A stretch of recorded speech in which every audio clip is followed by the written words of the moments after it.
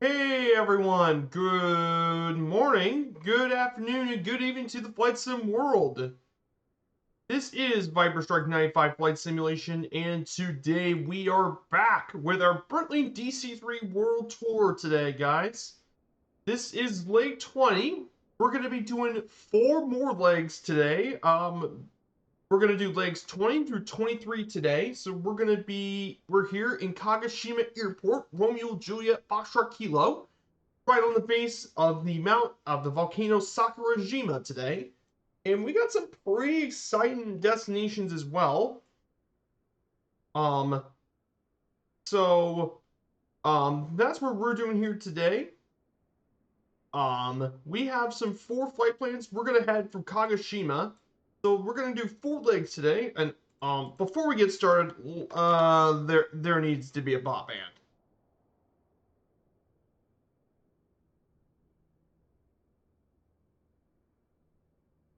Sorry, there was a bot. Take it for 1 second. So let's go over our nav map, shall we? So this is our plan today. This one is going to be a really exciting trip. Today. Nice. You're doing the ATR achievement today. I'm going to be finishing that up tonight after stream. But but we're doing 4 legs today. So we're going to start here in Kagoshima. And we're going to travel through Kagoshima. We're going to go up to 7,000 feet for the first leg. We'll be flying over Mount Azo, um, one of the largest active volcano in all of Japan. So we're gonna be flying over that for a bit, and then make our landing here at Kumamoto Airport. Then from Kumamoto Airport, we'll be taking off from here. We'll be checking out here. We'll go back into the water. We see Mount Uzen. Go back out here. Make our way to Fukuoka for Flight 21. We're going to fly over a bit of the city of Fukuoka, which we know is a very important city. And then we make our way over to Marine Corps Air Station Iwakuni. They were going to do a Japanese air show here, the largest air show in Japan. So we'll make our landing at Iwakuni. That will complete leg 21. Then leg 22 would be from Iwakuni. We'll travel through from Shinsenakai National Park. We'll make our way over into Kobe. We'll fly around the city of Kobe for a little bit and then make our landing here at Romeo Juliet Bravo Echo, Kobe Airport. And then finally, for the last leg, is going to be the longest leg, leg 23. We'll go from Kobe Airport, we'll fly over Osaka. Then we'll go through the coast. And then we'll be flying over the picturesque dormant volcano, Mount Fuji. So get your cameras out for that one, guys. And then from Fuji, we go all the way past Saitama, and we'll make our way over to Romeo Juliet Sierra Sierra, or Sendai Airport. Just right outside the city of Sendai. So yes, we got 4 legs to do today on this journey as well. So if you guys love flying Japan, well, this is going to be the stream for you guys. So before we get started, I want to say hello to everyone in the chat. We have Super Typhon. Great to see you, my fellow VIP. Devil Dude 1. He's gonna be doing the he's gonna do the ATR achievement today. Awesome. You might see an ATR with you. Yes. And good to see you both. I also want to say hello to all those in the lurking in chat. Great to have you guys here as well. So let's go over, before we get started, let's go over the notes for today. Here's today's notes. This is Flight 20, April 29th, 2017, from Kagoshima to Kumamoto. We'll do these recap things every leg. So let me go ahead and get me some reading. So according to Francisco Guglio, he's the one who offered it. He said the aircraft was now imported to Japan, and all the required paperwork was now duly signed. And that means they were able to continue on to the next destination of Kumamoto when they attended their first official event in Japan. It was a Sunday, and the planned event took place at Sojo University Flight School. And by 8 a.m., they could see hundreds of visitors parking in cars around the fence as they wanted to see the DC-3. So they gave rides to guests, and arrival in Japan was been very much publicized, and a lot of work has been accomplished by Breitling Japan to prepare the venue, having the full support, and there was a lot of enthusiasm with the Japanese people. And the bringing back the DC-3 to Japan was a big deal because actually, a lot of people didn't know, Japan actually built their own version of the DC-3 known as the L2Ds. They built 487 of those back in the 40s. And the Japanese people haven't seen these planes in decades. So for them, the DC-3 was really, really important. And they also organized with a project known as Look Up to the Sky to offer flights to children that were affected by natural disasters. Which is pretty cool. The DC-3 acted as a goodwill ambassador to encourage them and keep their spirits high. Kumamoto, which was hit by a big earthquake just a year ago before the project, was the first step, and they flew several times over the famous Mount Azo and Kumamoto Castle. Picasso was on board a Bonanza, and they took a lot of air photos of Kumamoto. So, and then finally for Daniel, he's going to be heading home as well. So that is going to be leg 20, everyone, of our DC-3 trip. So I can't believe we're already at 20 legs for this journey. Yes, we're already on 20 legs for this journey. That is unbelievable. We're already on leg 20 of this DC-3 trip. I mean, it's insane to think about. We're already 20 legs in of our trip. That is just. We basically got a third of the journey done today. So let me go ahead and fill this aircraft. Cool. Let's get this thing started, guys. If you want to join in, we are on the Southeast Asian server. We're in Southeast Asia, and we're at Romeo Juliet Foxtrot Kilo. We're at Kagoshima Airport.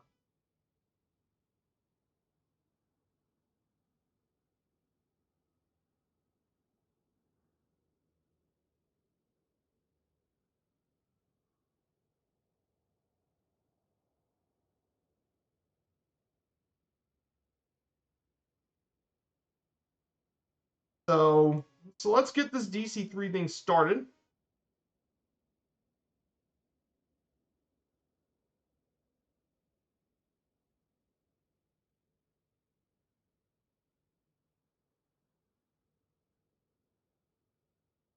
So let's go ahead and get this thing started, shall we?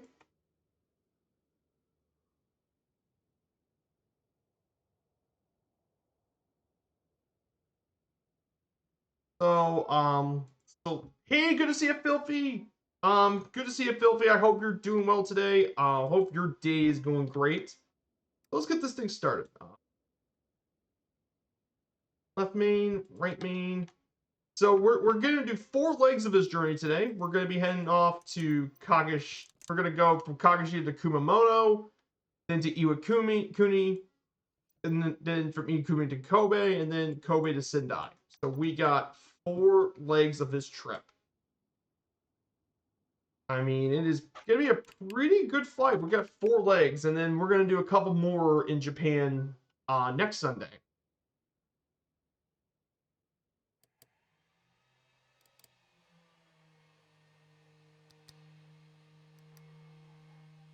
Let's turn on the left engine first. Devil is saying he's going to be flying towards Guam and the Mariana Islands. That's pretty good flying for the weekend, Devil Dude.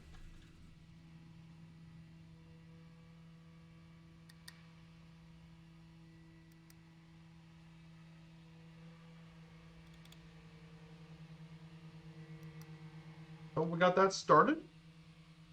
So this first leg is going to be pretty short, actually. This is going to be only a 70 nautical mile leg.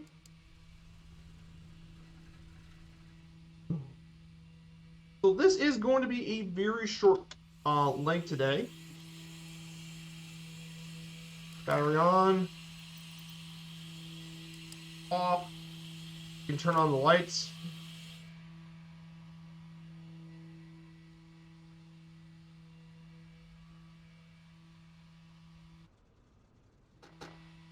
And we can officially just get this thing started, guys. So the heading for this flight is, I'm going to change the heading to 23 degrees.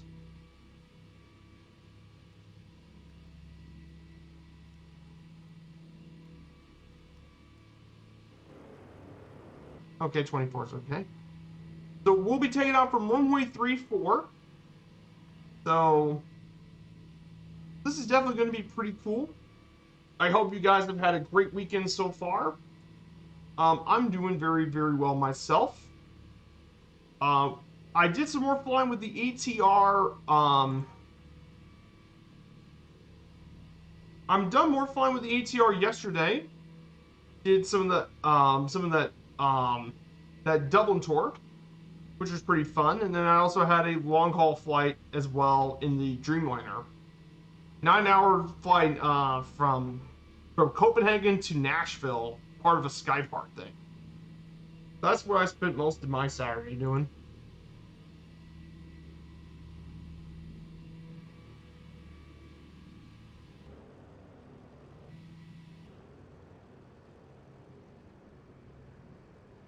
Yeah, I hope you guys are having a great weekend as well. Hope you guys enjoy your Saturday. But yeah, I'm so excited to do these blinds with you guys. It's so much fun.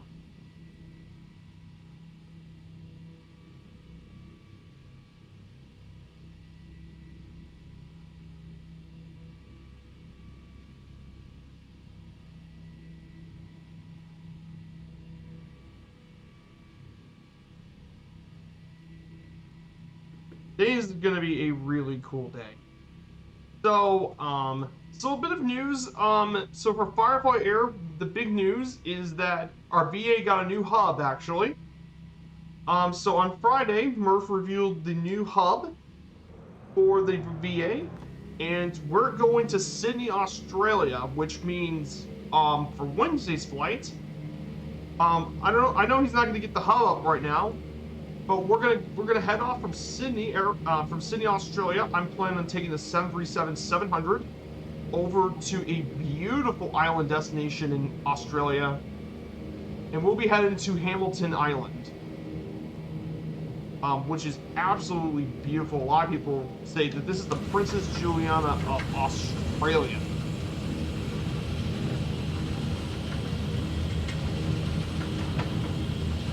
And there we go, guys. We are off.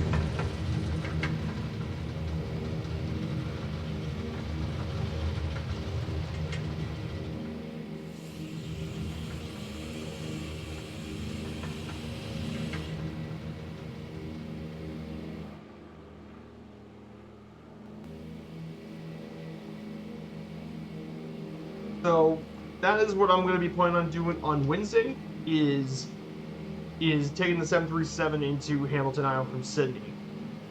And then if it's good enough, I might go back to Australia the week after and do an ATR flight into the Northern Territory of Australia.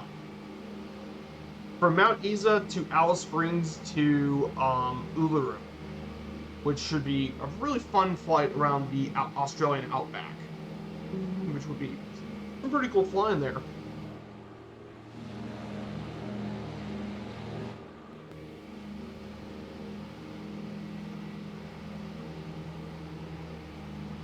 But yeah, here is a bit of Kagoshima. There is the big old Sakurajima, but actually this isn't going to even be the tallest volcano in Japan.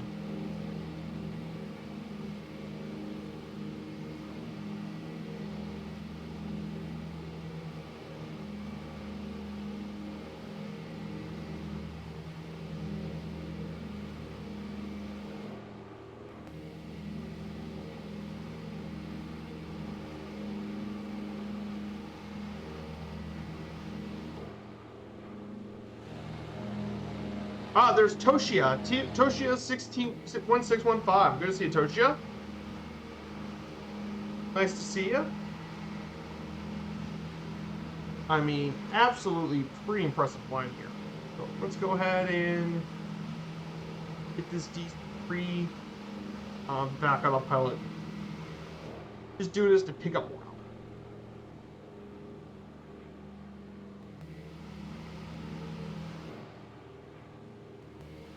So yeah, we can definitely see more mountains. We see Mount Tashino, for example. We see a couple more of the Japanese mountainside. Okay. Heading power on, heading hold.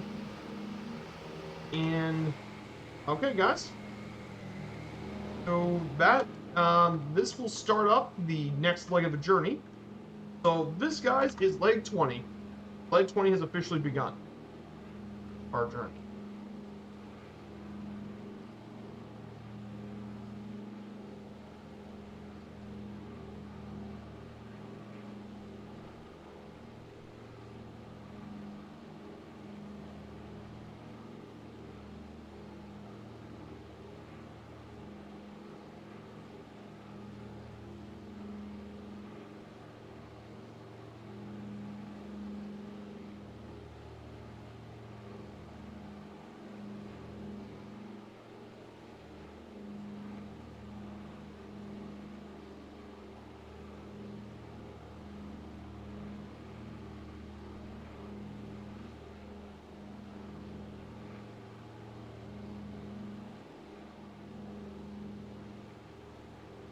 So we're going to be climbing to 6,000 feet, so we're doing quite well.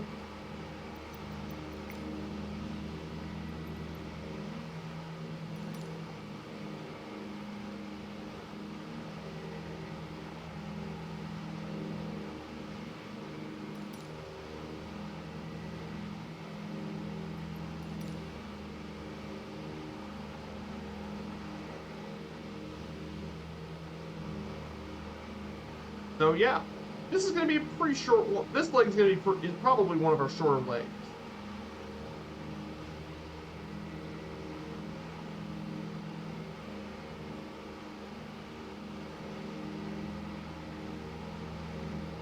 So yeah, front.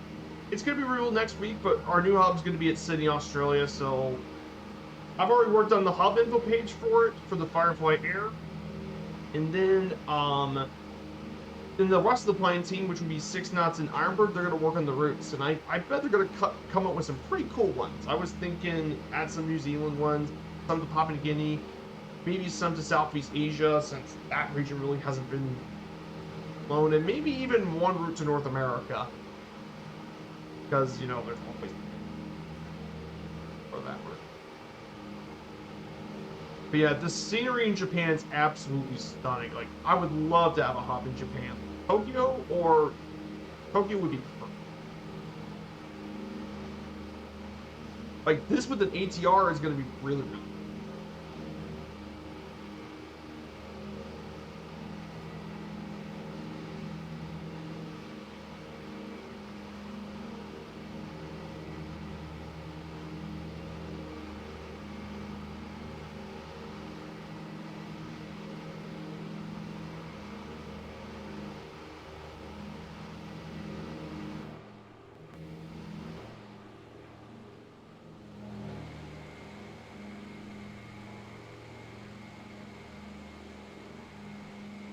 Yeah, absolutely stunning. Look at the mountains.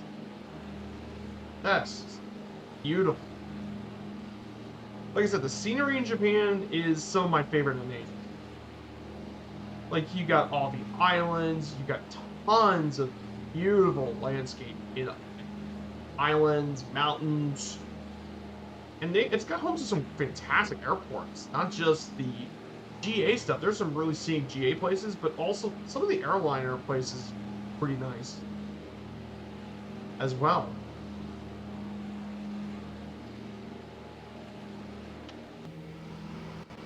So very, very nice as well.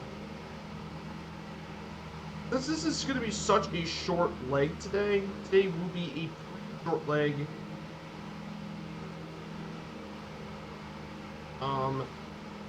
So we're going to visit the city of Kumamoto. Population of 730,000 people. It has a population density of 1,893 people per square kilometer. This city has a bit of interesting history to it as well.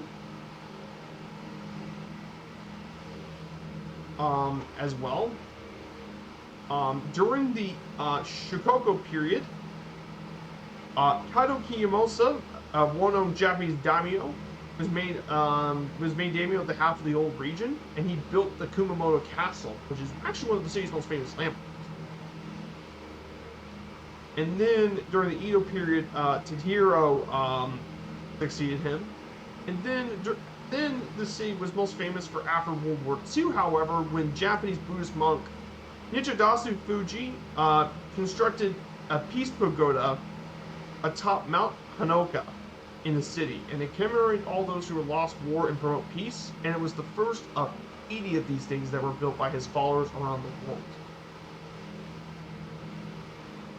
And just like he said earlier in the notes, Kumamoto was also struck by a series of earthquakes in April 14, 2016, with the magnitude 7.1 magnitude earthquake struck the area. So that's what happened. Hello there, Infidel Fireman. Good to see you. We're heading up to Kumamoto today.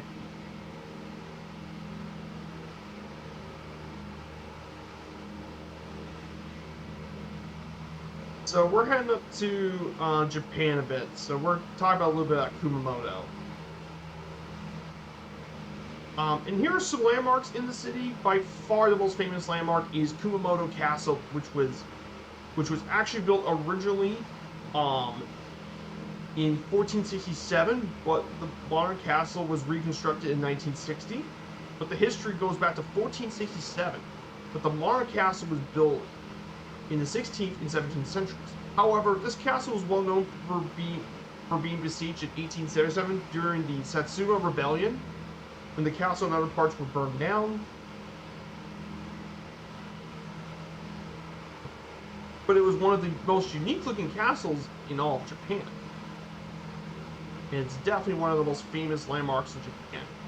The other famous landmark you can find here in Kumamoto is the Sujin Jojuin, or the Sujinji Garden, which is about 3 kilometers east. It's this well-known Japanese garden was originally laid out in the 1600s and planned by Prince Hosokawa Tadatoshi to enjoy tea and peace. Its name comes from a former Buddhist temple there, and the garden now houses the Shinto shrine where the prince's family was buried. So it's definitely a pretty one of the many pretty Japanese gardens to visit. Well, and finally, there's one more thing to visit while up here. We're going to actually head up there soon. This is Mount Azo, which is the largest active volcano in all of Japan. Its peak is around 5,200 feet above sea level and has been long a sacred place. And there are numerous hiking trails leading to some interesting peaks around the crater. And in Japanese pop culture, Mount Azo is home to the pterodon creature known as Rodan, which you know is one of the big 5 of the kaiju monsters in the.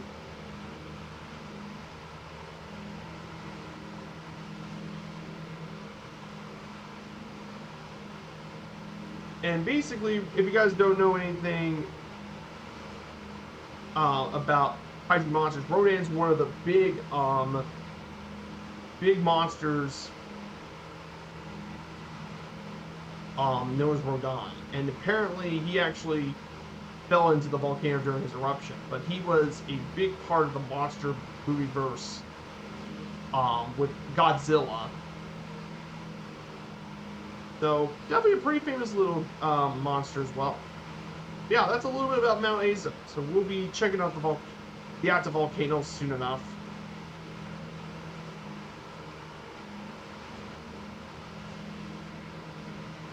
Yeah, that's just the last of me talking for a little bit.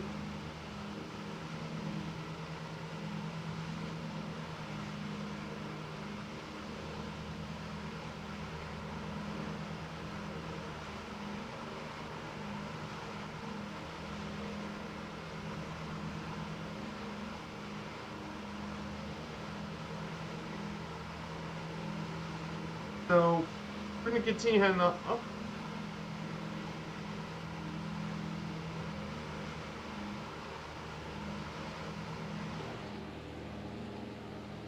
But yeah, the landscape looks really cool.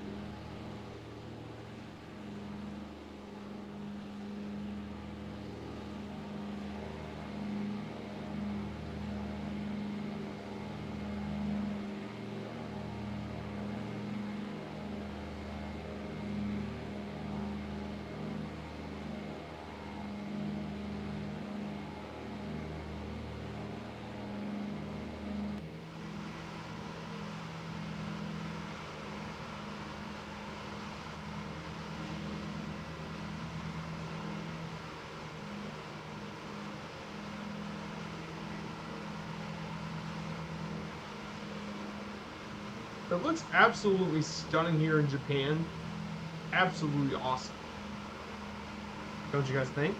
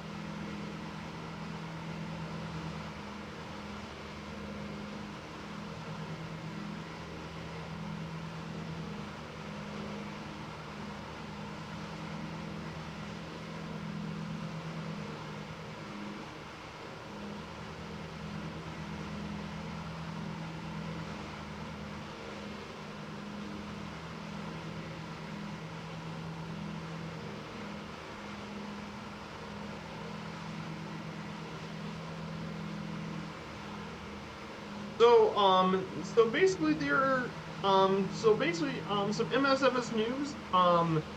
Just a couple days ago, the Alouette 2 was released on Microsoft Flight Simulator from Kellogg's Hangar, which just came out. So I've heard that this Alouette is actually amazing if you're helicopter pilots. Just a bit of background about the Alouette 3. This is a very successful helicopter since the 1950s when it was manufactured in France. For over 6 decades, it's been such a versatile aircraft. I know the Irish use them, the French and Irish use them. I think many others have been using them. But the Alouette 3 definitely is a really cool plane, and you can get this for 24 euros. So definitely a very good price for a helicopter, for a chopper, as well as your helicopter pilots.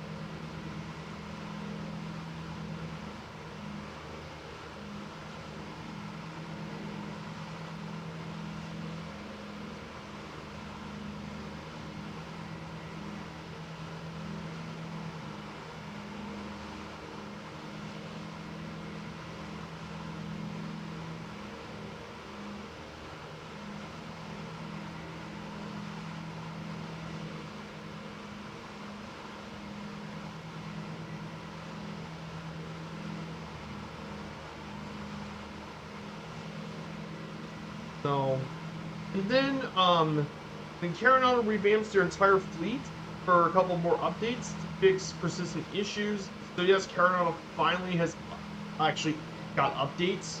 Finally, they said their fleets are improved integration with working title products in the GTNs, improved engine sounds, flight dynamics, adding new liveries, switch to MS Pilot avatars, improved VR compatibility, fixed static wicks and animation, and minor bug fixes. So Caranauta actually got a few fixes. And they are to the PC-12, T-37 Skymaster, the Cessna 170, PA-34 Seneca, and the PA-28R Aero 3.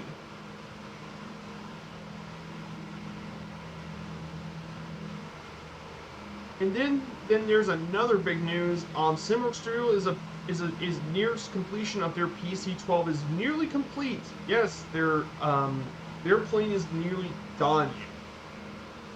And according to Simworks Studios, the price is going to be between 25 to 35 euros. And if it's anything like if the Kodiak was, which was a high quality plane, I think it's absolutely going to be a great price. But yeah, the PC-12 is going to come out from Simworks Studios, and that's definitely going to be a very good. It's going to be a great add-on.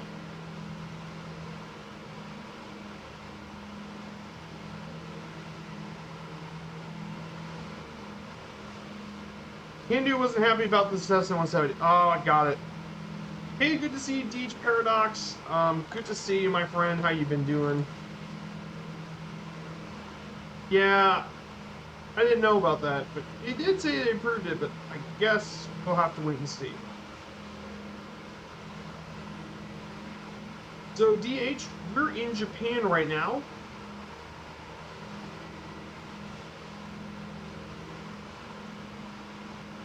We're entering. You're doing all right. So we're in Japan right now. We're doing 4 legs of our journey today. We're gonna do we're currently doing the shortest leg so far, from Kagoshima to Kumamoto. So we're gonna fly. We're gonna first fly over to Mount Azo. So we're gonna check out, or Mount Azo, I believe. I think it's Mount. Yeah, it's Mount Azo. So we're checking out that first, but we're gonna head up to, after this one, to Iwakuni, then to Kobe, and then to the big one, which is Sendai. Yeah, we're gonna be doing quite a bit. And hello, 026 Mystic. Good to see you. Sup? Good to see you, Mystic.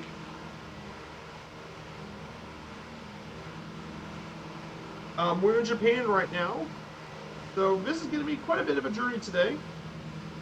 So here is Mount Azo is actually dead ahead of us, so we should definitely get some good pictures of the volcano before we end up landing.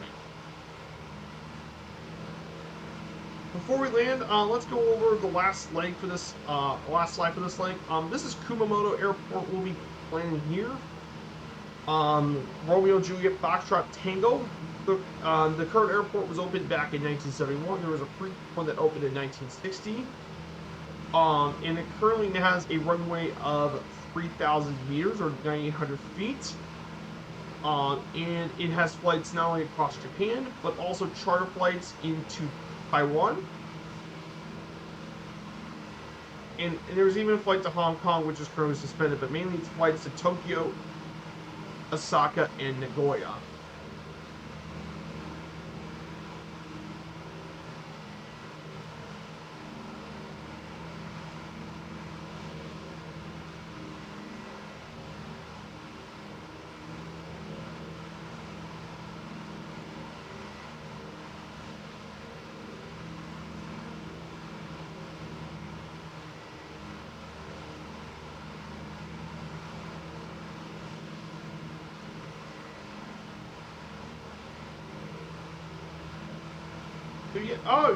You just download MSFS. Nice. And go to fly for a bit. Ah, cool.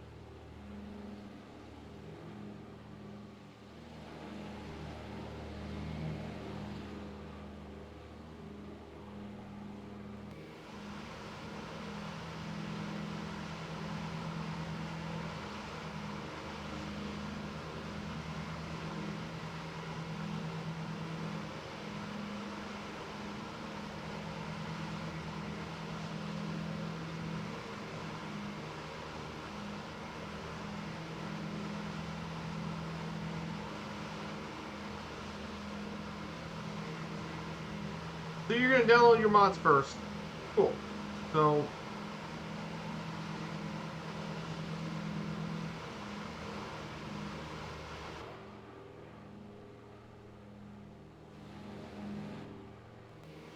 here it is, guys. Mount Aso is right in front of us.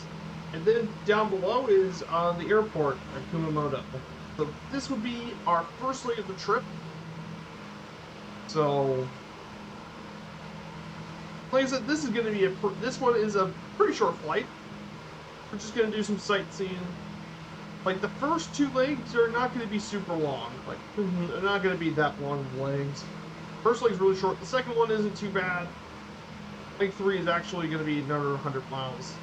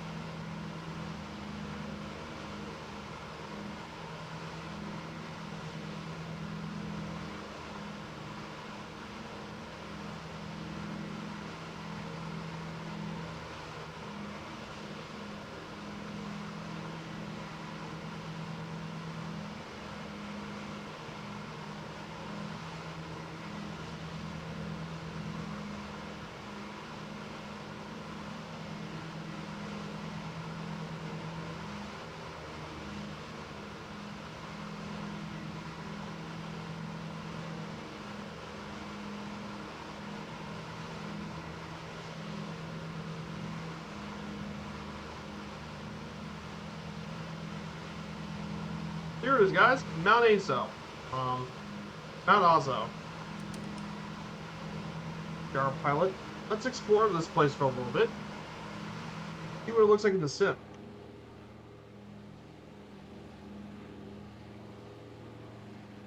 Oh, my good friend is getting into the flight sim and loves the DC-3 and shares stream. Oh, that's really nice of you, DH. Thank you. That's nice of you. So this is Mount Aso, guys.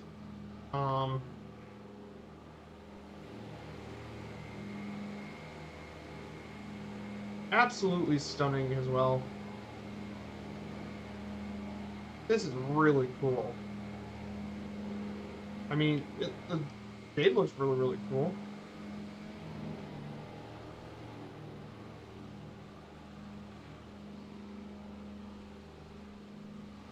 You're welcome. I do appreciate it. Yeah, this is Mount Hazo, so we can. I got my drone.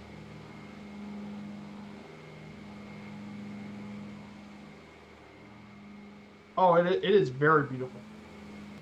I mean, Law of Japan is really, really stunning. I got my friends to join Firefly Air this week. We haven't done any flights yet, but we've done a couple of legs of the first trip. Oh, absolutely. It's much better. I mean, that's when I discovered Murph's Community for the first time, Filthy, when I used to fly by myself.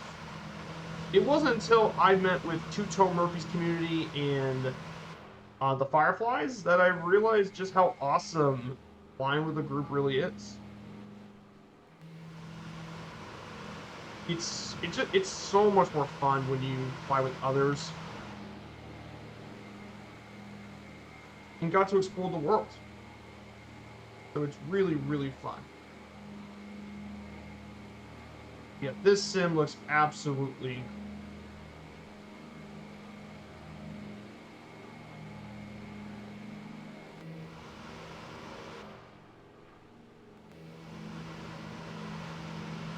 it is so much fun. That's why group flights are one of the best things about Microsoft is the multiplayer allows for people to fly together. That's how I met Murph's community, and that's how I became part of streaming. I wouldn't be here if I didn't meet Murph and his Firefly. Filthy. It's true.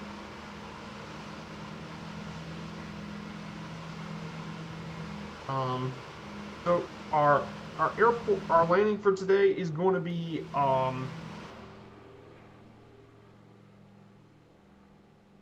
Ed.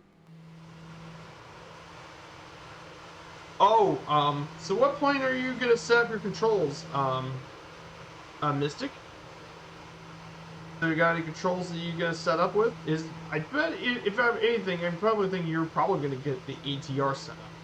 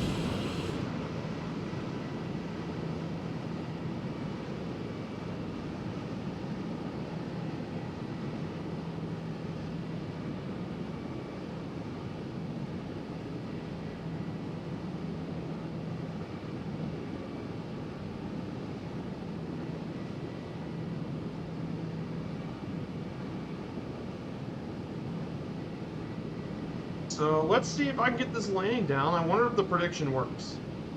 Exclamation point picked. Yep, we got landing predictions, guys. This would be the first landing for today. We got 3 more lands after this.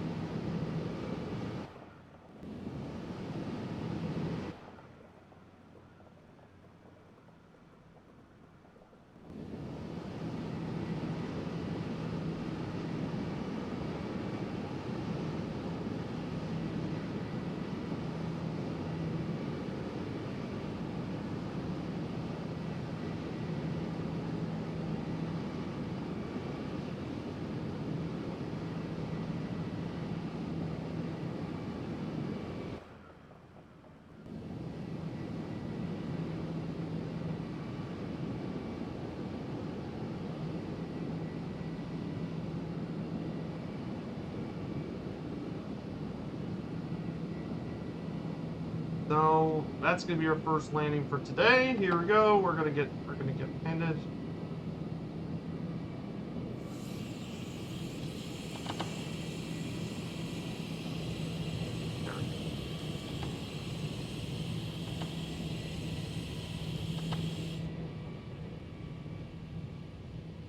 Okay.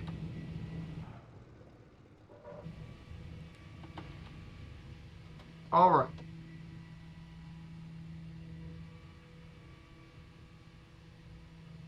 This is the first landing of the leg, and Filthy got the closest. Negative 124. Good job guessing the prediction there, Filthy. So we're just gonna take a brief parking spot for a little bit as we get ready for the next leg.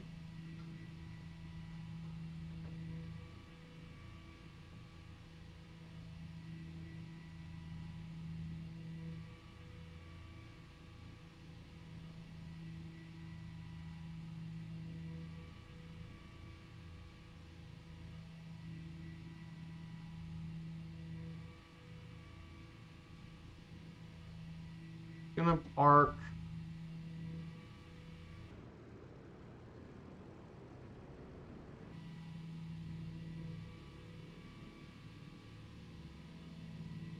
Park for a little bit as we're gonna get ready for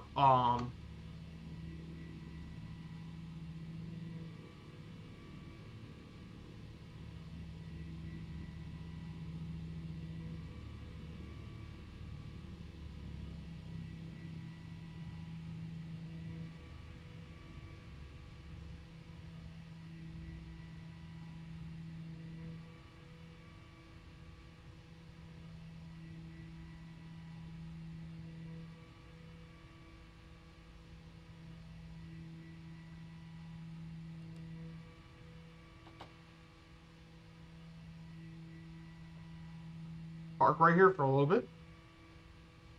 So we're gonna park here for just a little bit.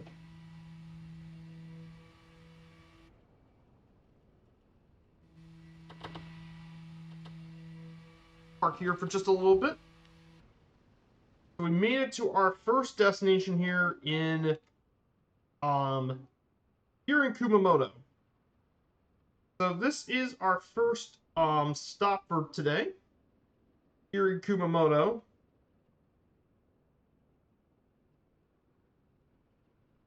So that is where we're at here to stop the first leg of the trip.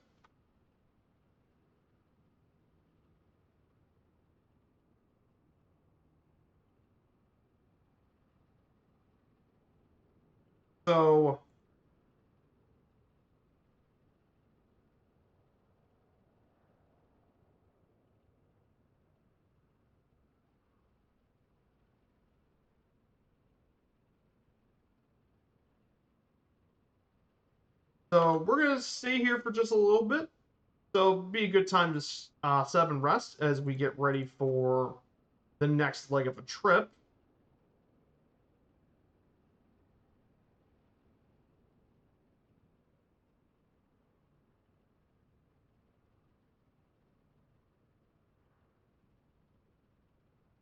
So just gonna sit here for a little bit. So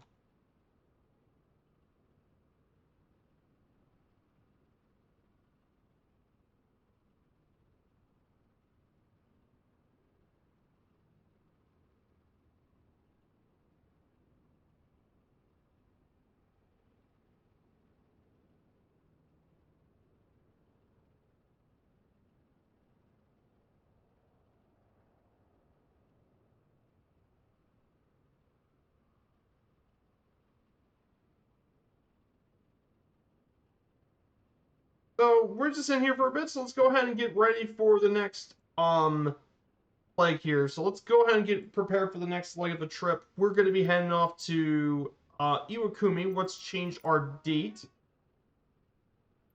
It will be mostly clear sky, so it will be mostly clear. And it is May 2nd, 2017. Yes, I know it's weird that Viber is changing the time right now, but I'm trying to keep this May 2nd, 2017. This is leg 21 of our trip, by the way. Here it is, leg 21. Yes, I actually have the book, so here we go. Here we go, everyone. Kumamoto to Iwakuni. So they left Kumamoto for the Marine Corps Air Station Iwakuni, where the largest Japanese air show took place. And Iwakuni is actually a major Military base shared by the Japanese Marine Self-Defense Force and the U.S. Marines, and their official invitation initiated the War Tour project to begin with. So they were happy to be there, and the DC-3 was an important guest and met many visitors, including some from Breitling, Japan as well. The weather was perfect, and the air show was a massive success with over 210,000 visitors.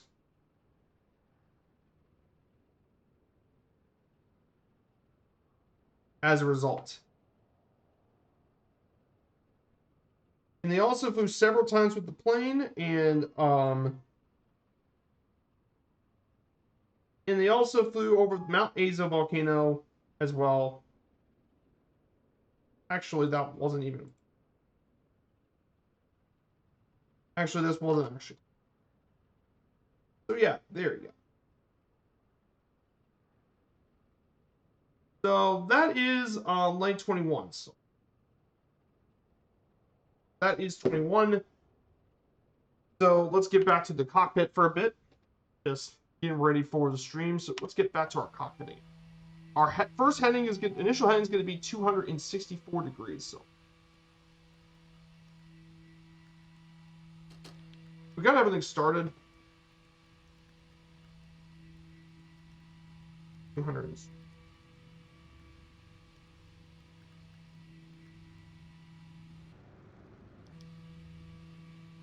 I'm gonna get back my landing.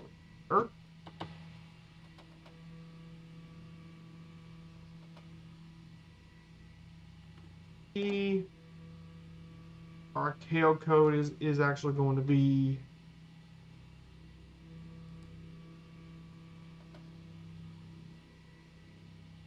and will be about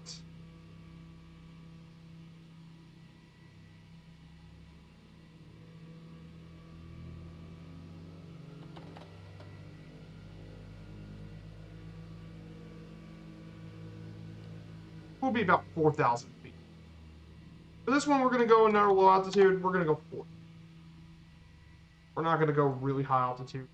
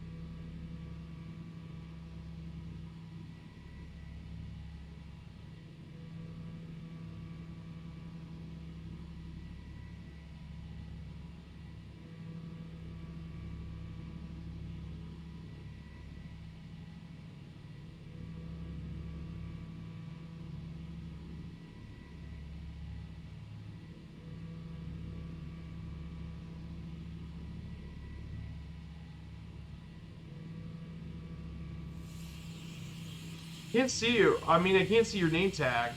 Sometimes the servers kind of act up.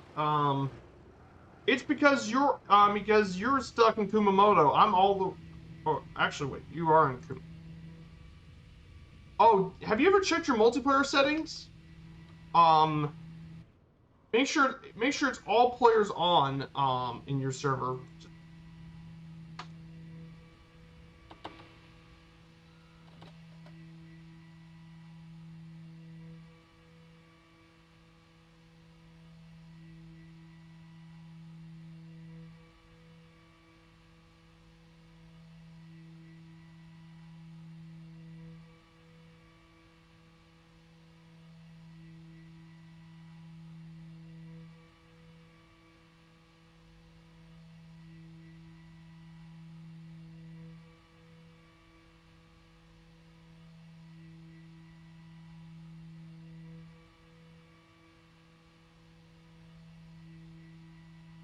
So let's go ahead and get this thing taken off.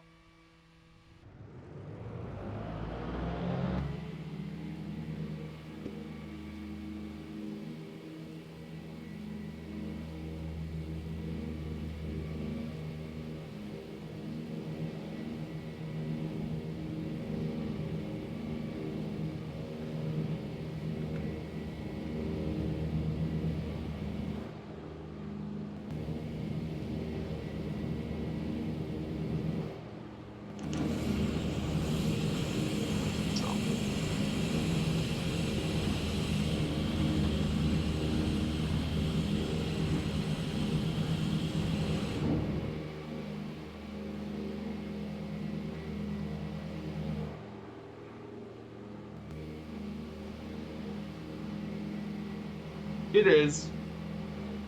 Okay, just making sure your multiplayer settings were right. All players.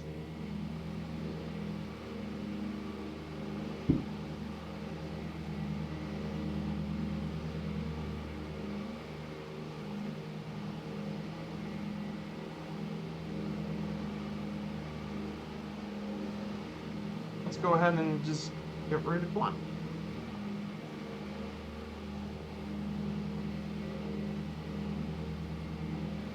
So we're going to be, the place we're going to be checking out is see if we can see Kumamoto Castle.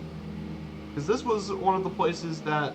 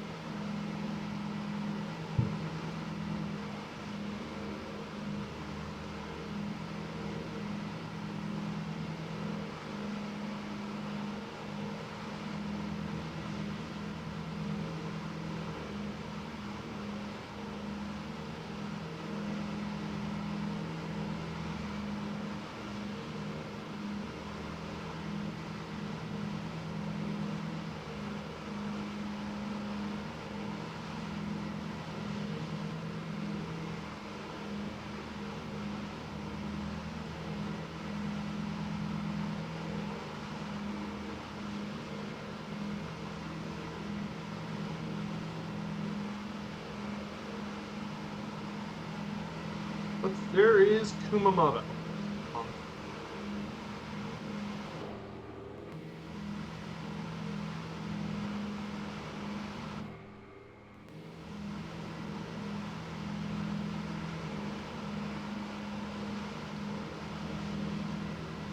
There is Kumamoto. Let's see if we can find the castles. Here is Kumamoto.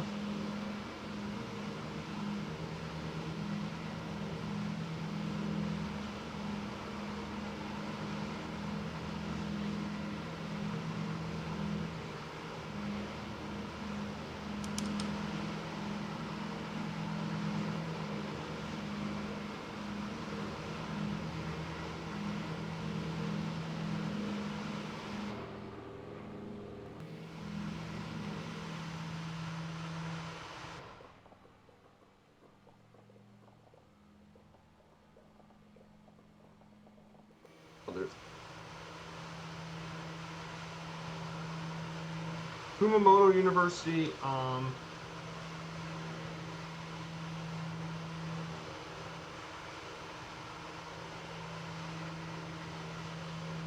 Unfortunately, this is where Kumamoto Castle would have been.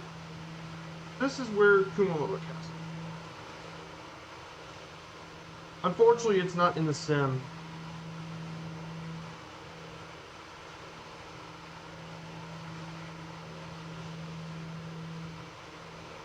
Okay, we're gonna go up to 280.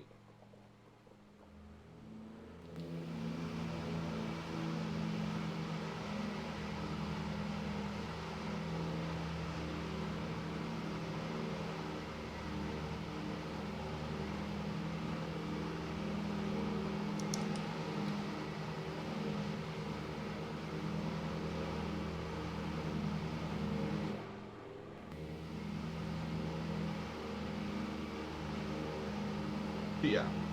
And here's Kumamoto in Japan.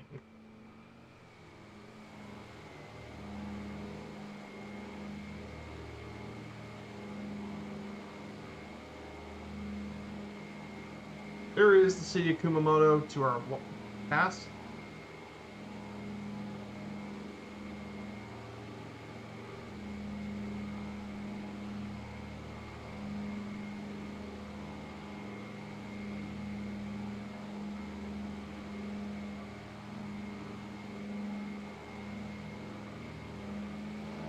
Yeah, it is absolutely beautiful here in Japan. In front of us, if you see that giant peak in front of us, just outside of the city of Nagasaki is Mount Unzen, right in front of us.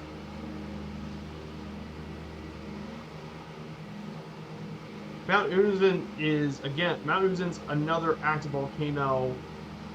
It collapsed in 1792 and it triggered a mega tsunami that killed 14,000 people, and it's the worst volcanic-related disaster in Japanese history.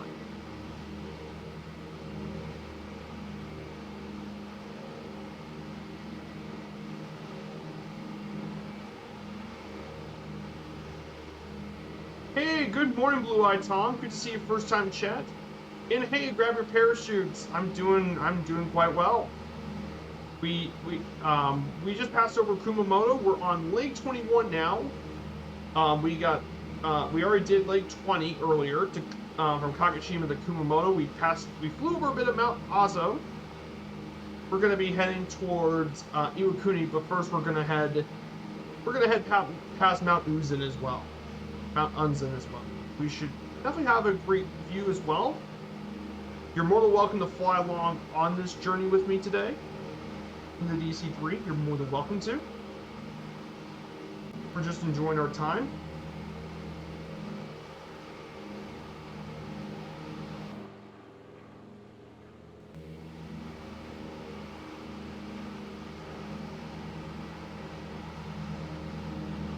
But we got some absolutely stunning flying to do. Let's check our fuel situation. It's looking good. The main tanks look pretty good. We definitely have enough to get to Kobe before we go refuel and then make our way to Sendai.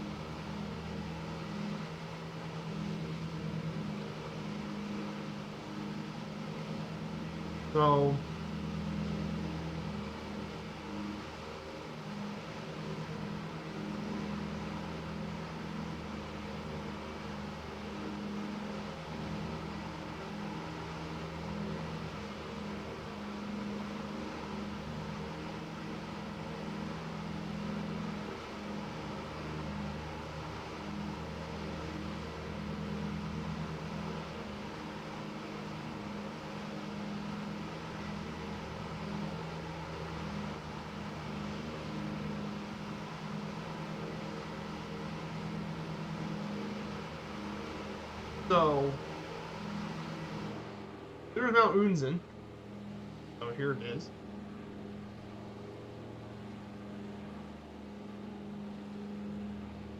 Again, this part of the world is just so pretty. Japan is an absolutely stunning location for the sim.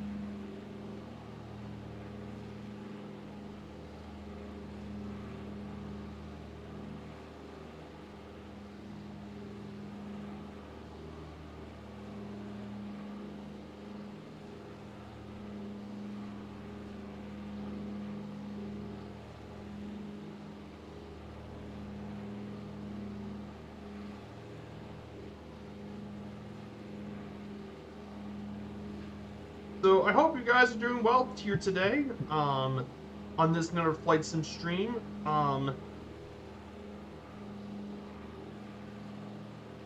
So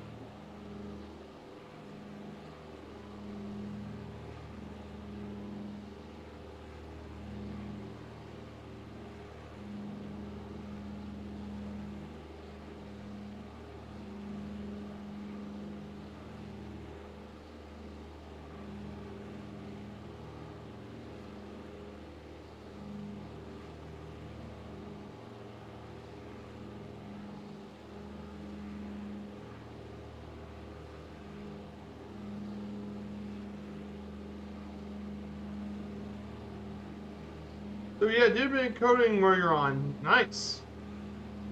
So here it is, mountains. Yeah, definitely a pretty nice looking volcano there. For all of you. So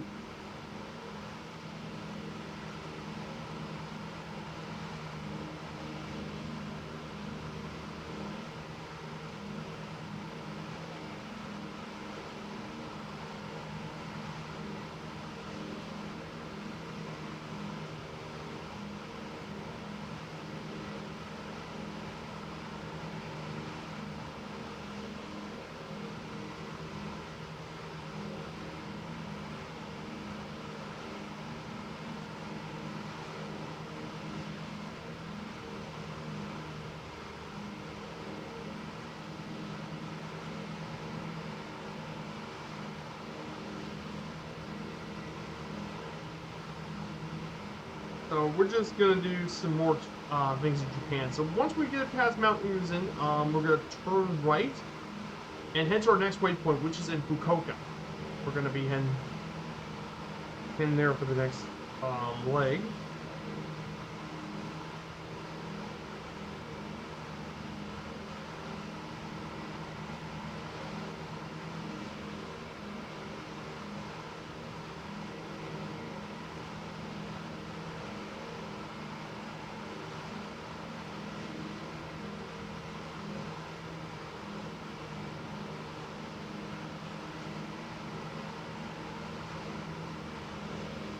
So, so basically, I have some I got some news. So for sports news, the NFL draft ended, and I think the Colts look pretty good. I think the Colts drafted really well. And then in terms of baseball news, I mean the Rays after getting no hit for most of the game, the Rays won after being no hit, and they scored 10 and 1. Scored 10 runs in that inning. Well,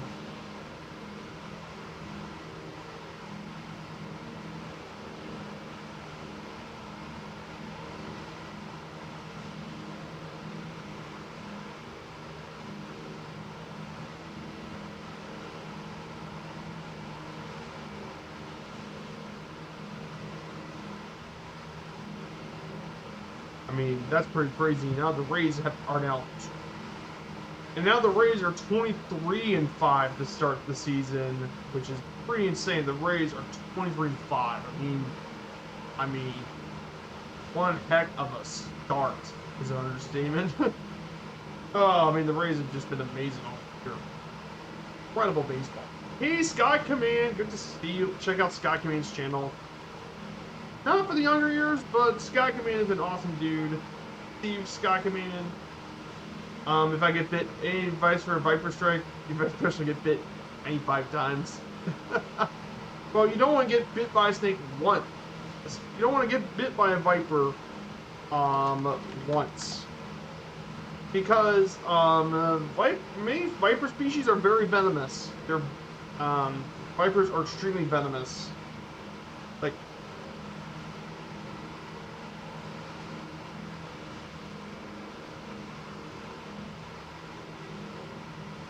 a lot of Viper species are quite venomous, but some of the worst Vipers to face are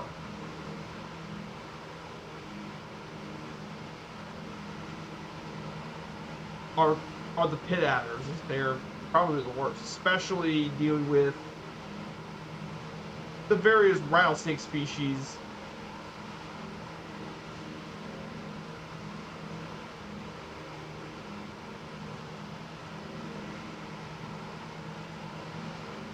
Especially with the rattlesnake species. You don't want to mess with the rattlesnakes.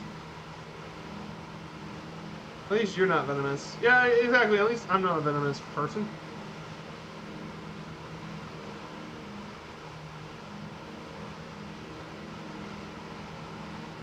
So we're going to turn right, and we're going to head our way over...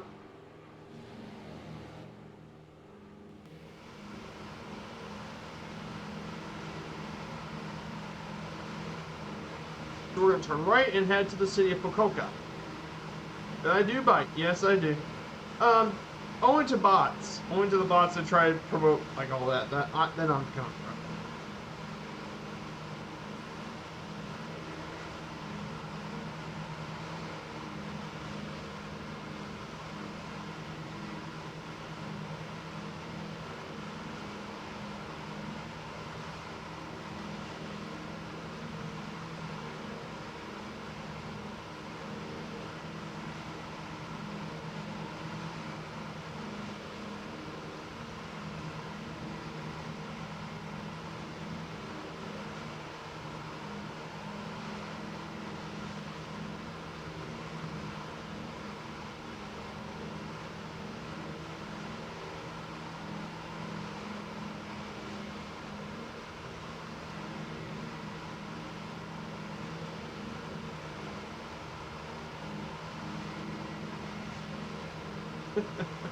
But yeah, great to see you, Sky. I hope you're having a great weekend. On the other side of the hill, it is the city of, you can see Nagasaki Airport.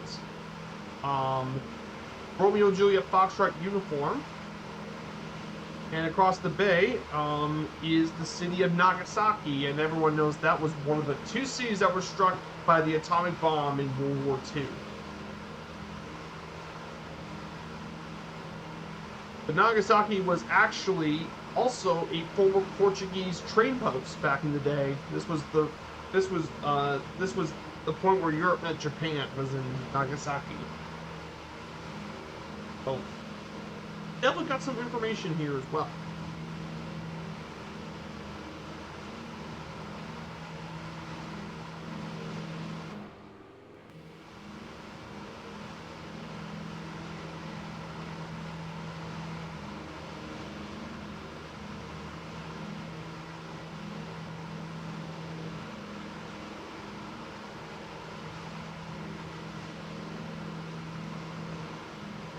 Yeah, speaking about sports stuff, it wasn't just the Braves that are doing really well this year. The Baltimore Orioles are doing really good. They are greatly improving really quickly. Orioles are doing great this year. And so are the Blue Jays. Like, the AL East is stacked. Every one of the teams is above 500. 500 or above. 20%.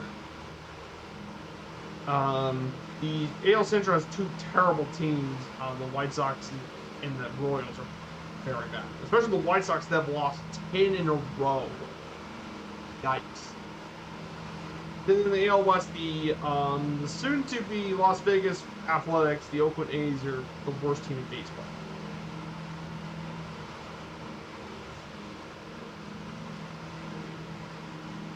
Then in the NL East, we have the Braves dominating much of it, of the NL East.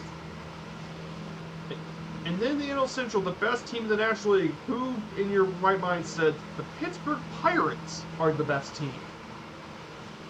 But yeah, Pittsburgh's won 4 in a row. And then in the NL West, top team is unexpectedly again the Diamondbacks, who won 3 straight. Yeah, it's been a crazy year so far for baseball. There's been a lot of surprises. Like, Astros are still second in the AL West.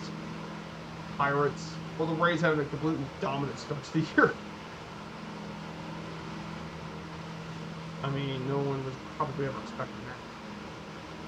So I do have a Discord. If anyone wants to come in and check out the Discord, I have it right here. I got my Discord up here for all you guys to check out.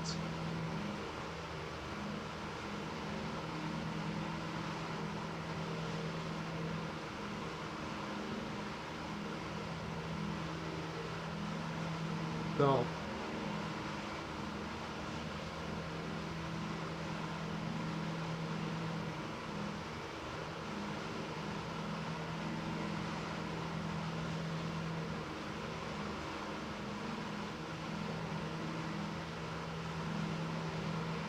we're gonna be flying over Fukuoka,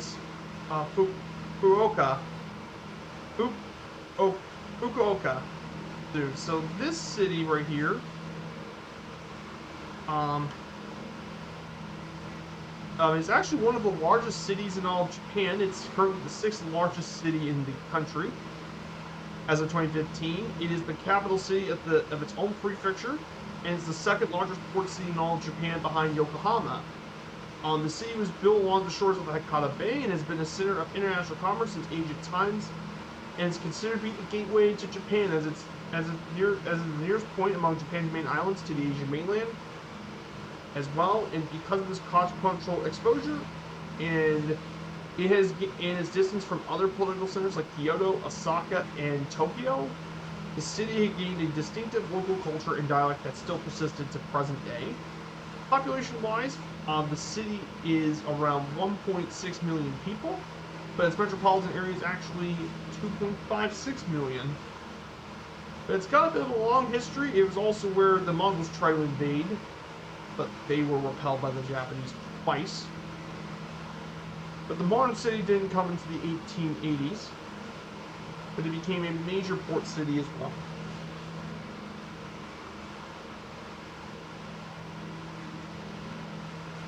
And it's one of Japan's most dynamic and unique cities as well. Definitely a very popular destination. If you guys have ever been on Firefly Air and checked out the busiest routes in Asia achievement, the flight from Tokyo to this city is actually one of the busiest in all of Asia, in the world technically. So it's definitely a place worth checking out.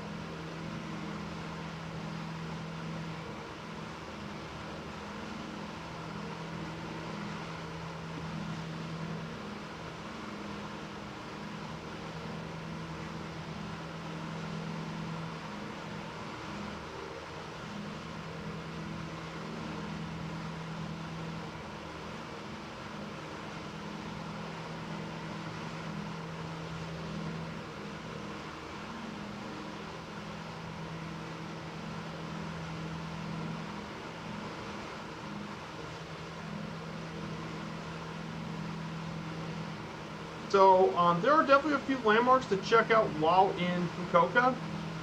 One of the most unique places to check out is Fukuoka Castle, which features the remaining stone walls and ramparts that, after a devastating fire during the major restoration, has been preserved, along with several reconstructed concrete towers in the 50s, 60s. There are many different art galleries here as well. Throughout the city. There's also some famous shrines. One of those shrines is the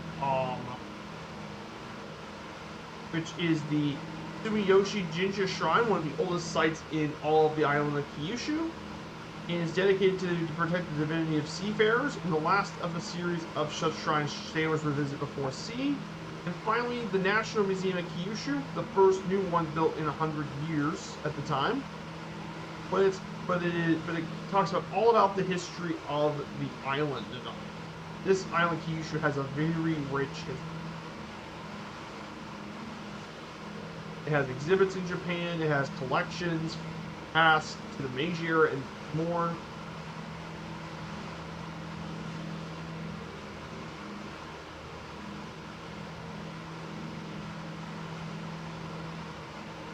So definitely a pretty cool. These are definitely some cool places to visit while in Kyushu, while in Fukuoka.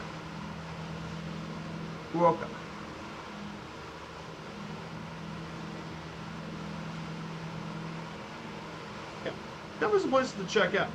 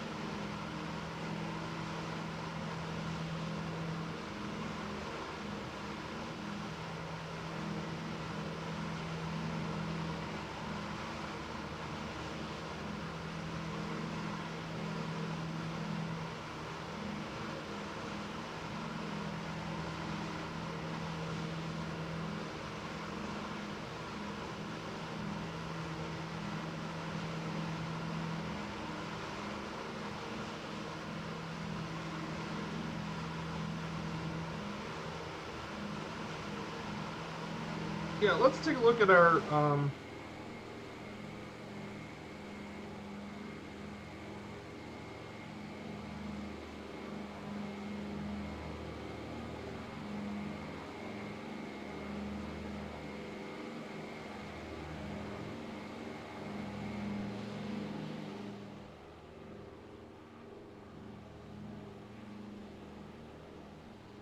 so yeah, we're getting near there soon.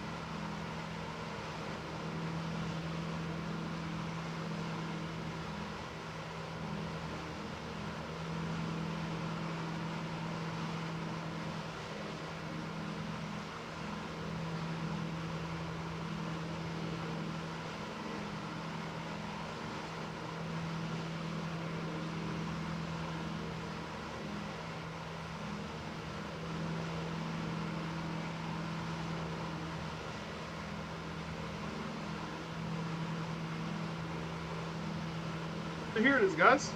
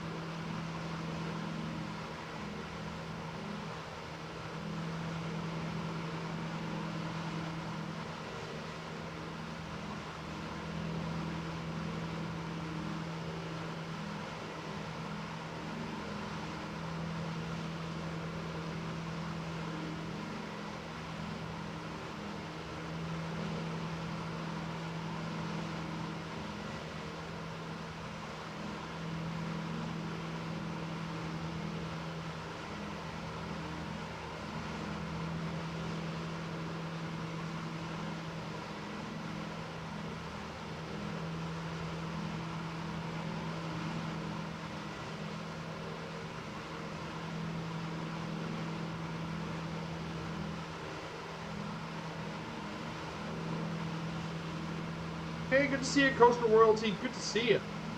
So yeah, we're about flying over Japan currently. We're doing 4 legs of our DC-3 trip. We've already did leg 20 of our journey to Kumamoto. Now we're heading to Iwakuni. We're about to fly over the city of Fukuoka. Fukuoka. I believe that's how it's pronounced.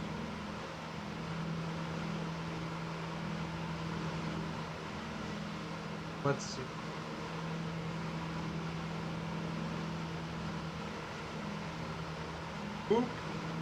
Fukuoka? Yeah, Fukuoka, I believe. I'm sorry, it's fun. Here it is.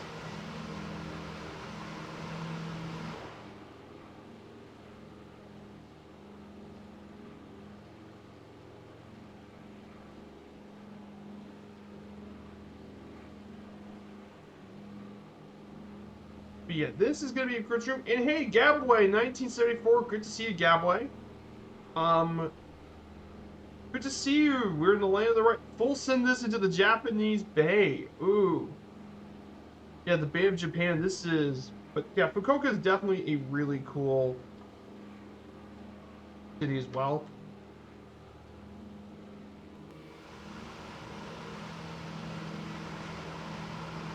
But yeah, earlier today we actually flew over. We actually flew over quite a few areas as well. We flew over Mount Azo earlier on today, which was the largest active volcano in all of Japan.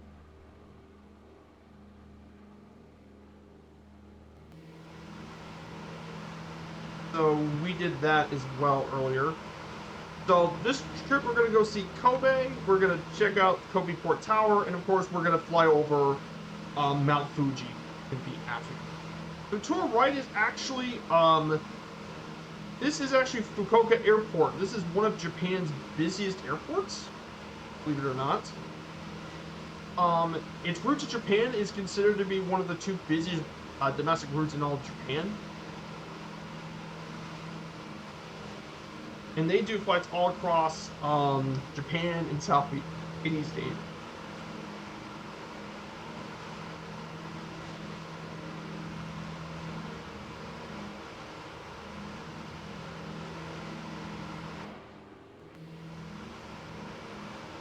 Here, I'm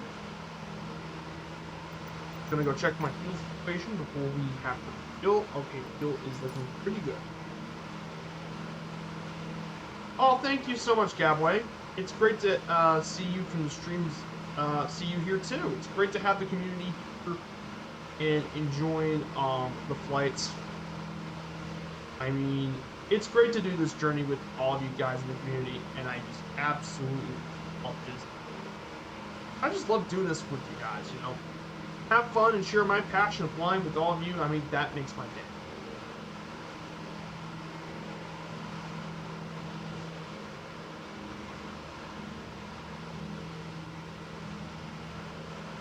This is the city of Fukuoka.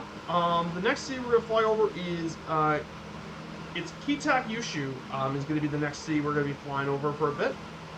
I just got that slide finished just before. I forgot to actually. This is Kitakyushu. It's going to be 25 miles. The second largest city in the island of Kyushu, one of the 5 main islands of Japan. The second largest prefecture behind only Fukuoka. The town was actually originally formed in 1963 as a merger of municipalities around the historic city of Kokura, which was an ancient castle town in the city.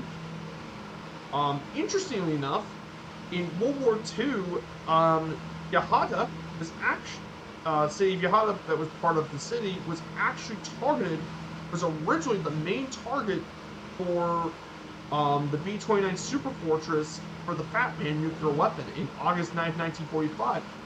And Charles Sweeney had orders to drop the bomb visually. However, all 3 attempts failed due to clouds and smoke. And as a result, it prevented Yahata from being bombed, sparing this area from being nuked. Which, unfortunately, for the folks not living in Nagasaki, they dropped it on secondary target later on.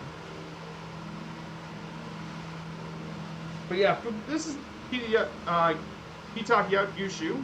Some of the landmarks you can find. There's the historic Kokura Castle that was built in 1602. Rebuilt back in the 50s. But it was reconstructed in 1959 and restored in 1990. And there are quite a few attractions, including a folklore museum, as well as it is listed as one of the top 100 castles in Japan. It's got cherry blossoms and all that. Definitely has another historic castle. There's also Hirodai, or Flat Tail Plateau. And of course, there's also a garden known for its massive flower trellises, which is a private garden as well.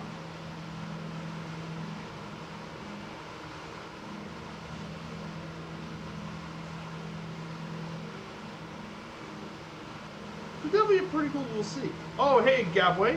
How do you spray the flight info to the top right of the screen? There is there's a program called Simple Airport Overlay.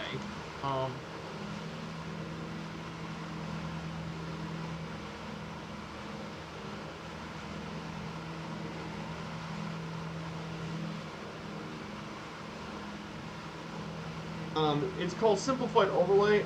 It's a program. I don't know where to find it, but I don't remember. It's been a long while since I found it, but I found it with the program you can get.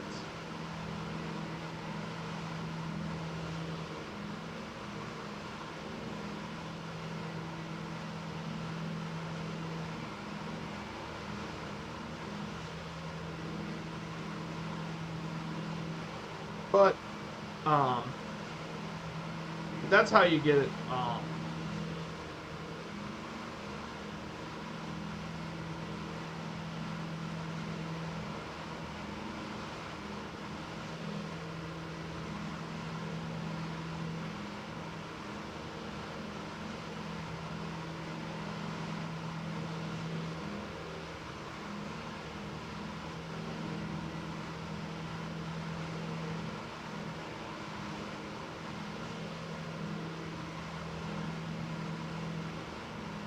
That's what it is. I have a simple overlay program. Um,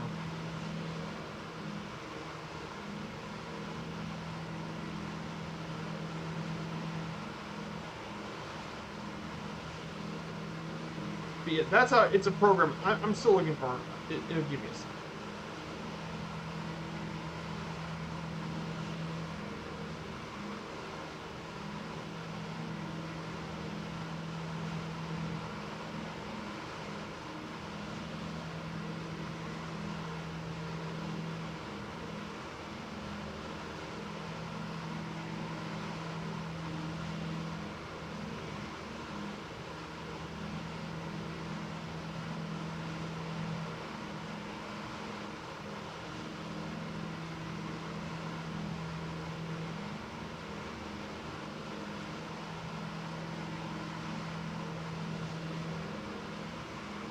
But yeah, that's how I get it though. I don't remember. I think Scruffy Team had it.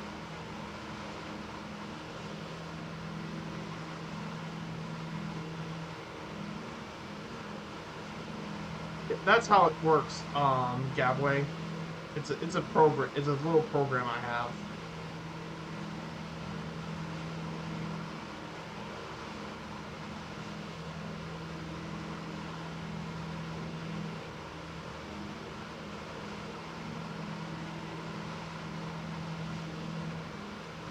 Yeah, it's called Simple Airport Overlay. That's what.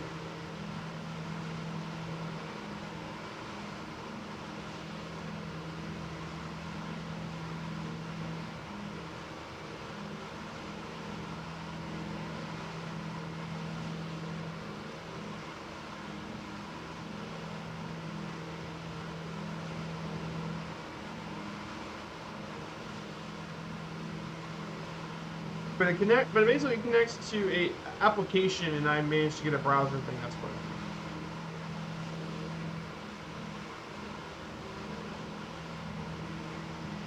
But I mean, there's also widgets you can get on Flow Pro as well. But I don't. I tried searching for it. I couldn't see it. I know there's an updated widget one for Flow. I see Scruffy Team use. This is the one.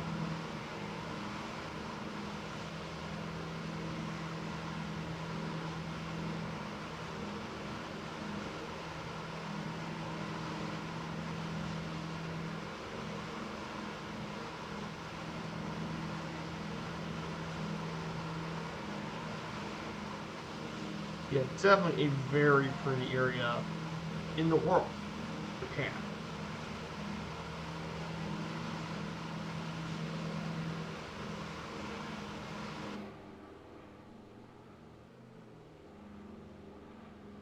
No worries, Gabway. I just try to do what I can to help.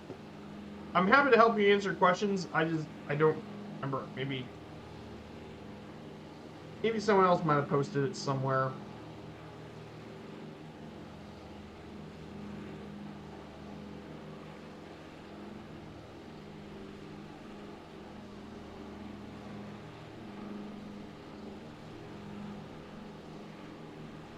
Oh, there it is, Gabway.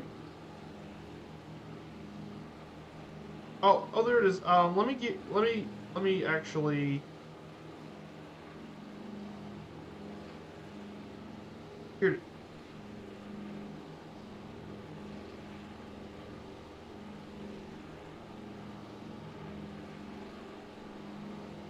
here it is. I got the link for you, my friend.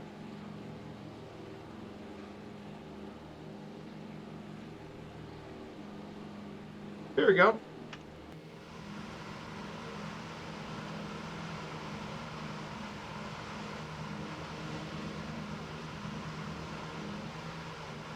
Oh, no worries. It had to take me a second to find where I got it from. And actually, I'm going to put this in a general chat. So if you guys actually want to have this overlay for your streams,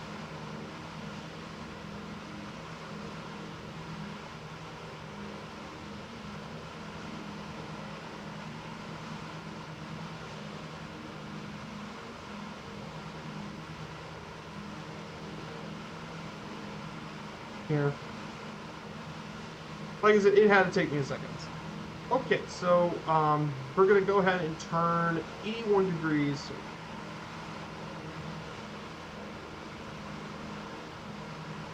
So yeah, we're gonna be flying into these kind of Iwakunis. I was looking all over for it. Yeah, now you have it, Gabway. But basically, in the wiki, it should basically.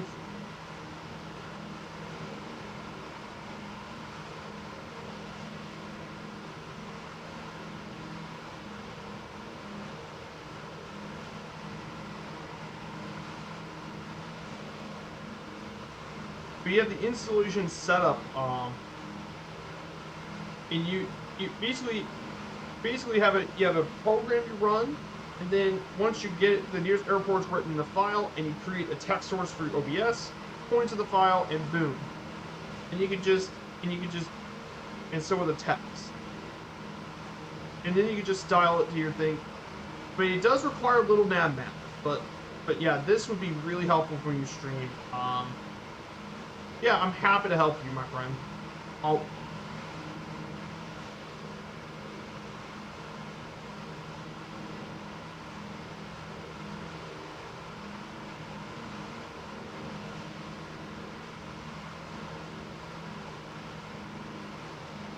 Yeah.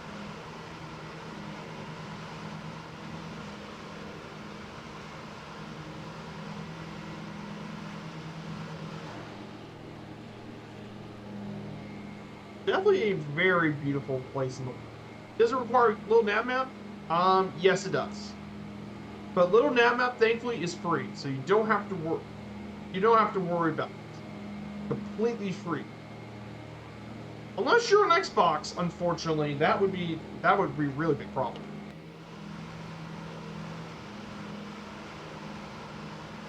But yes, it does require a nav map.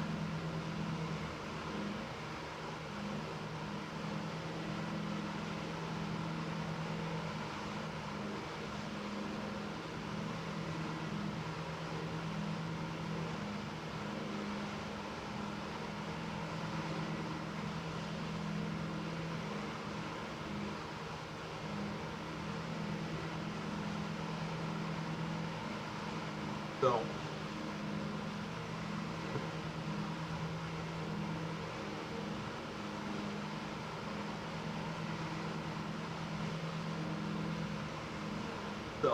but yeah, absolutely awesome day flying, everyone. A beautiful view of Japan.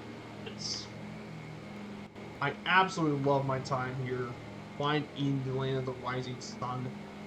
Just some beautiful, beautiful night. Love it today in Japan. Like I said, I'm really hoping we get a hub in Tokyo.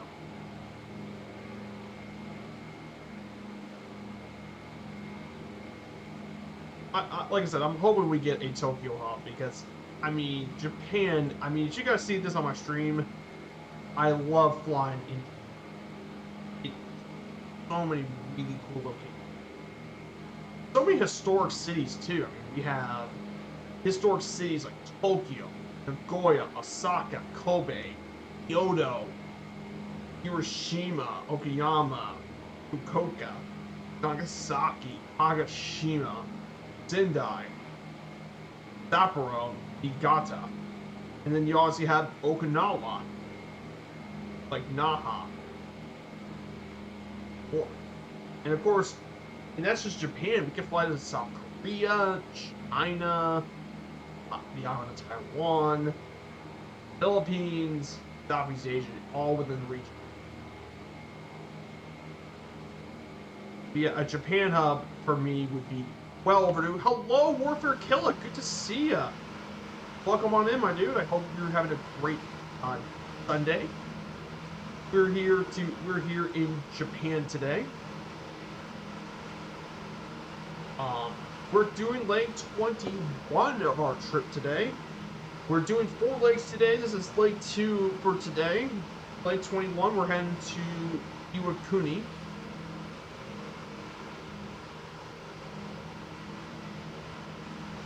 So I hope you're doing well.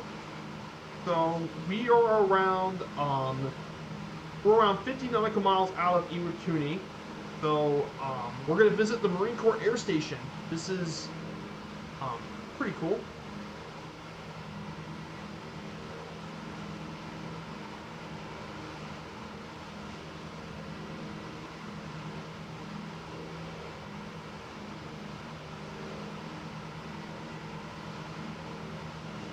But yeah, we definitely see a couple of airports around here. Here's Yamaguchi Airport down below. So definitely some beautiful landmarks here today in the land of the rising sun. I love flying. Yeah, beautiful landscape and beautiful areas. But yeah, basically, as I said earlier today, we got a Firefly Air. If you guys want to check out the virtual airline Firefly Air, this is usually what I do on Wednesday streams.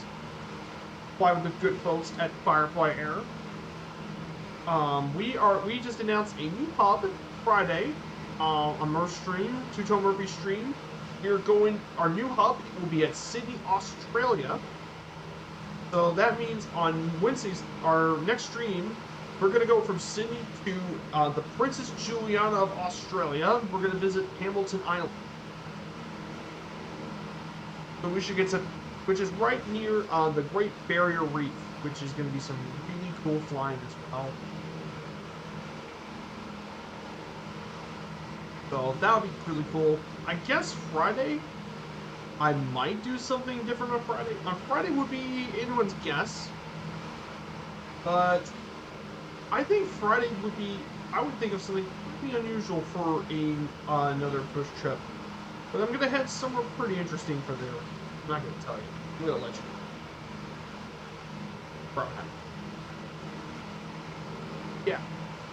That's what I'm planning on. And then Sunday after this is we'll do a couple more legs in Japan as well. And land from Sendai. We're going to go all throughout Japan. We will also fly over Tokyo a bit before making our last stop into Obihiro Airport, which we're going to be, and this is going to be the penultimate leg until we get the biggest leg of this entire journey done, which is going to be from Obihiro, Japan, all the way to Erickson Air Station in Alaska. Into Erickson, Alaska. 1,300 nautical miles in the DC-3. I mean, it's absolutely going to be insane. This could probably be my longest stream ever on this. It's going to be absolutely nuts. It's not my longest flight I've ever done, but it will be my longest streamed flight I've ever done. So it'll be something pretty epic.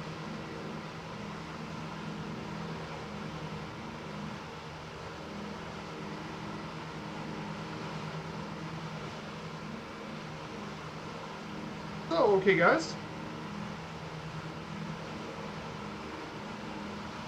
So our next city we're going to be visiting is Iwakuni.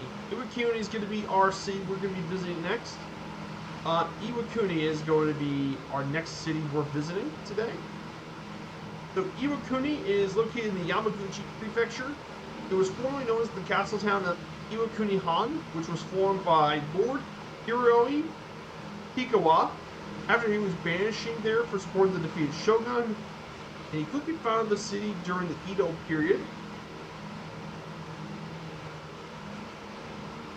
Then it was refounded back in 2006 following a couple mergers, and the city, Mar City itself, was founded in 1940. This area is most well known for being where the Marine Corps Air Station was located. But it's also a major industry here is petroleum, funnily enough. In fact, it produces some of the most petroleum in all of Japan. 127,000 barrels per day. Other industries include fibers, spinning, petrochemicals, and paper.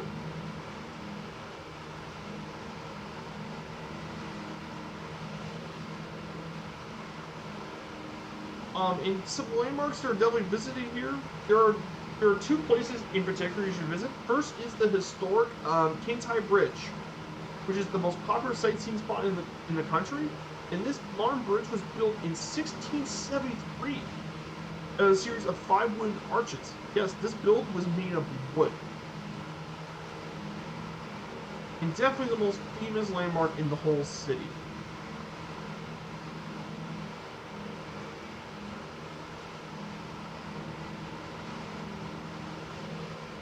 We might be able to see this historic little bridge on our way down.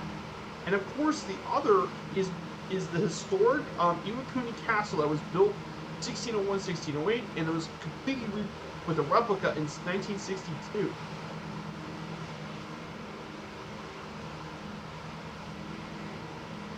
As well. There's also fishing and all that sort of stuff.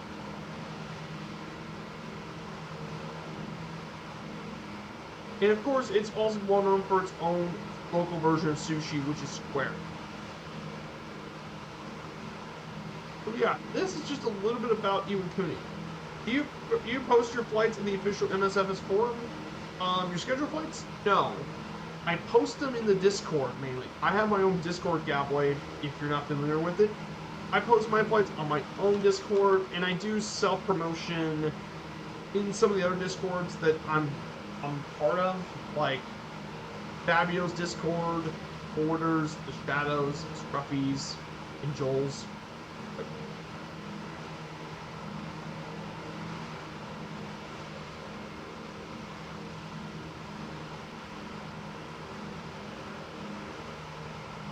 But yeah, good question though, Gabway. That's a good question.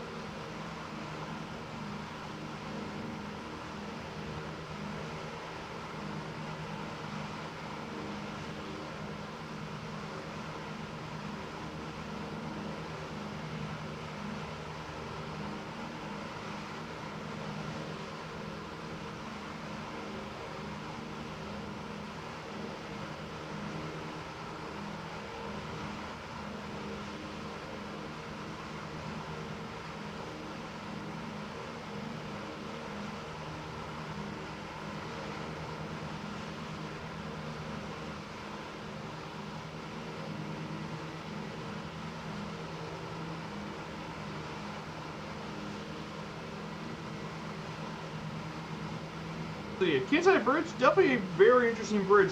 A lot of it is made of wood. But it's not for cars, but it's for pedestrians, though. And believe it or not, this bridge they actually built the bridge a couple of times.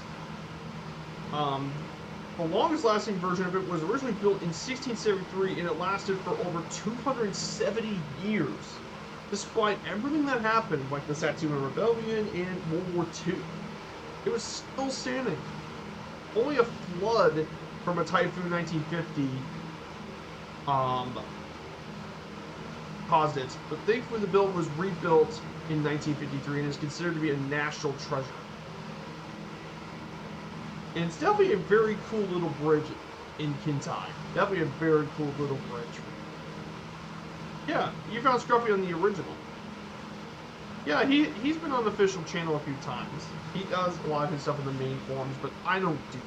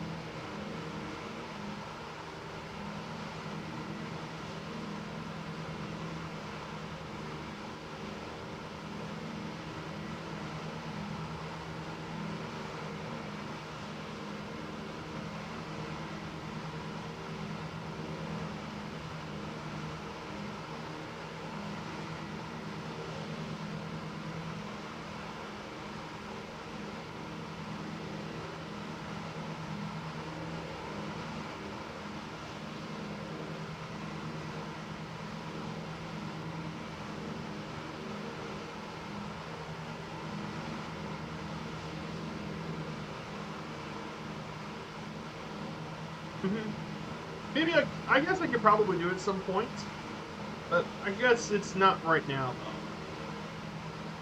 though. A good question, though. So, finally, the place we're going to stop here for this leg is at a Marine Corps Air Station Iwakuni, or MCAS Iwakuni, Romeo Juliet Oscar India. It's a Marine Corps Air Station founded here in the Nishiki River Delta. Now, the Japanese bought the land in 1938 as a naval air station for the Japanese military. After World War II, the Marines took over the base in 1950 and used it as a springboard for aircraft heading for the Korean War, and it became a U.S. military base. Nuclear weapons were originally moved here for a brief period in 1966.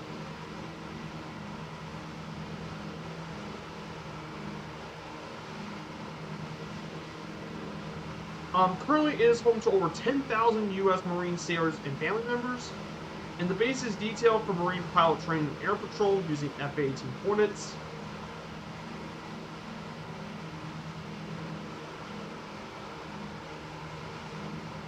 And currently, there's quite a few groups operating here, like the Marine Aircraft Group 12, then there's the BMFA 242 Bats with their F-35 Lightnings, or there's also a civilian terminal that was built in 2012 for commercial flights, and they did their first flights from Iwakuni to Japan, to Tokyo and Naha.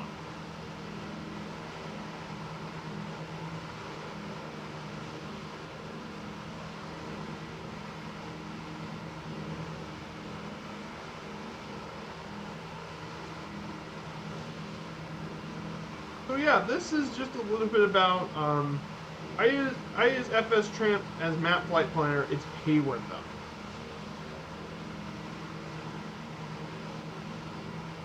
Ah, interesting.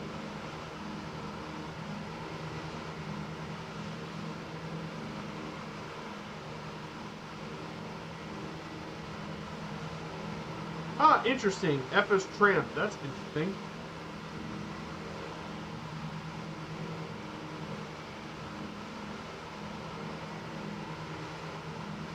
Okay, it says here, I was just looking at the program. Feature navigation map, flight plan with automatic creation of route, automatic flight from takeoff landing, auto control. Interesting. But I use NavMap because little NavMap is completely free, and it can do many of the same things FS Tramp can do, except for the autopilot.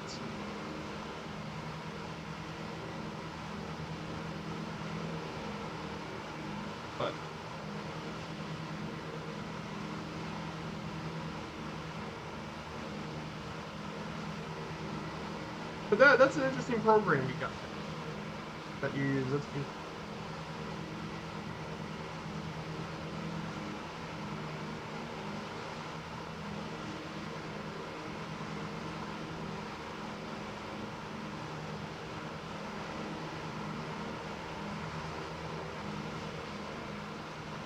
Well, let's see if we can find Iwakumi Castle and Kintai Bridge. I wonder if we could find the wood bridge and the castle. See if we take a picture of it, because I think it'd be really, really cool. Before we land at Iwakuni, I guess we could probably land at runway... I guess we can land runway 02.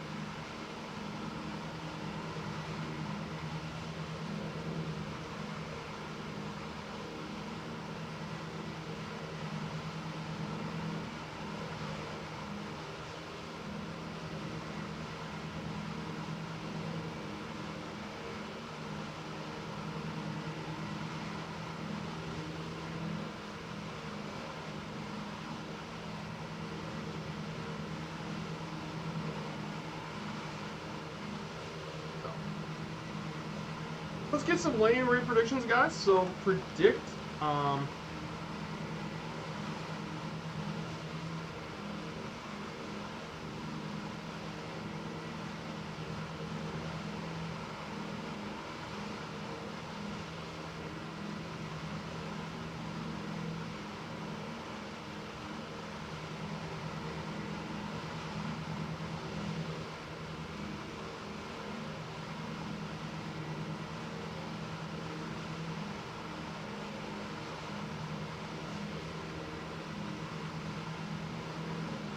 So we got quite a few. So let's. Iwakuni Castle should be on the top. Go ahead and disable the autopilot.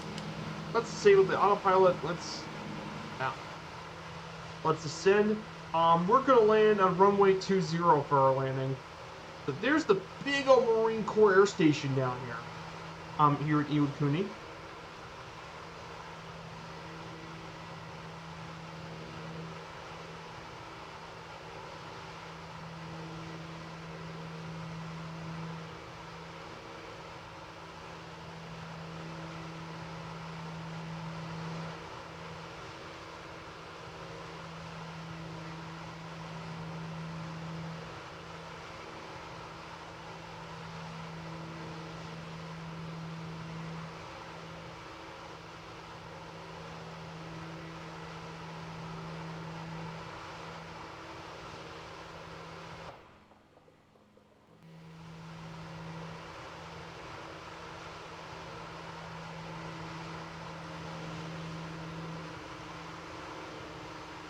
Why?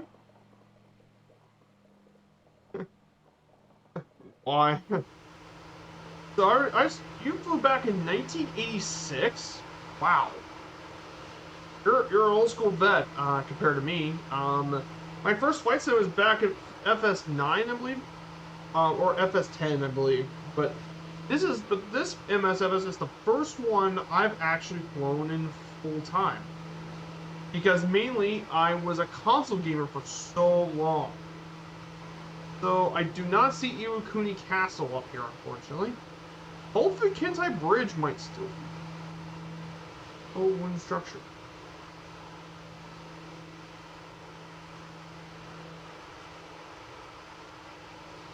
Oh no, I don't see there's what the bridge was.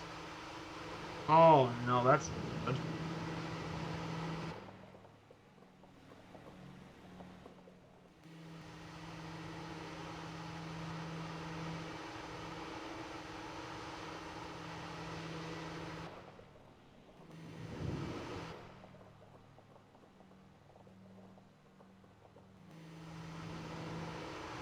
oh, here's Iwakuni. Here's the rest of the city. Runway 20 is going to be where we're going to be landing. 3. Oops, wrong window. Wrong window. Yeah, you're 40. I'm actually still I'm late 20s. I'm still late 20s for me. But yeah, but I did get this on PC originally.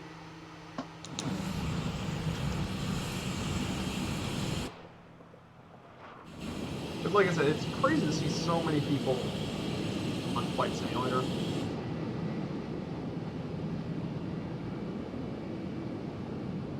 Yeah, definitely a very pretty area though.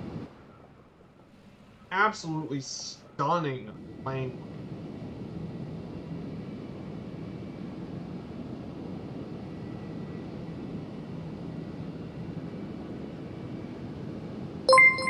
Hey, Security 2024 with the follow. Good to see you, Security 2024. Thank you for the follow. I really appreciate it.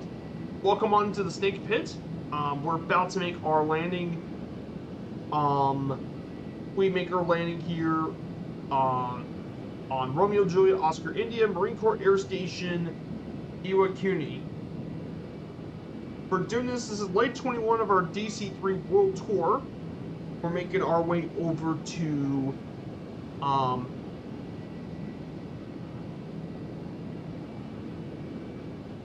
this is Marine Corps Air Station Iwakuni.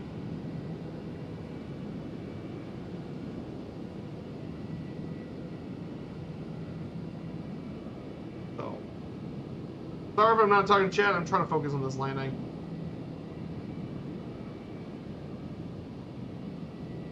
The DC-3 can be a little handful when she tries to land.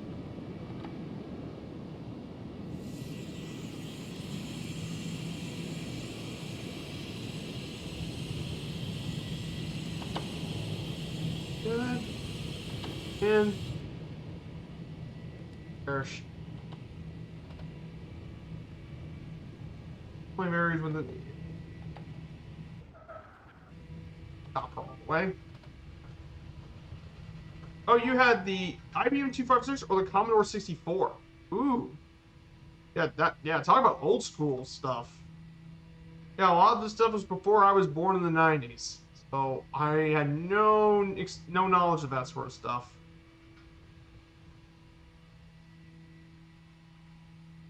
Okay.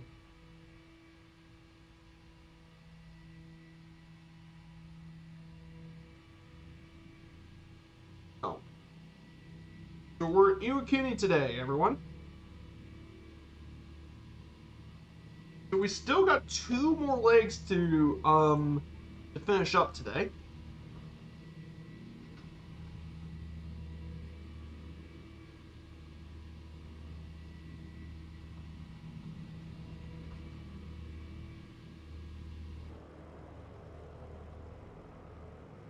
I'm just gonna park here for a sec. So let's stop here for a little bit.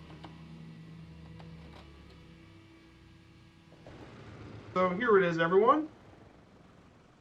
Bandio is here, and we have him. So it is Marine Corps Air Station Iwakuni.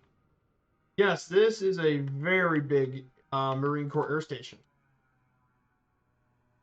here in Japan. Definitely a very beautiful sight for sure here. So that completes leg number 21 on the journey.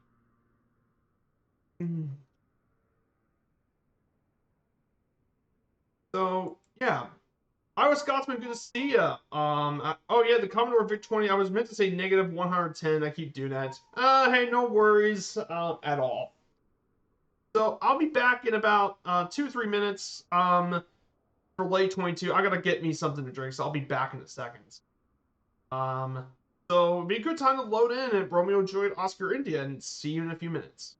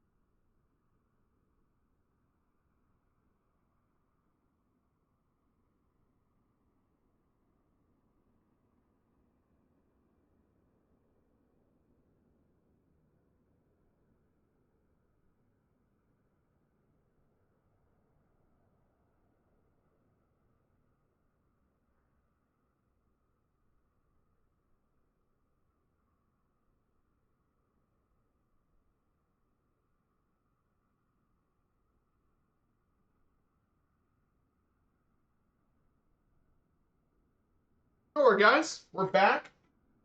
So now it's time we start on leg 22. Our date will be changed to May 6th, 2017.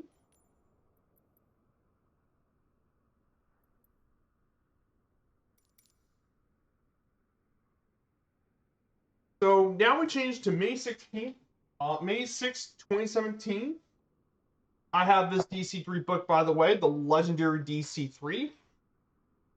I think there's a book command. Oh yeah, if you want the book, by the way, exclamation point, book.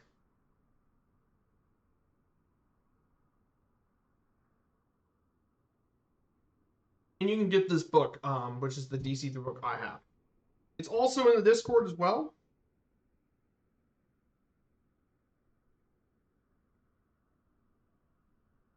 But they decided to head east towards Kobe, a region famed for its beef, the Kobe beef.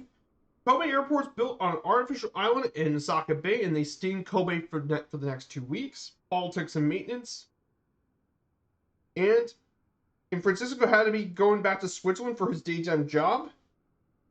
And he returned back to Switzerland for 2 weeks, and Paul completed all the checks for the maintenance.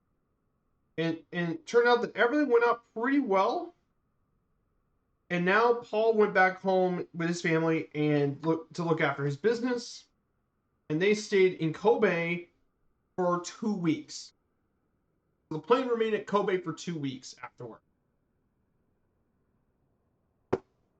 So let's get our way back to Kobe, everyone. Let's get back to our 3.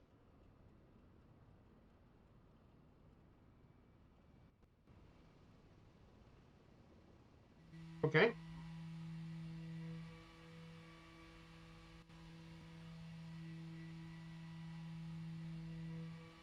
So let's get back to our thing. So, this one we can actually fly a little lower. The next leg's altitude we can fly around. We can fly around 3,000 feet. We don't really need to fly high this leg because we're gonna be over water. JLI, RJBE. Let's go cruise altitude around 3,000 feet. Good. Okay. Parking brakes off. We definitely have enough fuel for this leg. So we are 532 nautical miles from our final stop in Sendai. So we still have a bit of ways to go for this journey.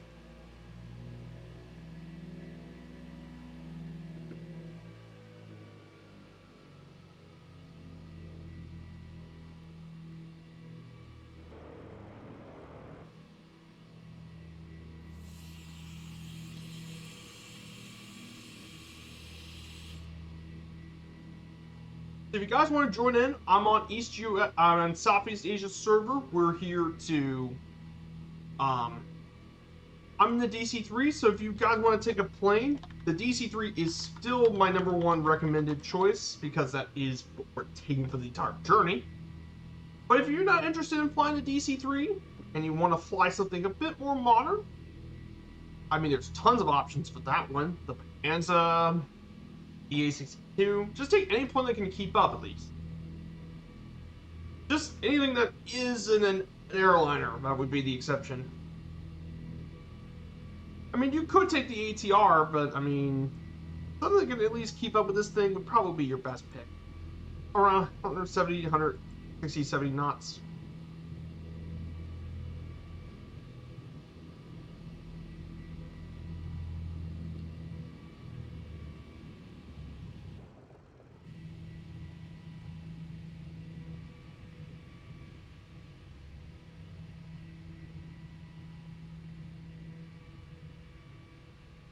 Oh,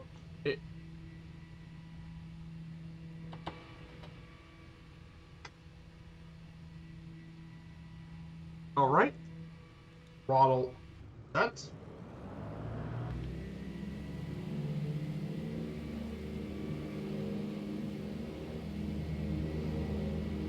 Whoa, whoa, whoa.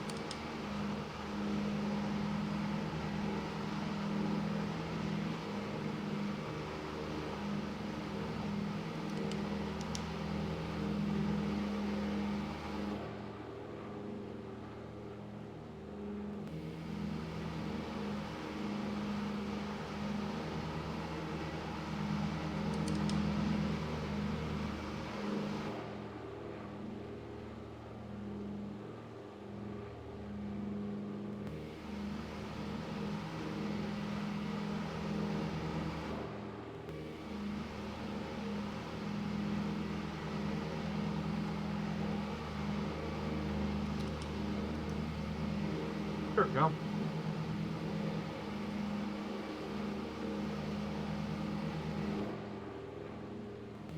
Okay, so yeah, there's going to be quite a few islands we're going to be flying over. So we just left Iwakuni. Iwakuni is now left behind officially.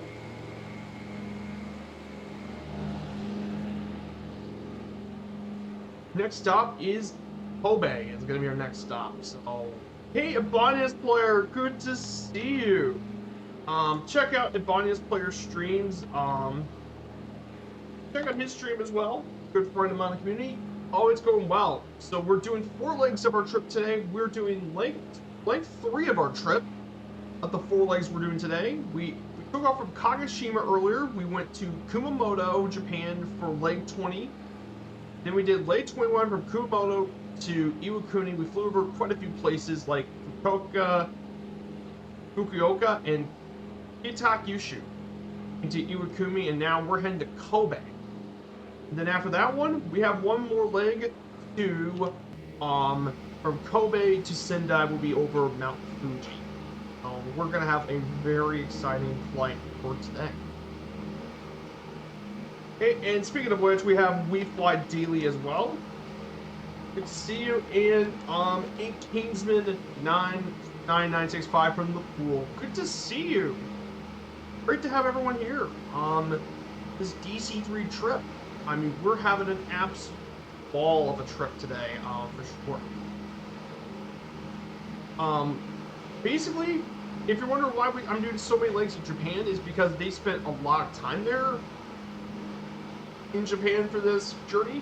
Because Japan was their main operation, we'll be heading to our main base in Sendai. So we're just gonna keep going through all the places here as well. So that's where we're mainly going to be heading towards for today.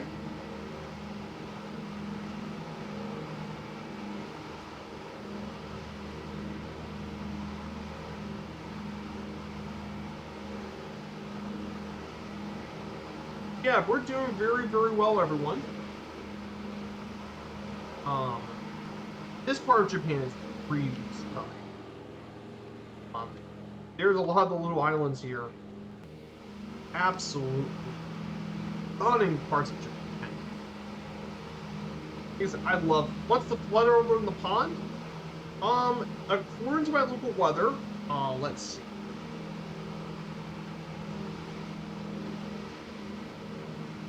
According to the weather, it's gonna have 58 degrees Fahrenheit or 14 degrees Celsius, 50% precipitation, with wind up to 18 miles an hour. We have scattered thunderstorms. So that is the weather over the pond. It's going to be raining today. I mean, it was raining yesterday too. Speaking of which, we're 4,000. Way above where I wanted. I wanted to go a little lower today.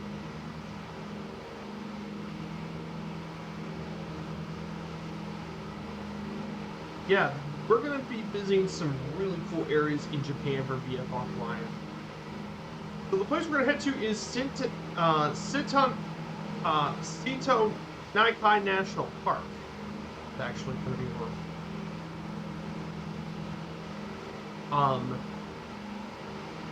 Which is actually Japan's largest national park. Is this park. Over 3,000 islands as well. And is actually almost a UNESCO World Heritage Site area as well. It's got lots of historical sites and tons of natural areas.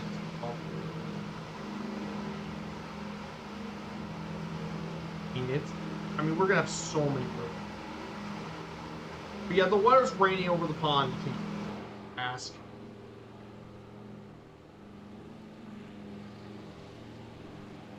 But I mean, it's absolutely stunning out here. Beautiful.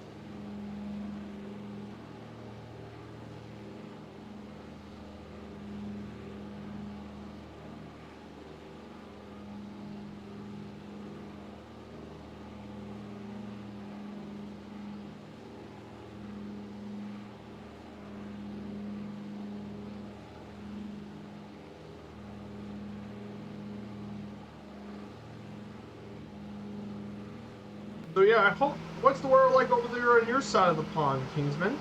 And from Liverpool. I wonder what the weather's kind of like there too.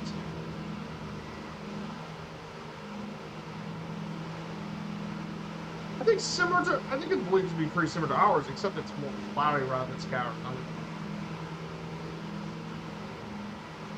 But yeah, it's great to have all you guys here on this journey here. Yeah, so many really cool people here today. Thank you guys so much. If you guys haven't followed yet and are enjoying the content of the streams and really enjoying what we do here today, why not smash that follow button? Support the stream, support the channel as well. So, we're doing really well here today. This area of Japan is again, a lot of areas in Japan are very nice looking, like Fuji, Sakurajima, Mount Azo. And I think this might be the most picturesque part of Japan. Can't go wrong.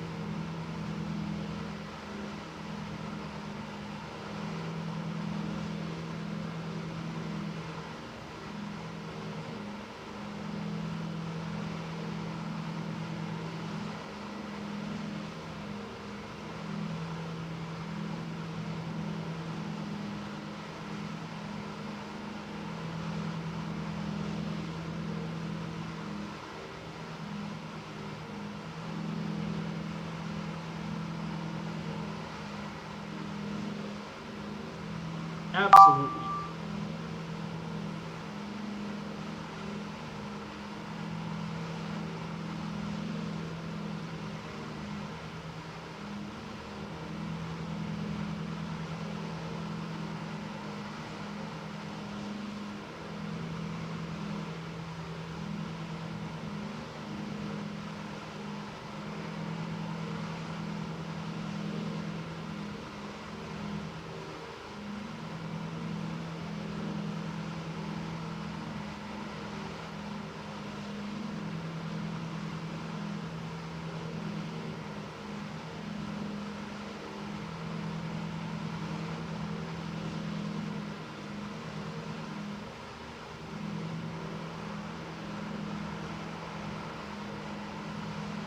Here it is. Here's the national park in front of us.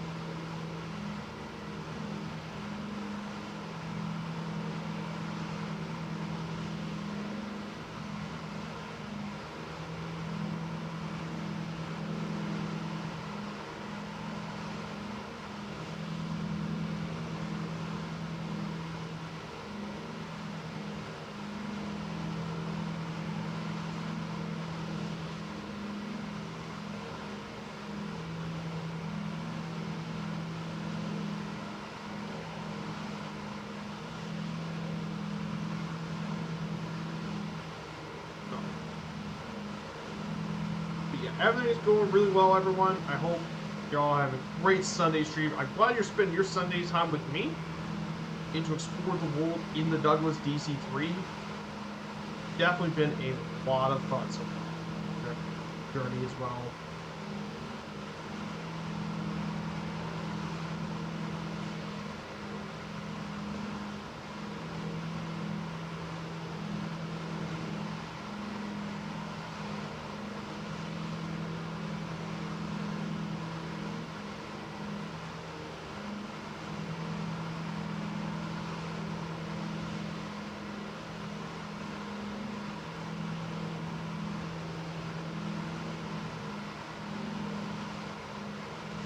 Absolutely.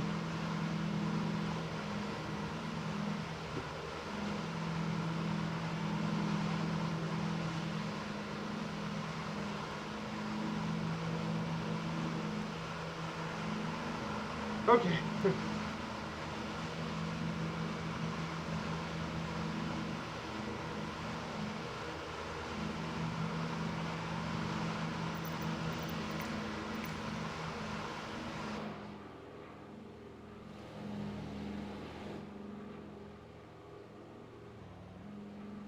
What happened?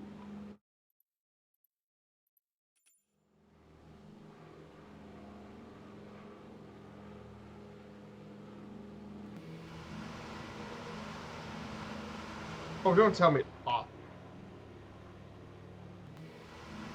Did I did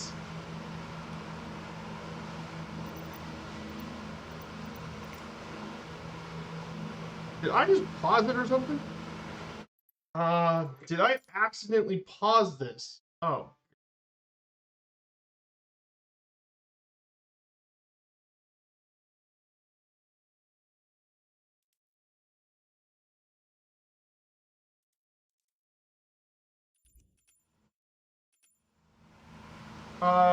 Oh no.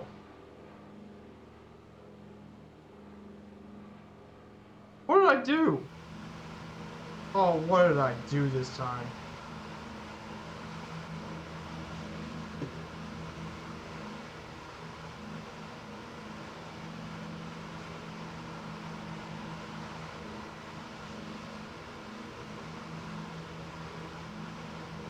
No, this wasn't active pause either.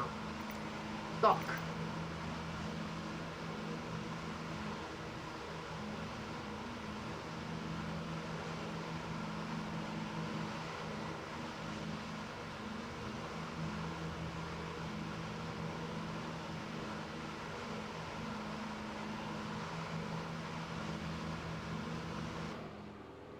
Oh no, am I stuck?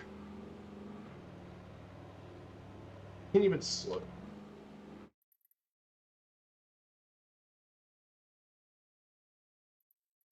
Oh no.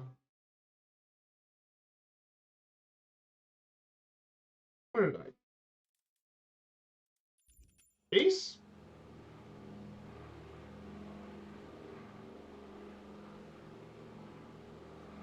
Well, okay.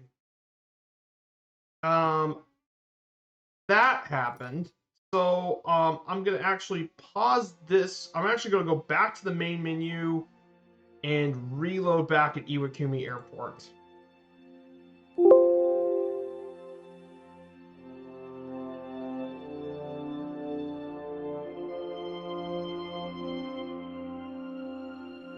Ah, I was stuck.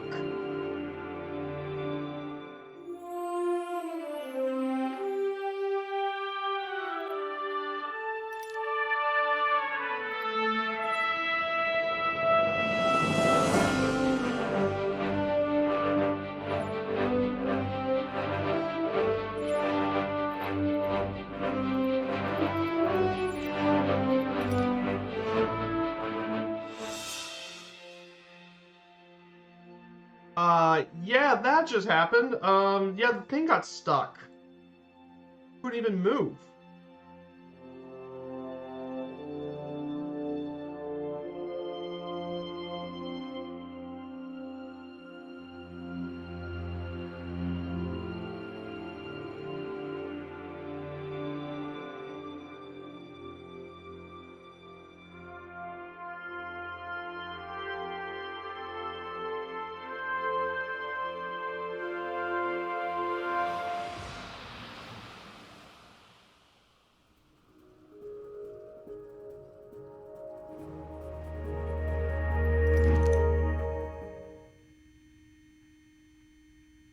Okay.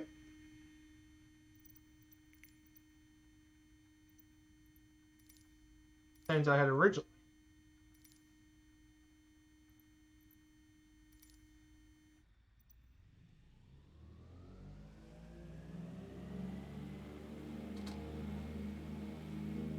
I'm sorry, guys. I had that just happened. This is not usually a thing that.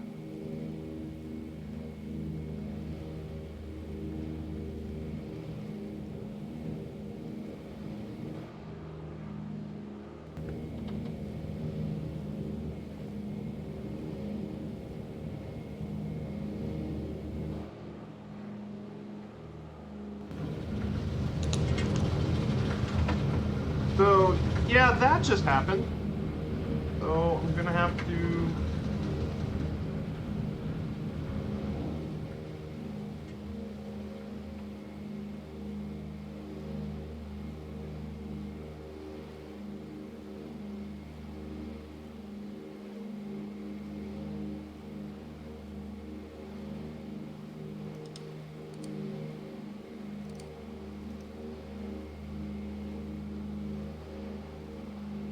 So sorry about that, guys. That was really weird.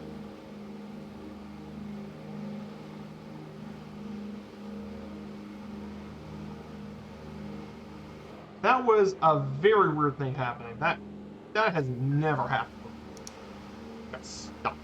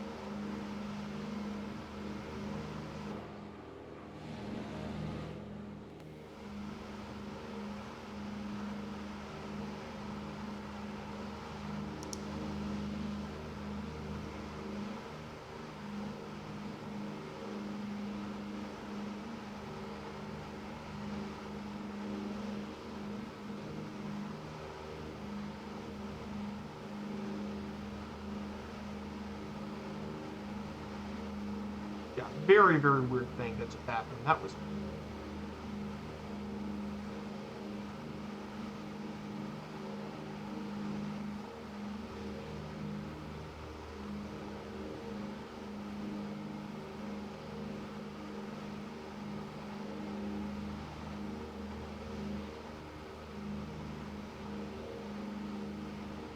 So, okay, we're back up to our original place, so we're gonna have to head back.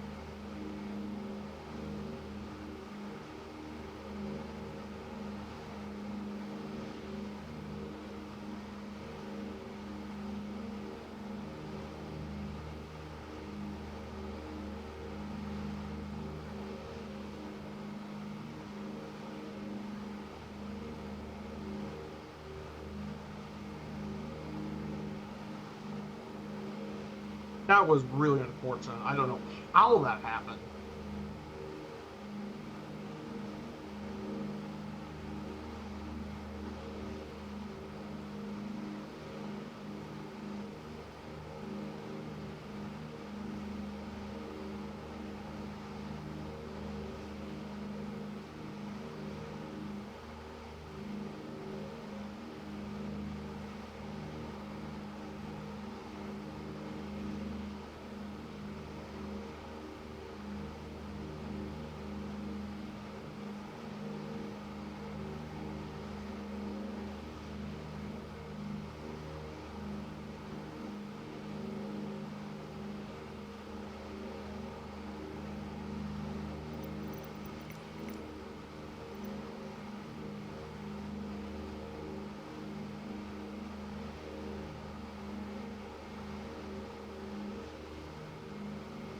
Yeah, that was very, very hard. So, guys, I hope you're doing well.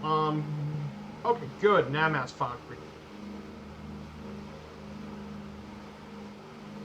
Good. Everything's reconnected. Oh, good.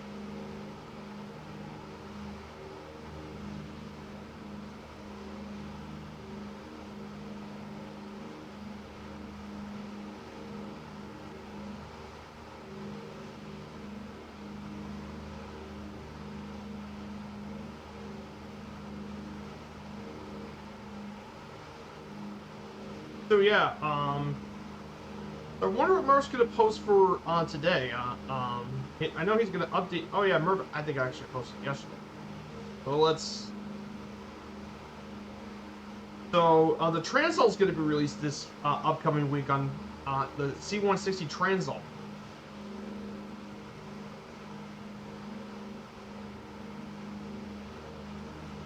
That's gonna be really cool. I know. I'm very interested in the Transol. Like, it's great to have a military transport plane, another one of those. That would be really, really exciting. Definitely been wanting to get my hands on it quite some time.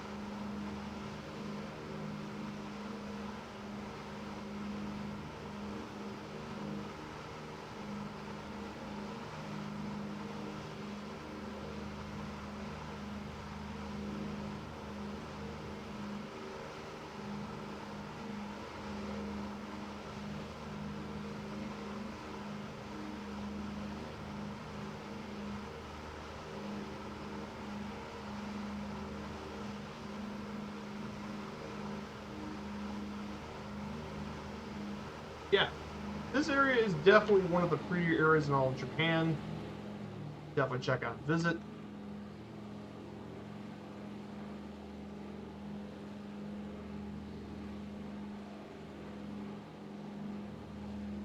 I mean, thank you guys for being patient with me earlier as well. Like, that was weird. I never had this. So, we're gonna head to Kobe, Japan next.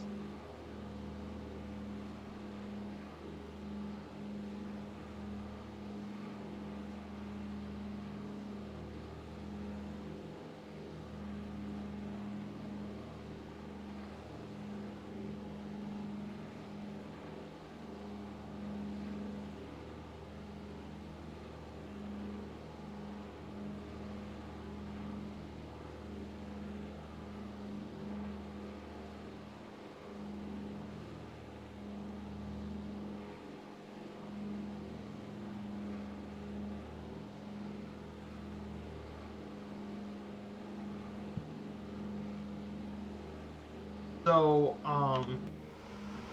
yeah, everything's going pretty good, for me at least. The Indianapolis Colts got some really good players from the draft, so I think the Colts are going to be considerably better this season.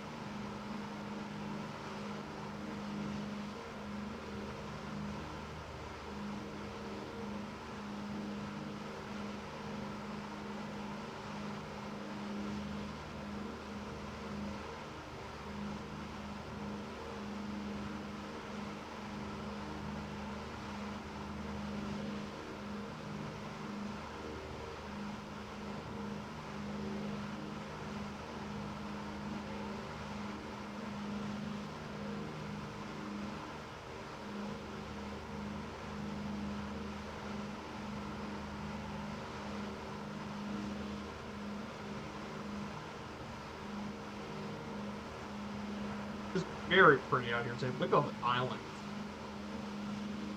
There's so many of them here, like, stunning.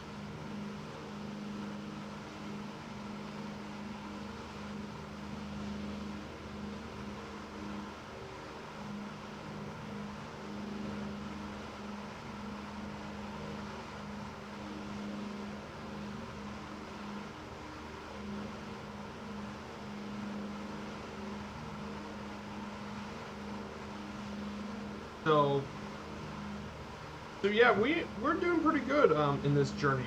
We got about a few more. We got 3 or something more hours left to go on this trip.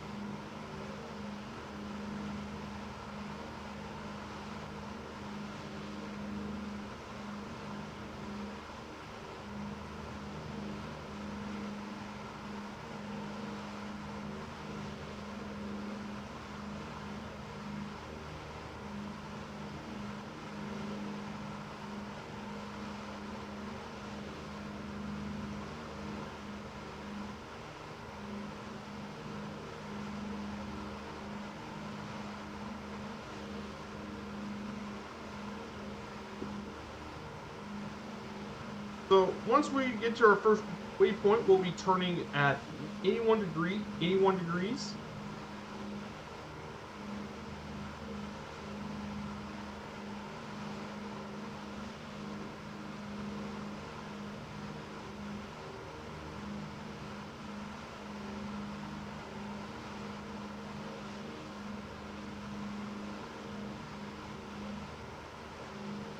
So let's go ahead and get ready to turn left.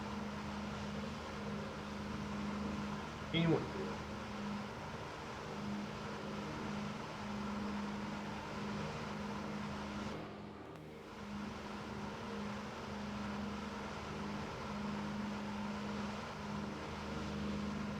Yeah, look at the islands here.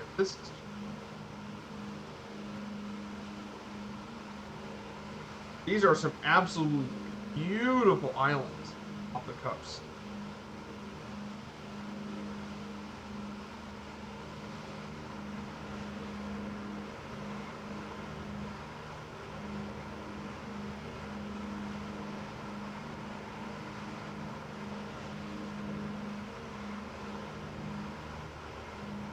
Very pretty areas.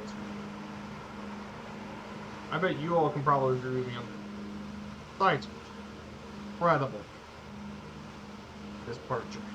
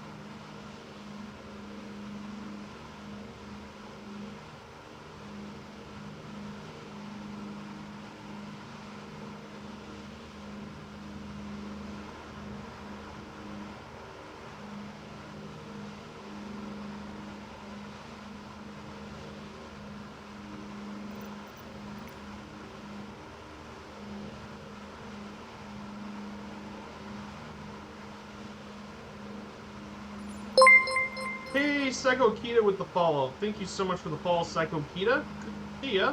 I hope you're having a great Sunday. Sunday here as well. So welcome on in. So we're heading to Kobe right now.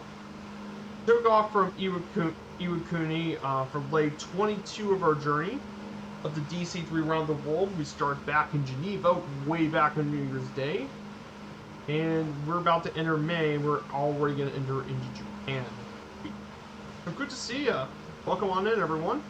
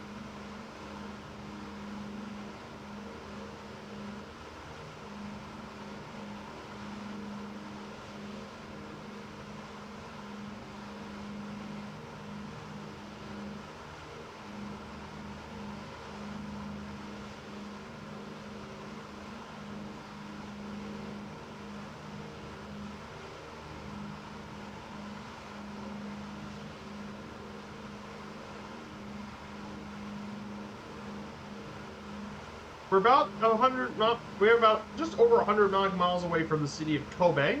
So we're going to continue heading on straight.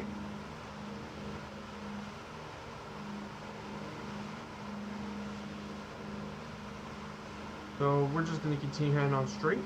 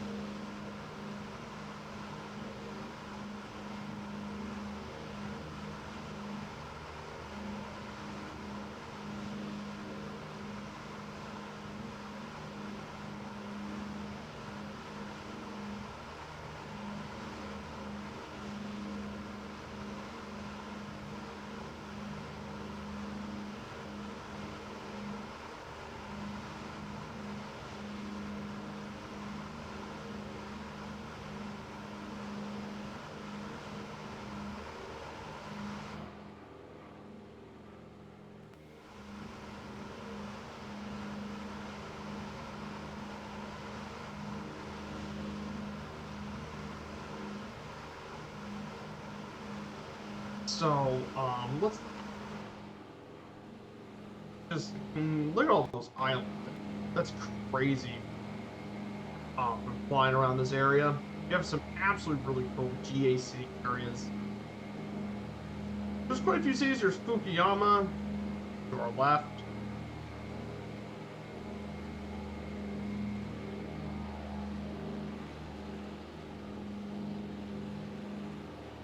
There's Fukuyama to the northwest.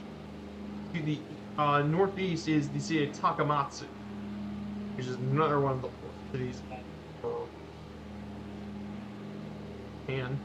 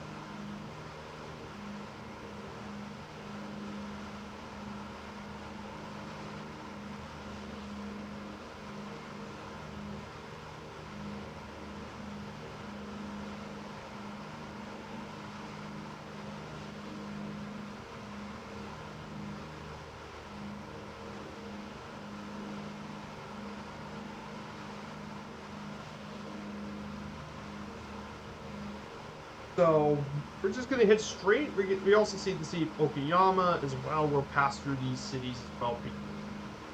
Water as well.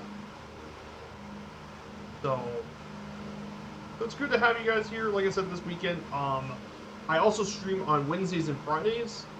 Wednesdays are usually my airliner streams for Firefly Air, the virtual airline that you come in the community. And we head our way over this Wednesday, after this stream, the next stream will be from our new hub in Sydney. We'll make our way over to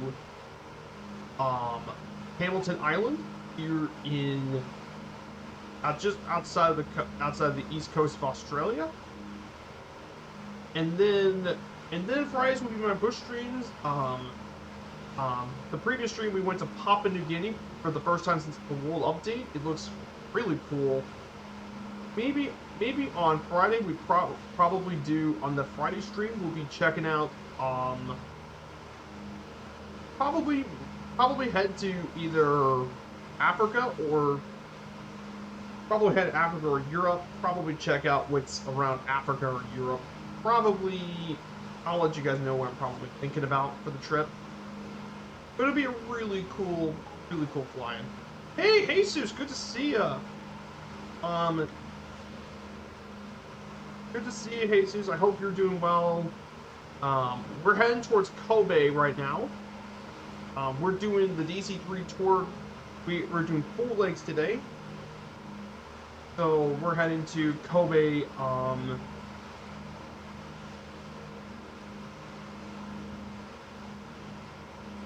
That's where we're heading to today for our flight.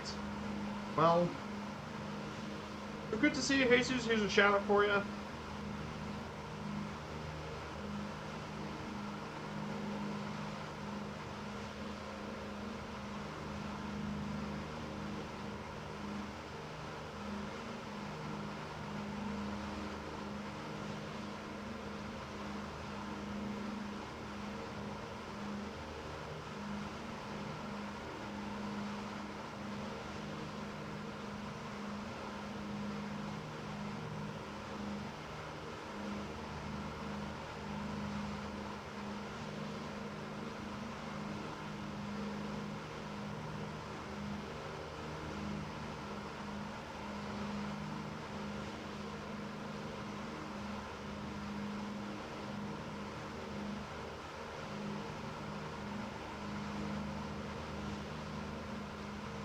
So we're just continuing on.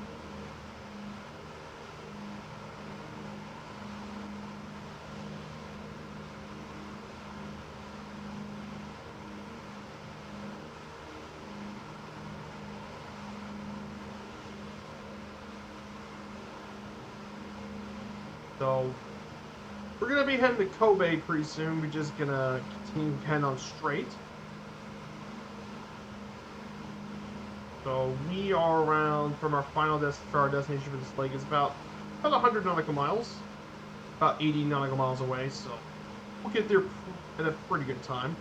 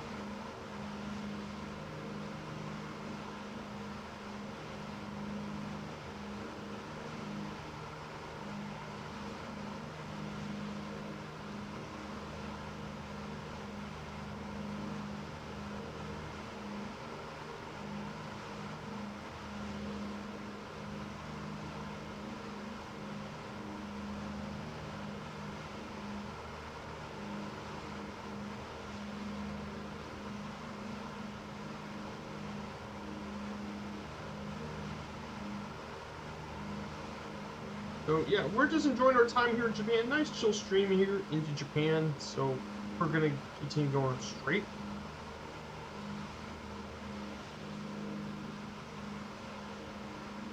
There's Okayama over here, and then to our right, we'll be passing over the city of Takamatsu, one of the other port cities here in Japan. So we'll be reaching there.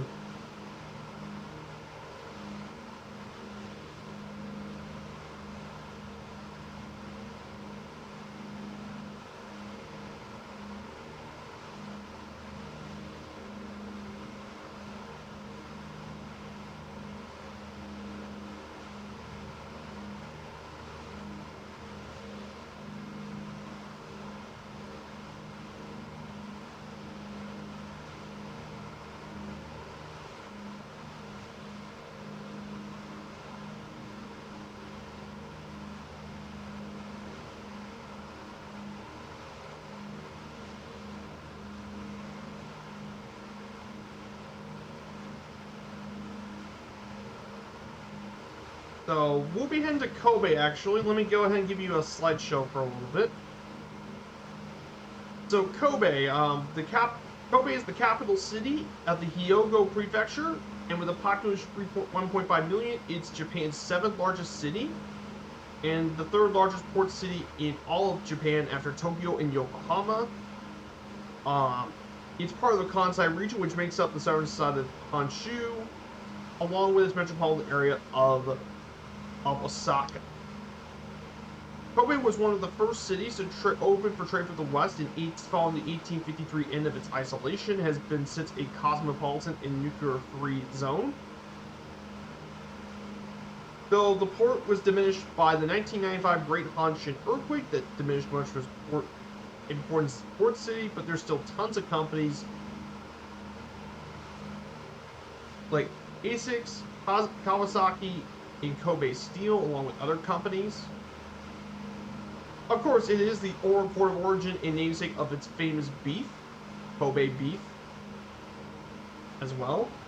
But the period of Kobe has been around for quite a while. The area has been around for a long time, but the modern city didn't grow until it didn't reach city status until 1889. It was bombed in World War II by the Doolittle raid,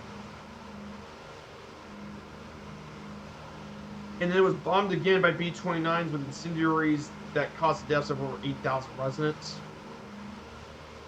And this incident was the main inspiration for the Studio Ghibli film Grave of the Firefly. Well,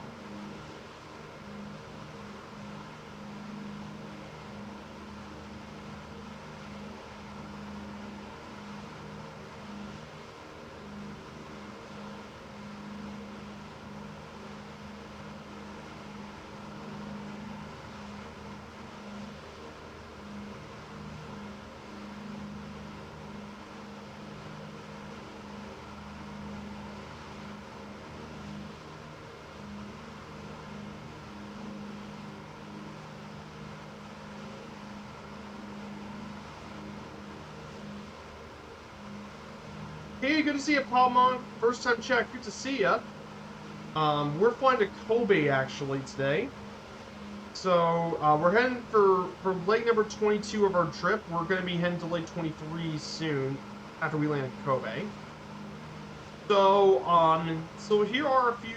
One of the landmarks we're going to visit, the Kobe Port Tower, which was completed back in 1963. It was temporarily closed for renovations, but this tower is around 354 feet high, 8 layers to design the outlook. Look like a Japanese drum. And for the areas you want to see flight sightseeing, the first floor has an aerial view area of around 250 feet above ground. Then it can go as high as 340, and you get to see a lot of the city of Kobe, but also a little bit of Osaka in that. Outside of the port tower, there's a couple other places to visit. We have the Akuta Shrine, which is according to the Nihon Chihoki, it was founded by Emperor Jingu at the beginning of the 3rd century AD. Then the historical district of Kitano-sho, which contains a number of foreign residents from the late Meiji and early Taisho eras of Japanese history. Then we have the Rokusan pasture for its beautiful settings. You can find cow, goats, horses, and sheep. And finally, the Hyogo Prefectural Museum of Art contains many different collections of both foreign and Japanese art. And a bit more. So that's just a little bit about the city of Kobe.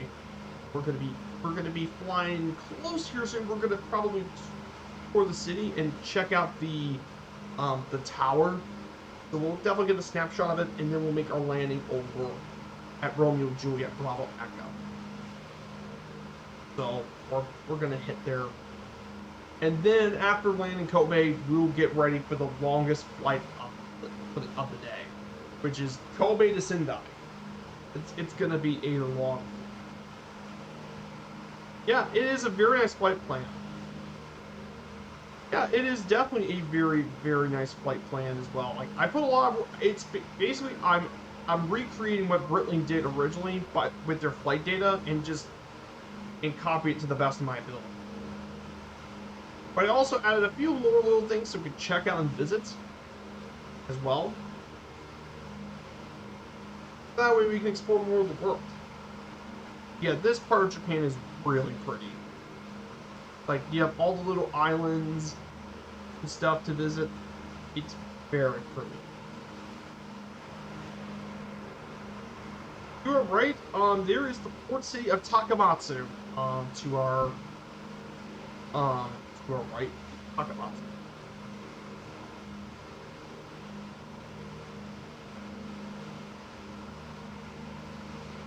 which is located in the Kagwa Prefecture. 414,000 people live here.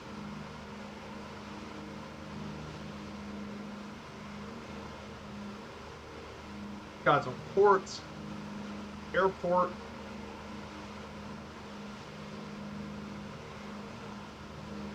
And one of this city's local attractions is the Ritsurin Garden, which is a Japanese garden and is designated as a special place of scenic beauty. It also has its own castle, which was restored and opened for the public for its seawater in its moat. And it has various sightseeing spots on the Yashima Plateau. So definitely a pretty cool little area. Like I said, Japan's got some really cool areas.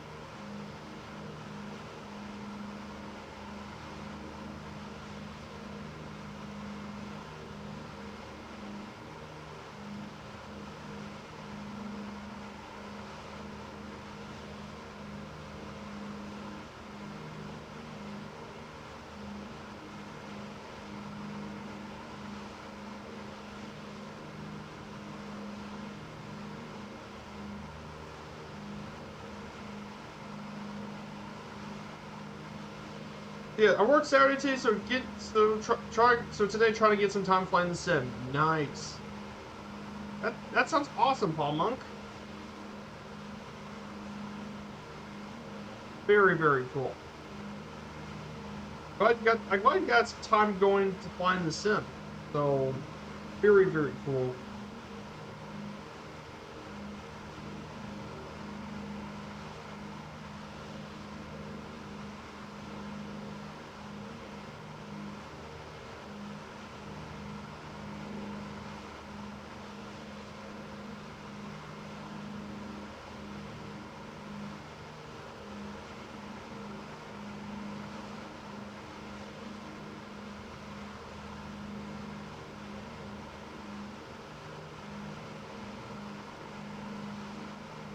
So we're very, very close to the city of Kobe.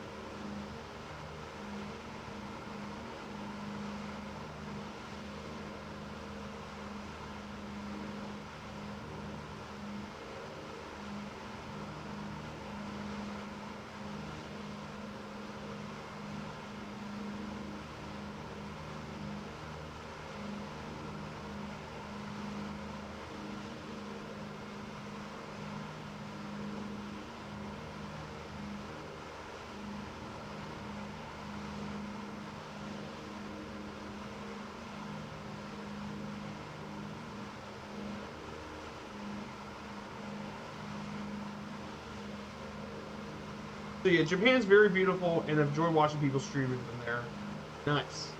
Yeah, Japan is absolutely. It's definitely one of my favorite places to fly in the sim, and it's great. I mean, it's a great area. You can fly the airliners through Japan as well. You have some absolutely scenic landing locations. Even some of the international airports have some pretty cool locations right near the water and all that. And of course, GA pilots like islands, the mountains, just great for great GA and airliners. It's one of the places. And it's definitely somewhere I want to visit IRL.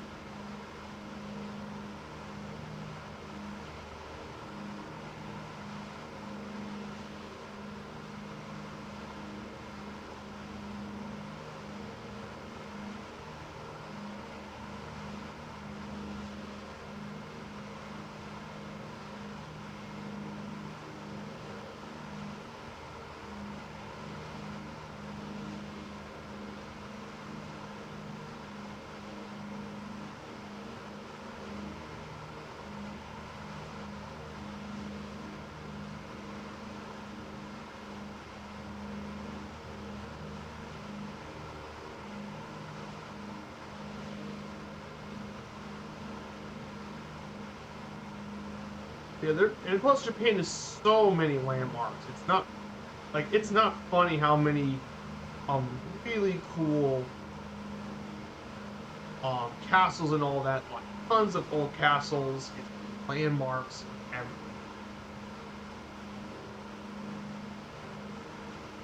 I mean you can't go wrong with visiting Japan as a history lover, but also as cultural. It's got everything you could want. The only thing you gotta worry about is the busy streets. The biggest thing you gotta worry about when you head to Japan. Oh yes, flow. Flow is absolutely awesome.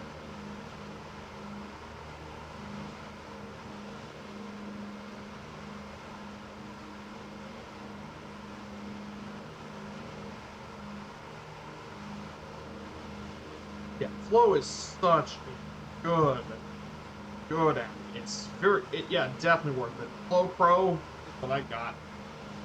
Very good app. It's so useful. It has such great utility.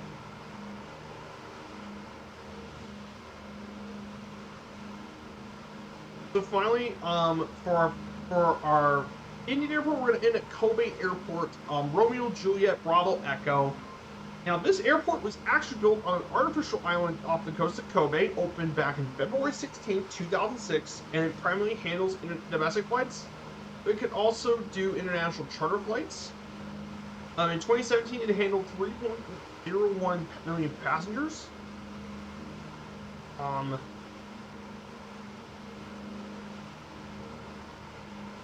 And it became pretty well known for a lot of domestic flights over the area.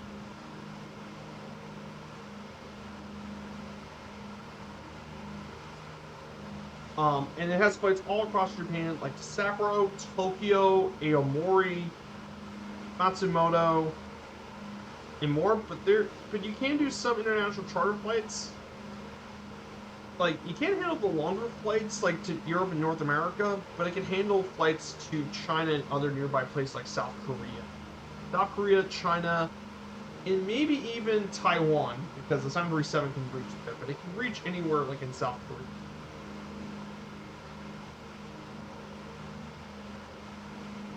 But mainly it is used, but it's mainly used for a lot of domestic. But definitely be a really cool little airport to check out.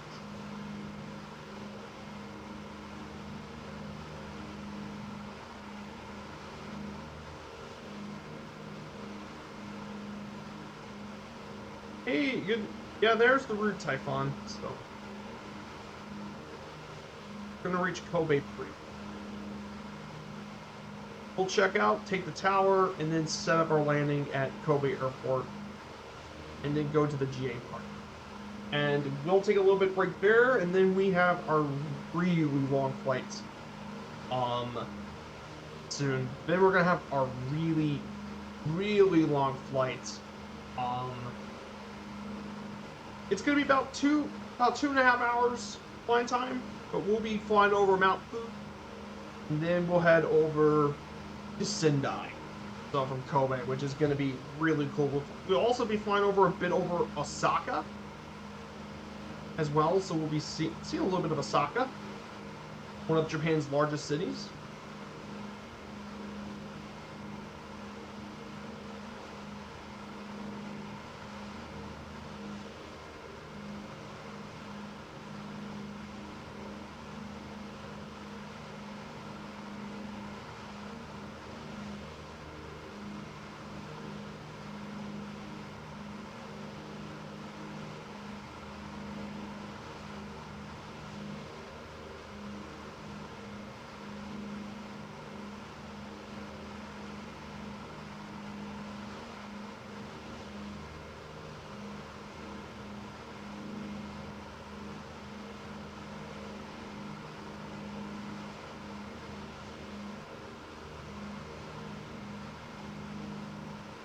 Yeah, we're doing really well, and like I said, massive thank you for everyone here.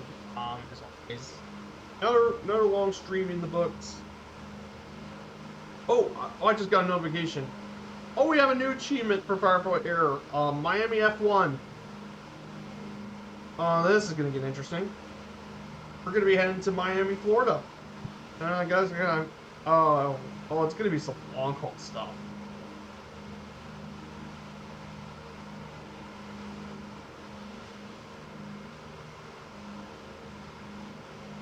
That means I'll have to grab my 737 for some of these long flights.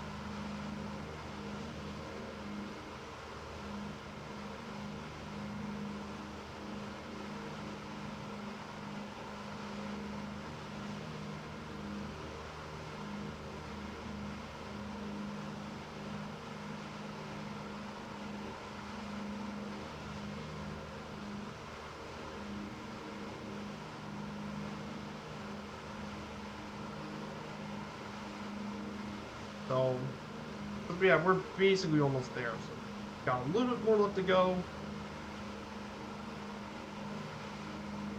So for that next flight, we're gonna climb up to 12,000 feet. We're gonna check out Mount Fuji. It's gonna be absolutely.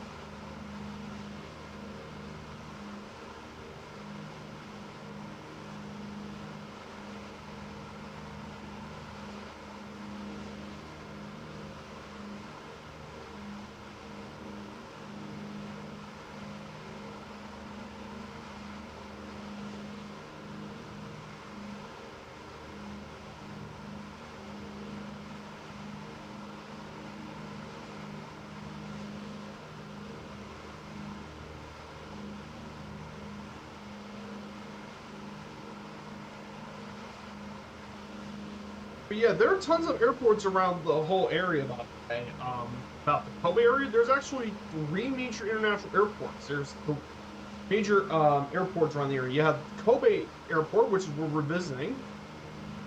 Then there's 2 major airports in Osaka. There is the domestic airport of Osaka International for more of domestic and routes into Southeast Asia.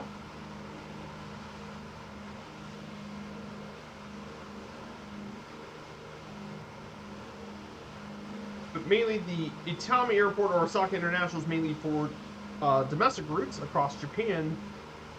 And then the last one, which is Kansai International, that one is for international flights to around the world, mainly to Asia. There's also Australia, Asia, Europe, and even North America.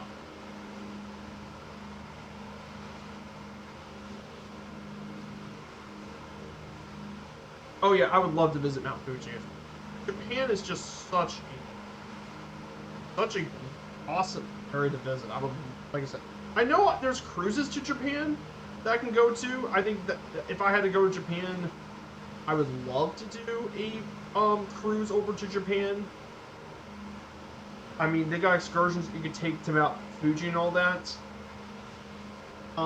But my issue is that's 7 days is not enough time to explore all of Japan. That's my only word, is you don't get enough time to explore all of Japan. And trust me, you want to spend as much time as you can in Japan, though, because there's so much to explore in that country. It's not like a small island in the Caribbean you can probably explore an entire day. This is Japan, a country with unbelievably rich culture, theme, history. There's just so much of it. There's no way you could do it. You would have to take about a month to probably explore. Like several days in each of the major cities, like Tokyo, Osaka, Nagoya. You definitely have a day in Kyoto, Kobe, Hiroshima, Nagasaki, Hoka, Kagoshima. Then there's Naha and Okinawa, Sapporo. There's just so many places. There's no way you can explore. Just don't. It will take longer.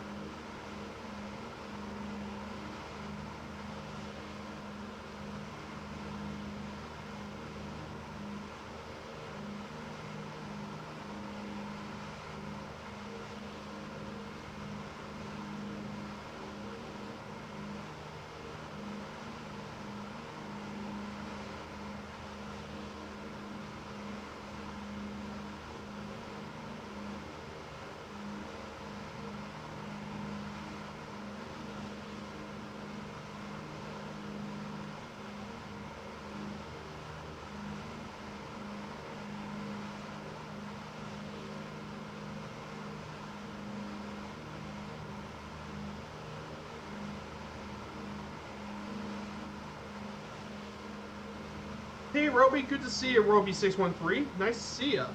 So, yeah, we're about... There's also Kobe Bridge. We also see there's one of the other POI landmarks here. And this is the Akashi Kayako Bridge. This is what connects Kobe and Akashi to Awaji Island. That's what it is. There's our airport. So we're gonna get here very, very soon. Now, we got one more leg after this, and this is gonna be.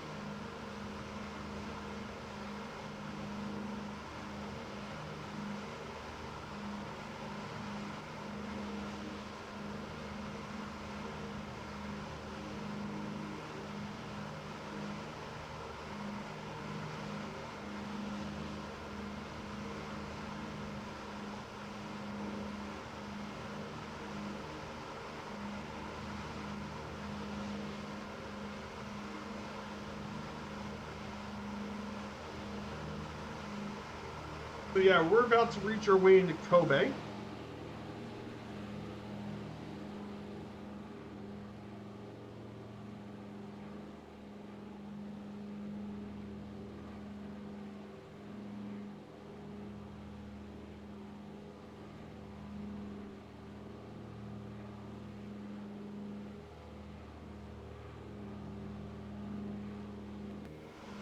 We're gonna go ahead and get ready for landing. I want to see if the prediction thing still works. If matters.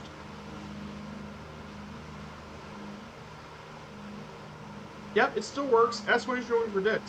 So we're about to make a descent into Kobe. Gyro pilot.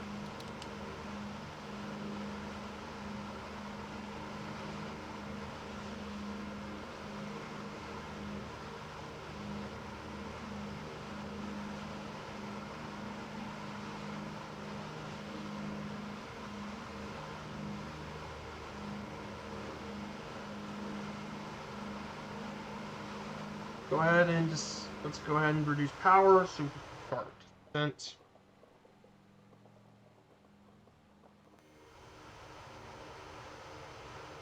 Descent.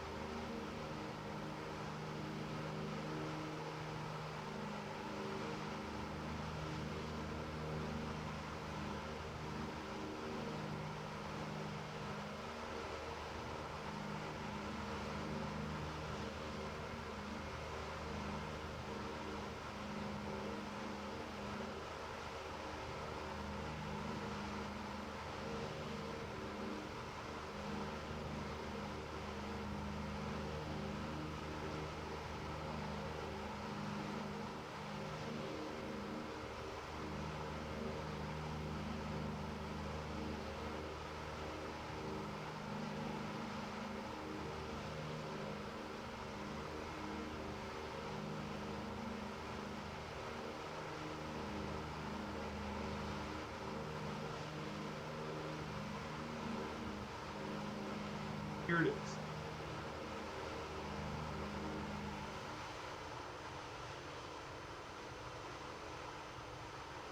Here's, guys, here is the city of Kobe. Here's the port.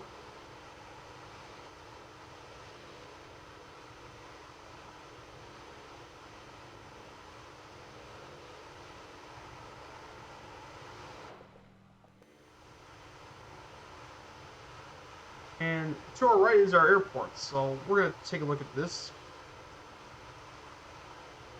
And make our way to Kobe.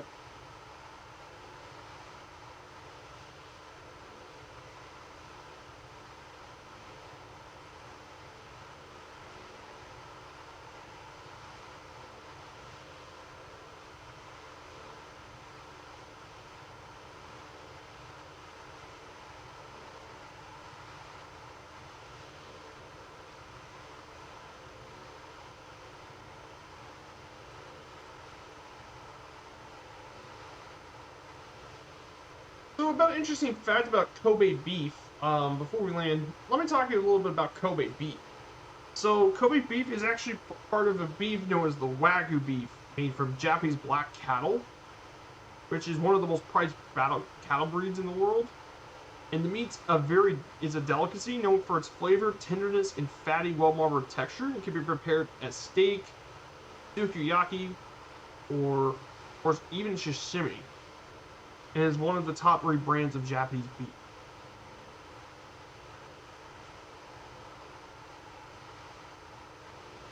So Kobe beef is pretty much pure beef compared to some of the other breeds. The Kobe beef wasn't actually exported until 2012. So it's mainly a mainland Japan delicacy rather than.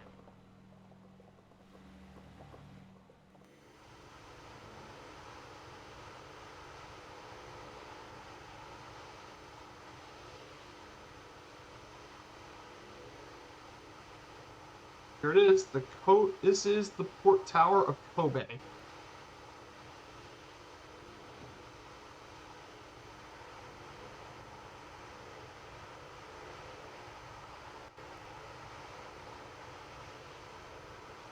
Okay. Go ahead and get this posted into.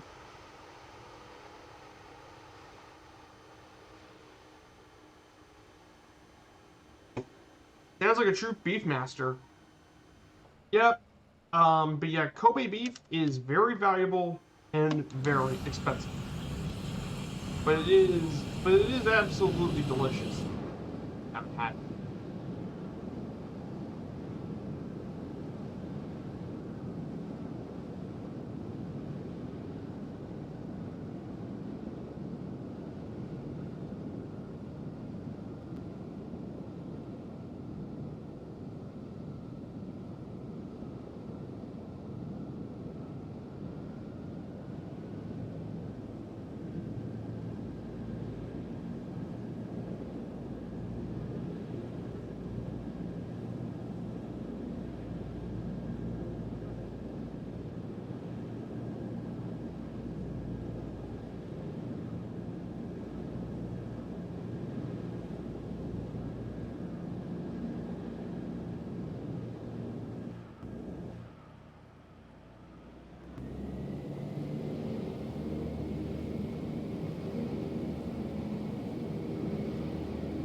Here we go, guys. See if I can get the landing at Kobe Airport. It's 8,100 feet, so it's not super long compared to some of the other airports, but it is long enough to handle the medium-sized plane. Well, the medium plane. Well, the medium airliners. Though it's not big enough to handle the big boys. That's why they only use this for domestic flights rather than the international.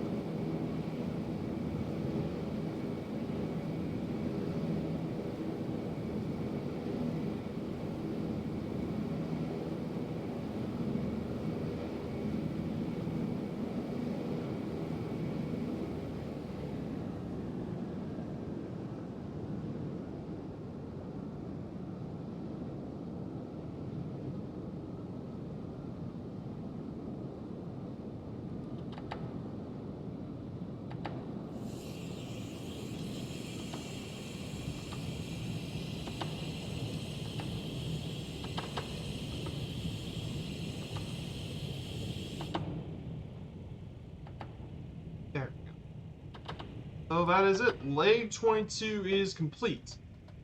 Everyone. So that is leg number 22 in the books.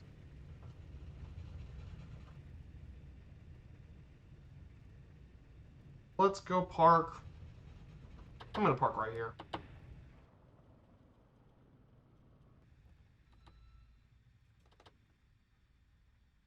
There you go, guys. We have done it. We have made our way into Kobe Airport here in outside of the city of Kobe in Japan. So that's it, everyone. So that is leg 22 in the books.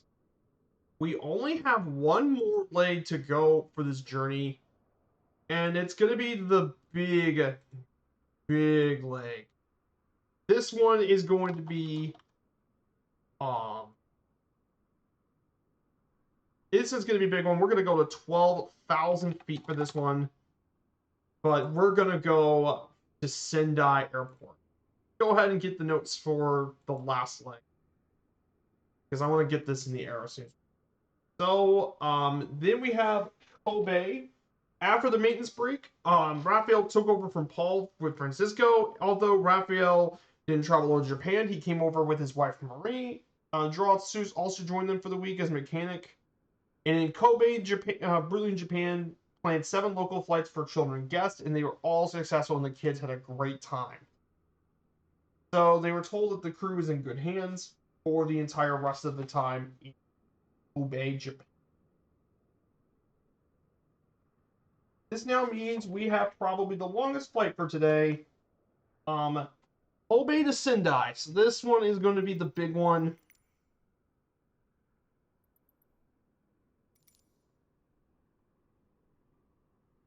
And this is at May 22nd, 2017.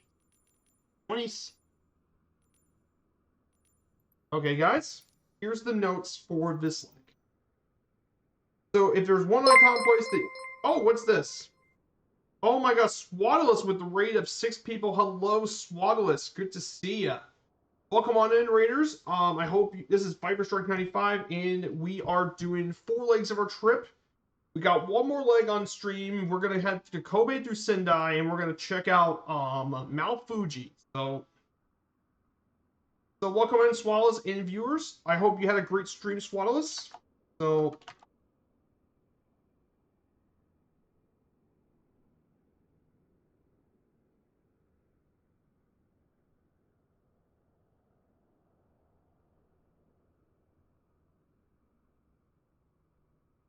here it is. So I'm reading off my book, so I'm gonna take. If there's one iconic place they want to take pictures, it is Mount Fuji, which rises up to 3,700 meters. For the photo flight, they used a Beechcraft Bonanza, and they got excellent pictures. And then once they did, they pushed towards Sendai, which they got avgas fuel and all that, where it's both were available. And this is where they use as the main base to activate to get into Japan. So this is where we're going to end up for the last leg. Hello, Fighting Nawak. Good to see you. First time chat. Hello. Good to have you guys here. So we're about to make our way over to Japan as well. So we're gonna get back. And we're gonna go taxi. So we're gonna be flying through quite a few places here. We're mainly gonna fly through a little bit of Osaka on our flight plan, but we're mainly heading towards Mount Fuji, which is why we're gonna have to climb to 12,000 so we can actually take some really cool pictures of Mount Fuji. And I post this usually for the Discord. Hit the Discord. If not, let me know and I can give you the new.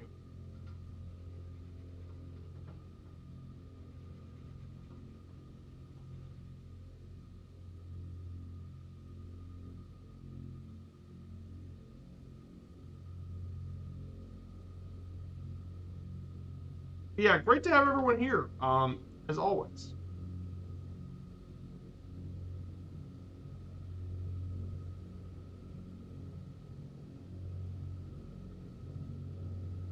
So, yeah, we're getting a taxi.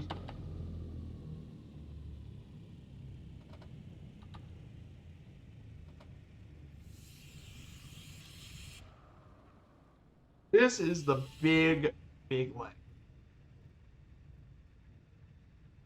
Everyone. So this one is get your cameras out where you're.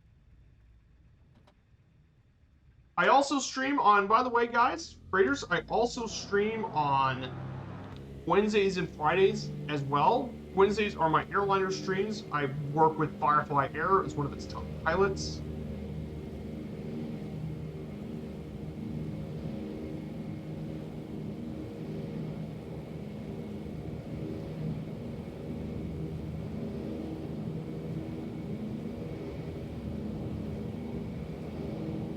Here we go, everyone. We are off.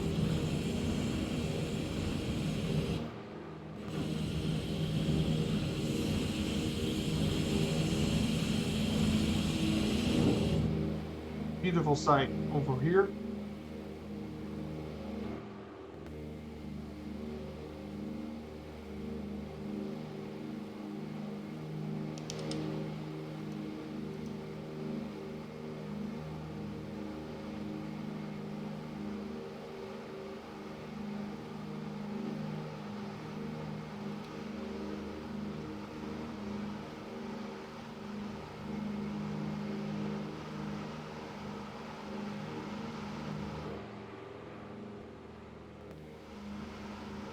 So yeah, we're gonna climb up to.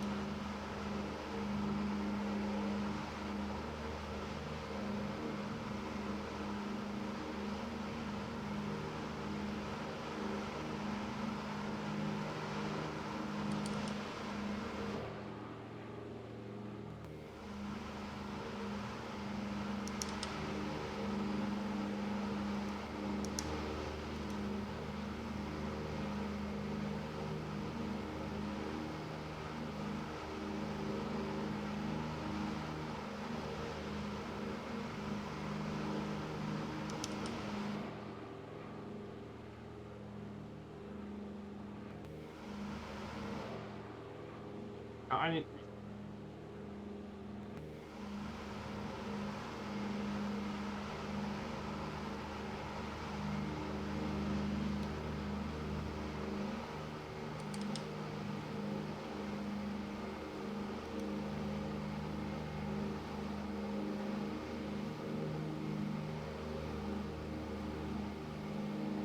There we go, guys. And also I'm gonna set the fuel to auto lean. So I don't have, because we're gonna be here for quite a bit of time. That's set. Auto lean has been set. We're gonna climb up to pretty high degree. So Swallows, if you're still here, I hope you had a great stream. If you don't mind, what did you do for today on your stream? If it was flight sim, where did you end up flying to? If not, you can still let me know what you did. So, because like I said, there's all sorts of different backgrounds of people that stream on Twitch.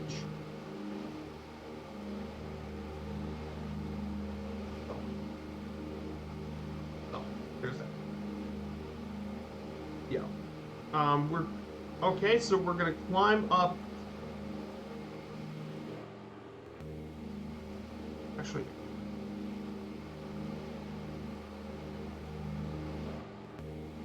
so right over here, guys, to our left, it is the city of Osaka's to our left.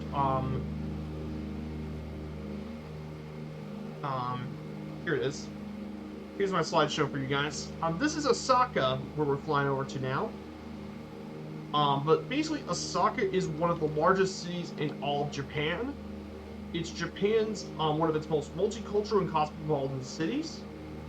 With a population of 2.7 million, it is the third most populous city in Japan, behind Tokyo and Yokohama.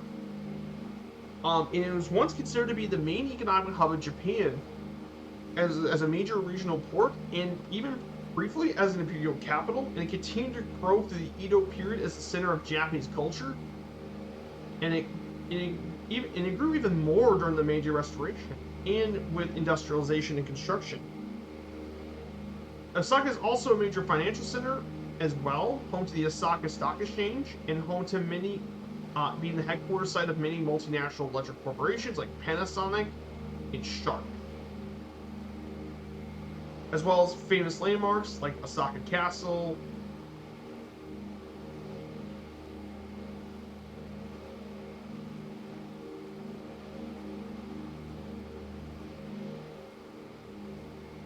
And there are definitely more than a few landmarks to visit. There's the famous Osaka Castle, which we could actually Osaka Castle is located in this area.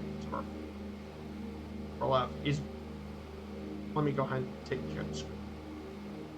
So right over here in this area is where Osaka Castle is located in this area. There's Osaka where it would be located.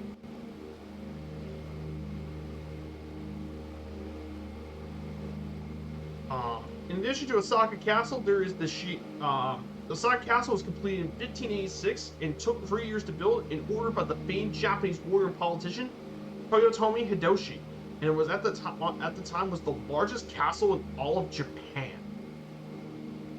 It was a huge castle, but it was also got tons of gates and turrets as well, and it had a long history. Tokugawa Ieyasu battled his opponents in the Battle of Sekigahara. During the siege of Osaka, it fell to the Tokugawa clan with the Tokugawa family of the shogunates. Osaka Castle once originally fell by imperial loyalists during the Meiji Restoration. And during World War II, it was one of the largest military armories in Japan, and bomber raids damaged the reconstructed castle tower and destroyed 90% of the arsenal. So Japan has worked hard to restore Osaka Castle back to her heritage, but it's a very famous cultural icon as well. It was featured in quite a few monster movies, mainly 1955's Godzilla Raids Again, as well as a few other movies like the 1966 TV series Ultraman. So, but outside of Osaka Castle, there are quite a few other landmarks to check out here in Osaka. One of the bigger ones is the Shinto-ji Temple, the best known temple in all of Osaka, and it can trace its roots back to 859 AD as Japan's first Buddhist temple. You can visit the 5-story pagoda along with other exquisitely decorated buildings. It's definitely a very cultural landmark, and it shows you the implanting of Buddhism. And finally, a more modern landmark is the Tenpozan Ferris wheel, which is a 17-minute journey around the Ferris wheel. You have beautiful sightseeing of Osaka. Also, it's also home to its own Universal Studios Japan, as well. And Osaka is also home to one of the most famous sports teams in the country, actually. Osaka is home to one of the most famous sports teams in the country, the Hanshin Tigers. Make their home here for sports. There's also the Oryx Buffaloes as well. And both of these are prehistoric baseball teams, but mainly the Hanshin Tigers, and one of the most famous.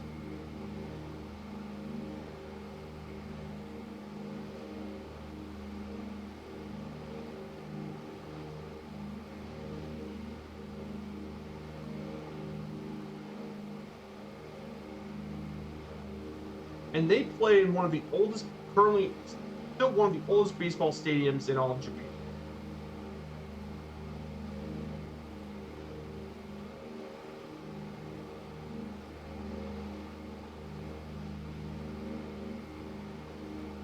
Hey, so yeah, that is a little bit about Osaka. Much.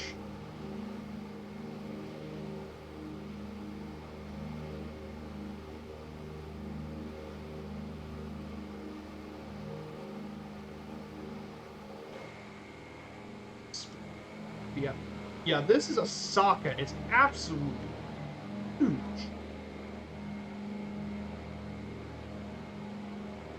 I mean, Osaka's massive.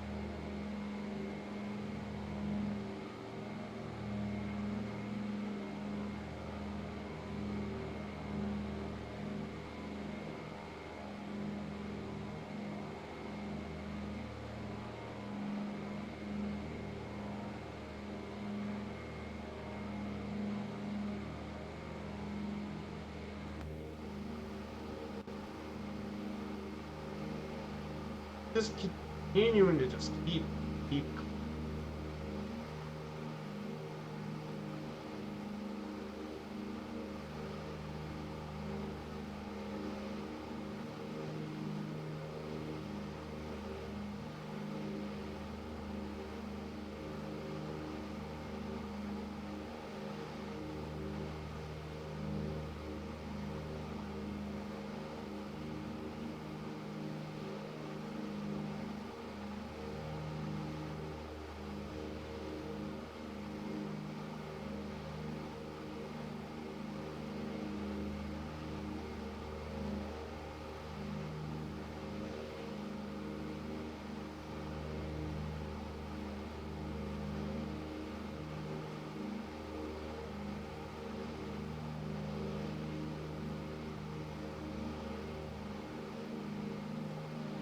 So yeah, doing pretty well.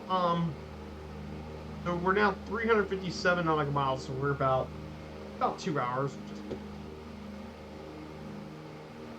But yeah, Japan's really pretty.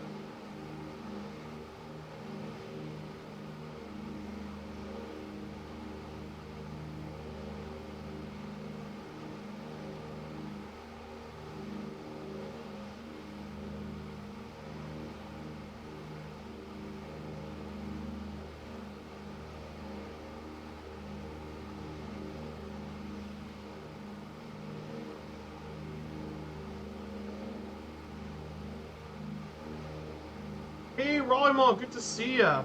I'm doing quite well. If you guys like Australian aviation history, check out Raleigh Mall's channel. A good friend of mine in the community, big fan of his streams about Australian aviation history. Australia is definitely a place where there's a lot of history. So definitely go check out his videos and streams, and tell him that Viper Strike said hello. So.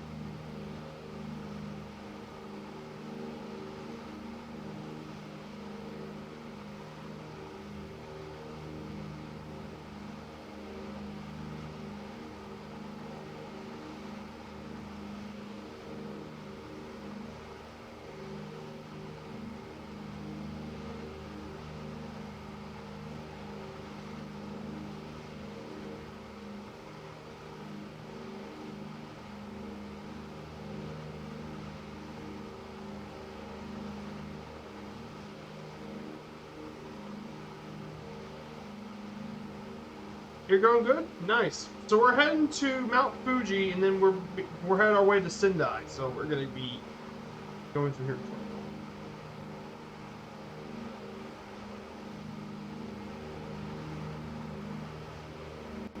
We're just continuing climbing. We just got past Kobe, so we're heading our way over to then we went through the old city of Nara.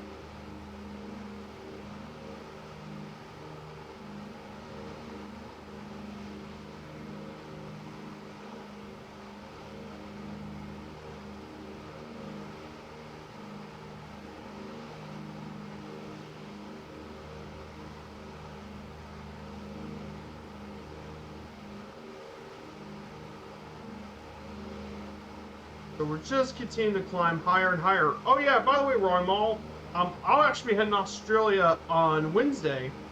I'll be flying from Sydney to Hamilton Island. So that's what I'm planning to do on Wednesday stream in 737. So I am going to be flying your neck of the woods, Raleigh.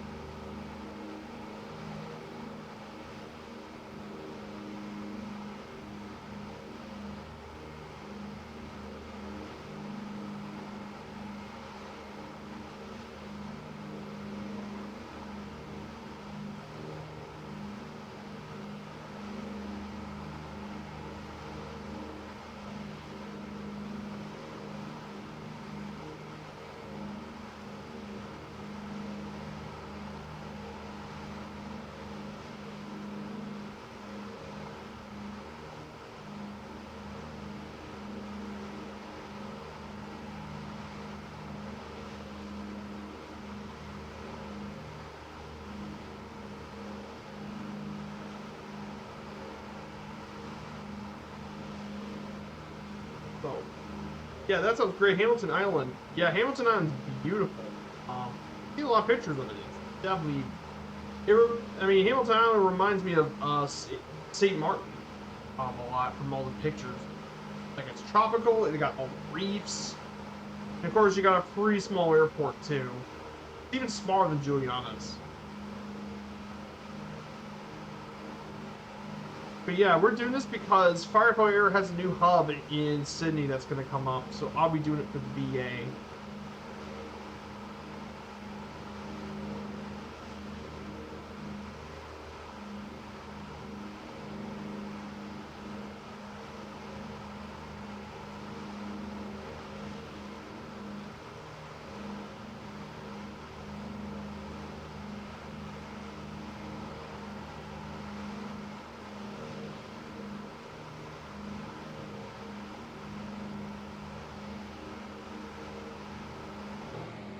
We're at 10,000.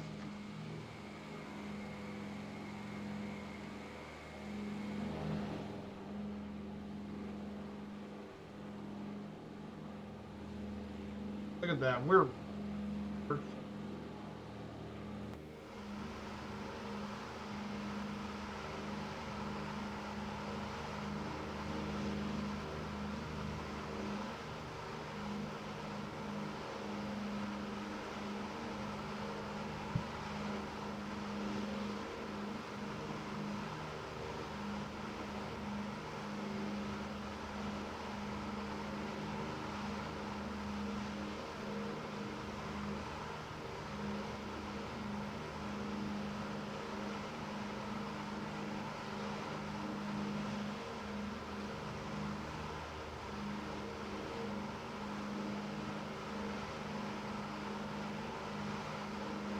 Hamilton Island was an old onset holiday place years ago. A lot of history.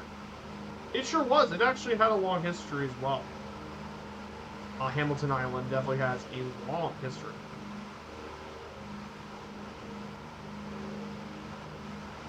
It was purchased. In fact, the island was purchased by an entrepreneur, Keith Williams, who developed some of the best well-known attractions, and he developed the place.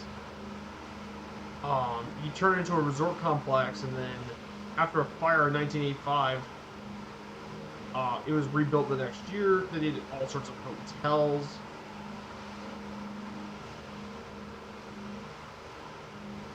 But yeah, there's quite a bit of history in this place.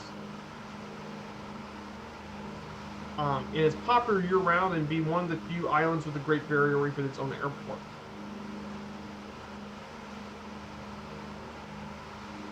But it's definitely a very scenic area.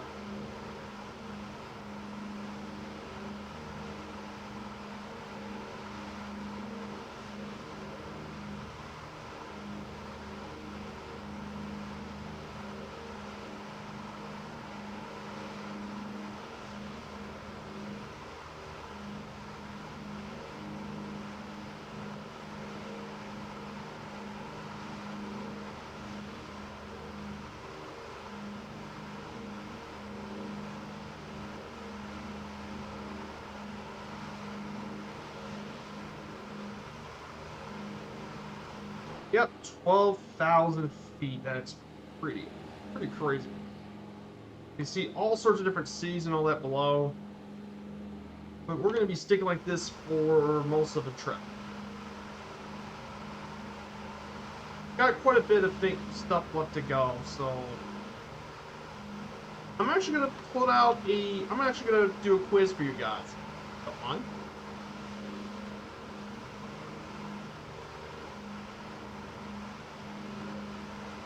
Yeah, I got a quiz. I'll pull up a few quizzes because we're going to be in the airport in fall.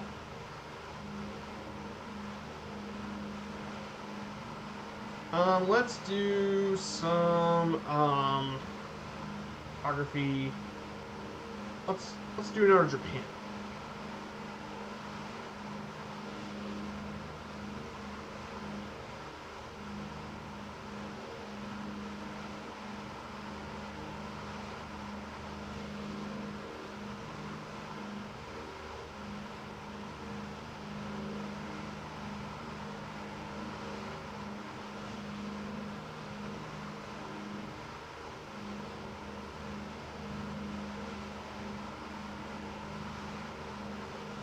There's 8 Japanese car brands.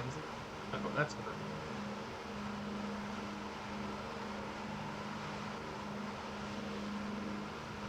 Asia.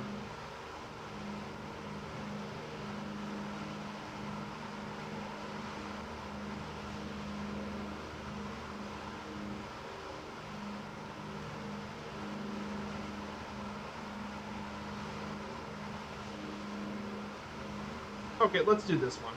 Asia by capita. Let's look at the capita. All right, guys, we got 8 minutes to complete this challenge.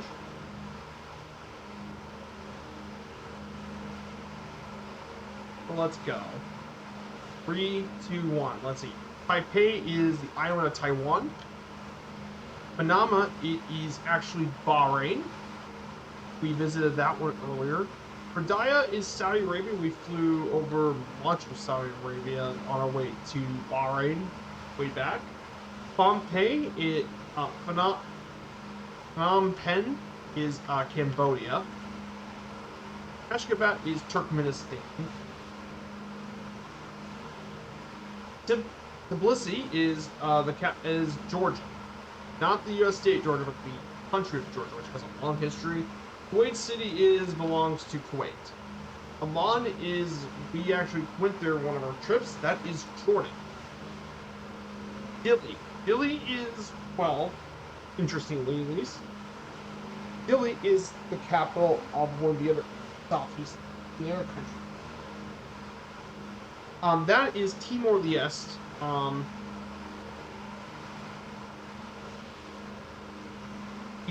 It's known as East Timor, but it's known as Timor-Leste. Ramallah is the territory of Palestine. Kabul is the capital of Afghanistan. Tashkent is going to be Uzbekistan. Bangkok is definitely Thailand's capital. Tokyo, we're going to be flying through Tokyo soon. This is Japan's capital.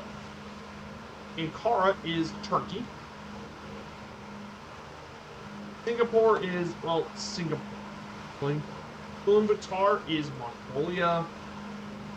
Yerevan is Armenia. Indonesia. Brunei is Bandar. Pyongyang is North Korea. Don't go there. Iraq, China, Beijing is definitely China's all-time historic capital. China, Islamabad, Pakistan. Naypyidaw is Vienna. Baku is Azerbaijan.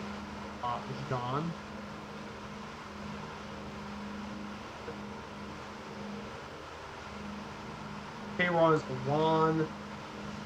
That Siri job put into coats. That is Lanka. New Delhi is India's capital. Manila is the Philippines. Damascus is Syria. Dhaka is Bangladesh. Male is um male is the Maldives. Thimphu is Bhutan's capital. Sana is Yemen. Bishkek is Kyrgyzstan.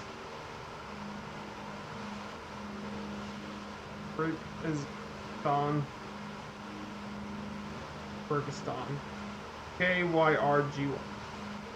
Kathmandu is Nepal. Astana is Kazakhstan.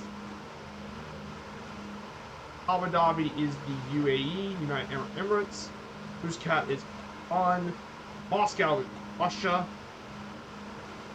This is Dashnab is Tajikistan. Doha is Qatar. South Korea. Hanoi is Vietnam. Jerusalem is Israel. This is Laos, and Beirut is Lebanon. Okay, got them all. And I did it in 4 minutes and 9 seconds. Nice. Have to go to bed? No worries, Rommel. Thank you for coming by on today's stream. Thank you so much.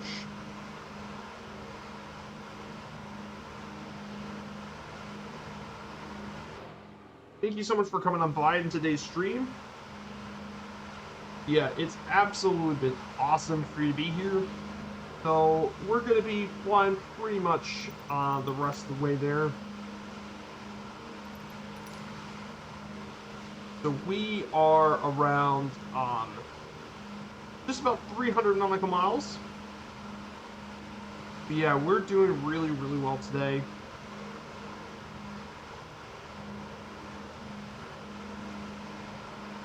So we just have about 2 hours left to go on our stream. I mean, this has been a really, really nice flight here. I mean, we're going to have another stream coming on next Sunday. Will be Sendai. We'll be visiting quite a few places as well, like Shiba. We'll fly over to Tokyo and all that. And then we'll make the crossover to Obihiro, which will be another stream like this one. It'll be multiple legs of trip. We'll be flying into and back. But it's going to be a very, very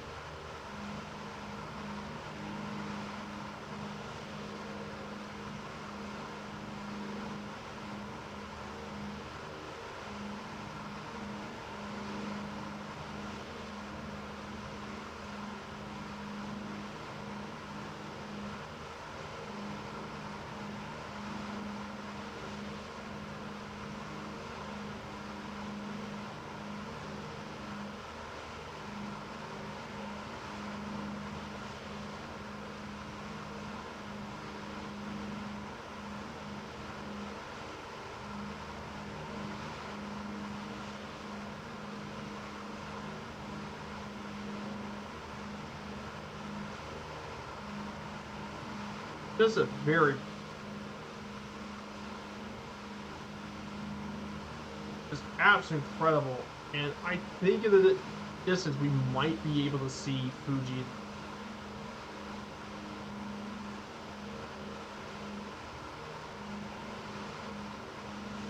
Actually at 13,000.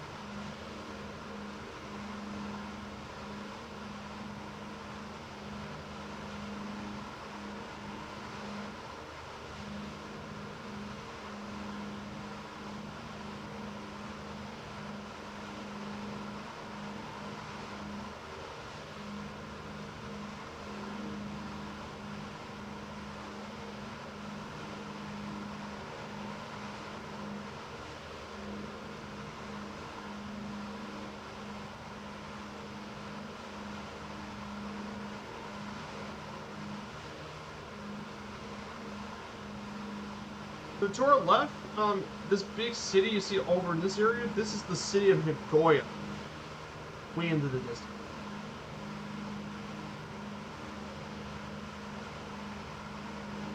Now the city of Nagoya was once a major trading city and political seat of the Owari lords, and the most important house of the Tokugawa clan back in the old days. It's the third most populous city in all. It's the fourth most populous city in Japan with 2.3 million people. It was a major industrial hub in Japan in the onset of the 20th century. Following the war, Nagoya's economy diversified, became a major part of transportation, and is home to the HQ of Brother Industries, Ibanez, Lexus, and Toyota Tsushima, which is Toyota.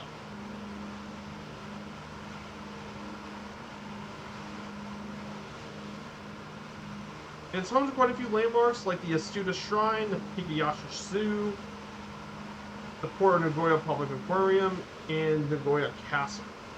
All places to check out in Nagoya.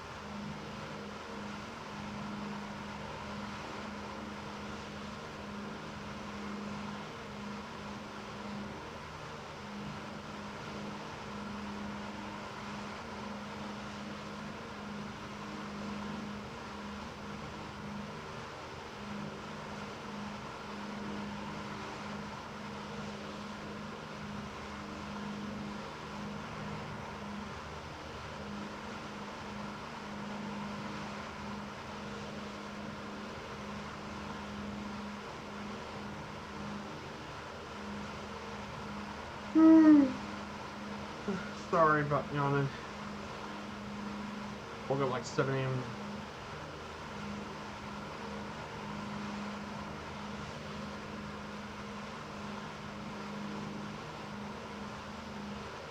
Oh, look what we see in the distance, guys. It's Fuji. We're gonna get to Fuji here pretty soon, guys. Once we get near, we'll get the cameras running.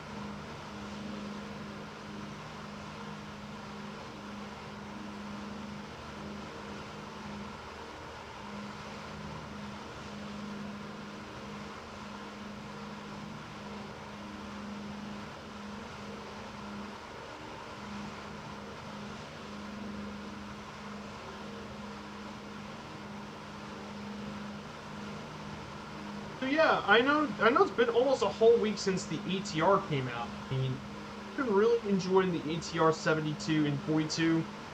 Very, very good for the price. Like, are there bugs with this thing? Yeah, I mean, there have been issues with, like, come on, nearly every plane has bugs. But I mean, for the price,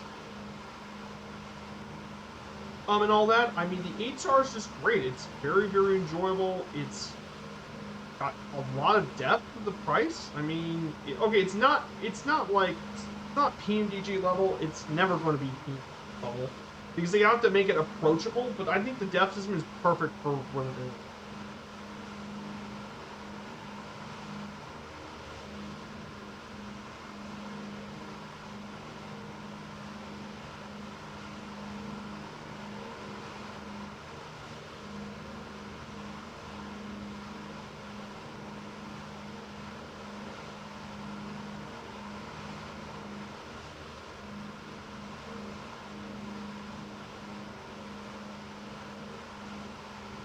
So I mean, for day-to-day ops, like, which one? This plane is made for the day-to-day stuff. It's great.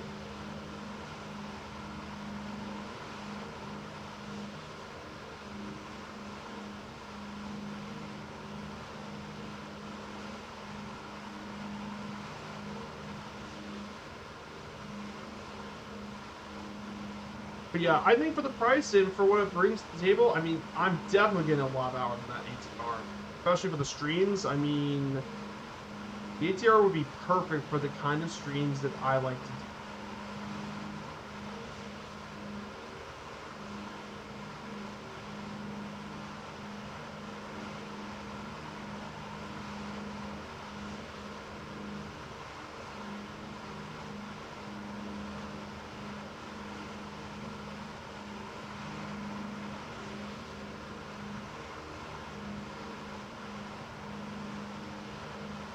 Yeah, we're doing really, really well. I want to check my fuel again. Let's see how much. 52%, so we're doing really good. Cool.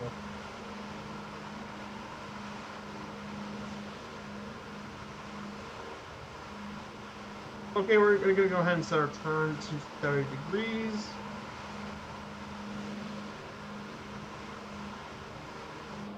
There it is, 70 degrees. Go ahead and turn. So this is Toyohashi below us. Again, another port city. This is Toyohashi this time.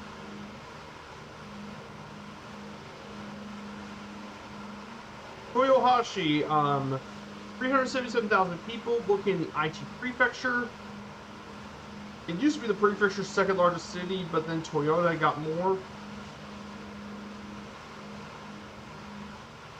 It's been inhabited for thousands of years.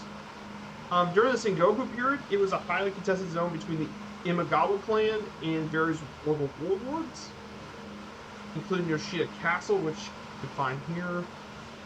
Eventually, the Imagawa were neutralized by the threat rising power of the Matsudara clan and its alliance with the famous Great Unifier of Japan, Oda Nobunaga.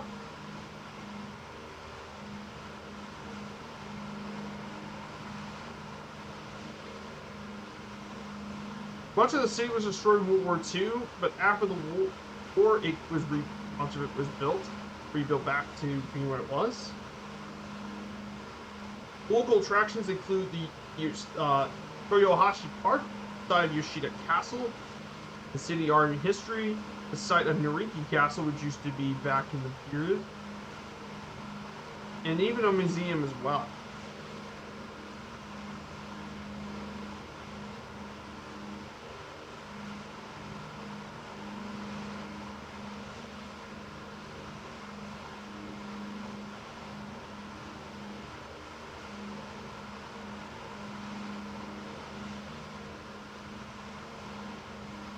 Hey, good to see you, Skullmat.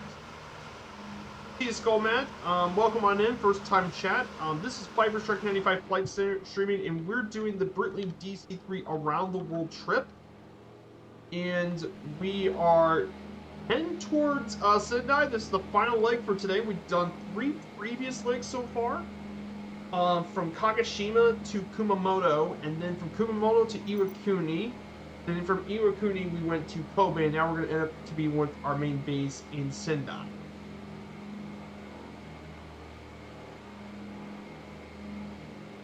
So this is where we're going to be ending up for today. We're heading towards our major waypoints, and we're heading to Mount Fuji. which is going to be the highlight of this entire stream.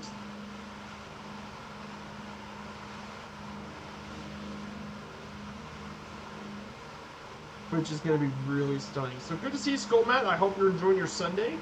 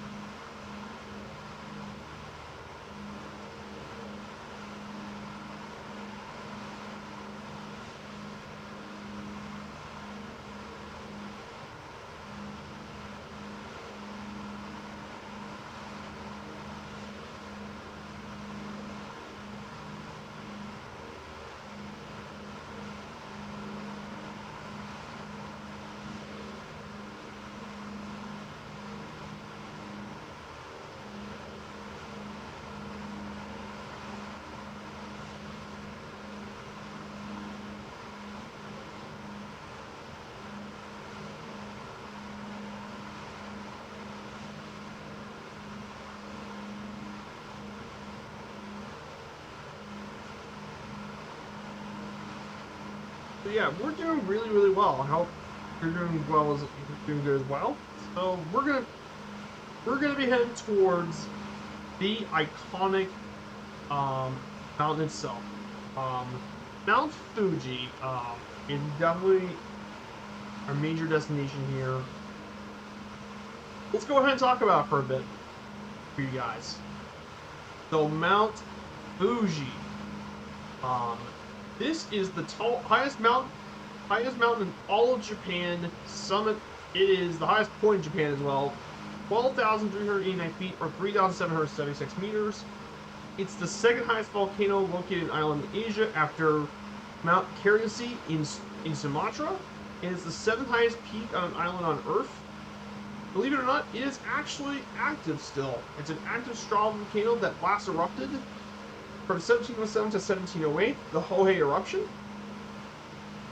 Its symmetrical cone, which is covered in snow, is used as a common cultural icon in Japan.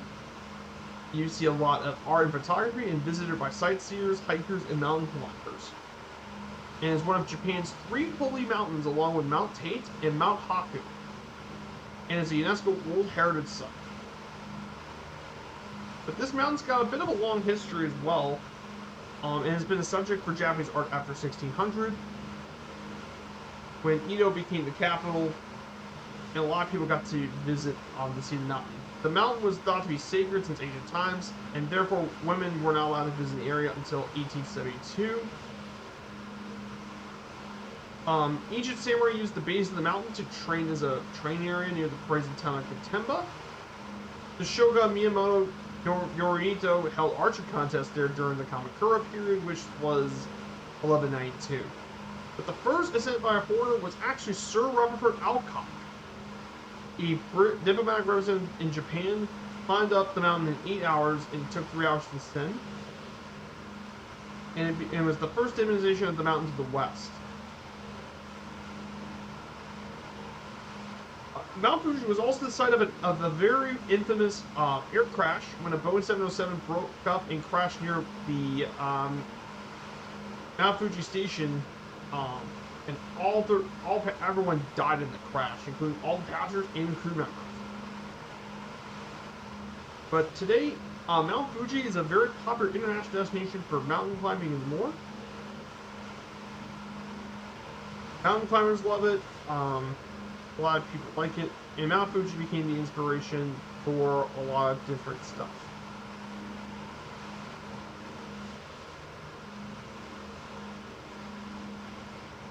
So definitely a very beautiful place.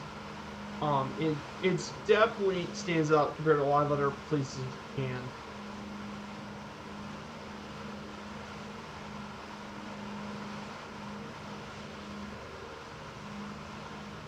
But there's definitely a lot of adventures, and it's definitely got a lot of religious stuff. I'm trying to figure out how FMS I'm doing an arrival. Oh, I didn't know about that. So what plane are you flying, Skullmat? Are you currently flying one of the airliners? Because I bet that'd probably be where you're struggling with. Because, like I said, is it like an A320 or are you flying the new ATR? Or maybe something completely different. I don't really know. Oh, the ATR. Okay. How to do a direct arrival? I think you click on the in that page. You should click an air when it says when you do your routes. Click on your arrival and it'll tell you your departure. It should tell you your arrival and your approach. You could do a direct approach if you need to. I think that'd be the way you do it. Located there. I know there's plenty of tutorials out there as well, but that's how you do it as well. It's what it is on the Airbus, by the way. So if you're used to that, I bet you get used to that as well. I hope that probably explains it to you well, Matt. It is none. Yeah, none is direct. None is the direct arrival. It is correct. It is none. Yes. If you click on no arrivals and stuff, then it is indeed none. Correct. So if you haven't, so it has no approach or arrival, then it's just directly straight to the airport. Then you have to do manually approach. So yes, that is correct.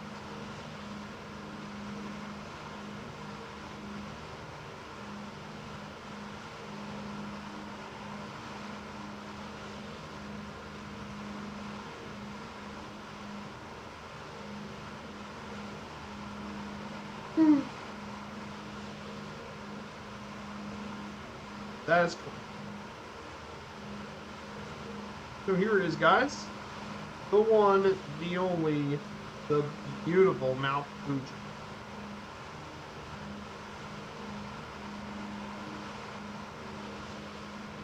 So once we get to Fuji, we guys are gonna get the cameras out. So we're gonna be flying around Mount Fuji for a bit, and then we're gonna head back to the airport. Then we're gonna head to Sendai. But yeah, you guys better get your cameras out.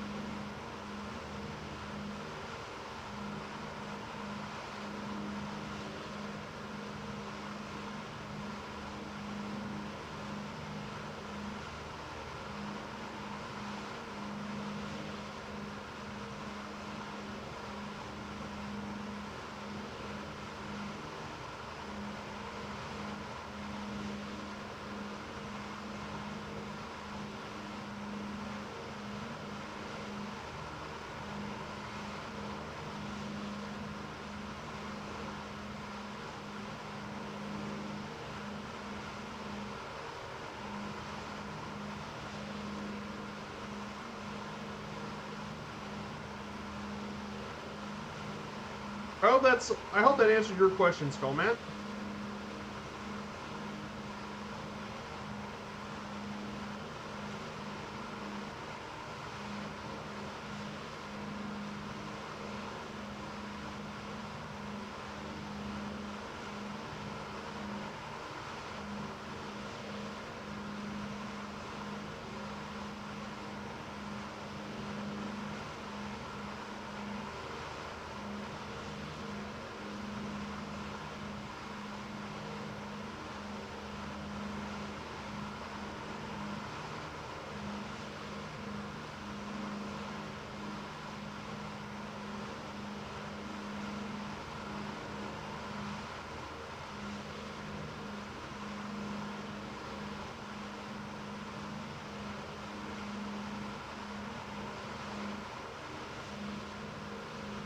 Oh, I think so.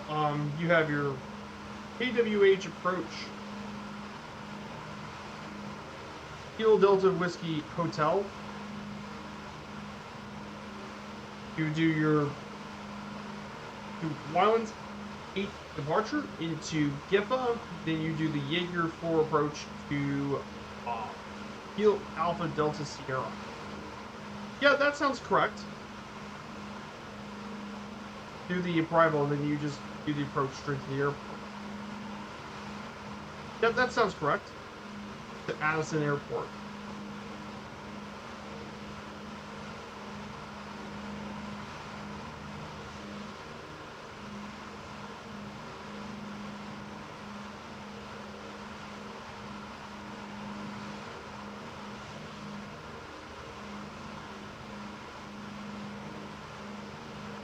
You found a term sim brief, right? That's correct. Yes, that is how you do sim brief. That's correct.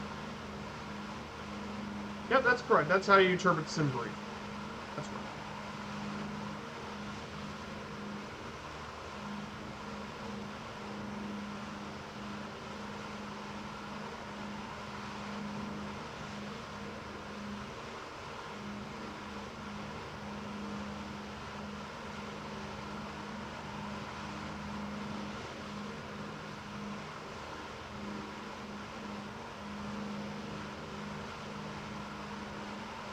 So yeah, I hope that I'm just trying to help you out as best I can.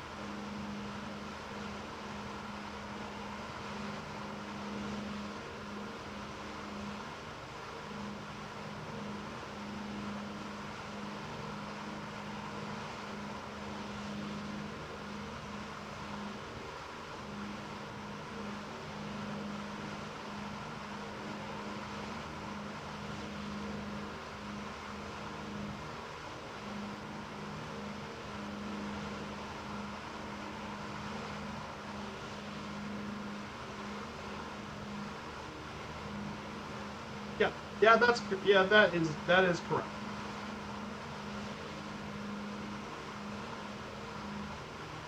Yeah, that is very much correct, Skullmat. That's correct. That is how it's super. You do 1-7 right. You take the Violence um, departure into Giffa to waypoint Giffa. Waypoint Golf India Foxtrot Foxtrot Alpha. And you take the Jaeger for approaching it as for to runway 34. That's very much.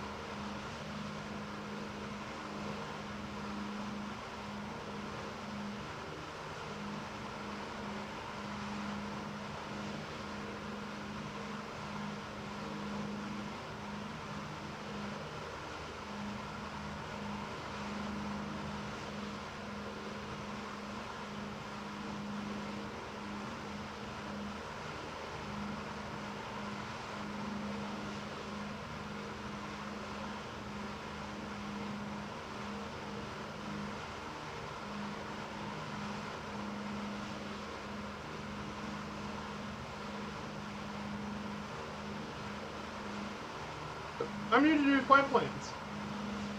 I get it. Taking flight plans isn't exactly easy doing flight plans. No worries about it. Like, when I was starting out flight sim, I was also new to doing this stuff. It took me a bit of a while to start these flight plans. But I think the more and more you practice writing these flight plans and all that, the better. It took me a bit of a while to use Simply.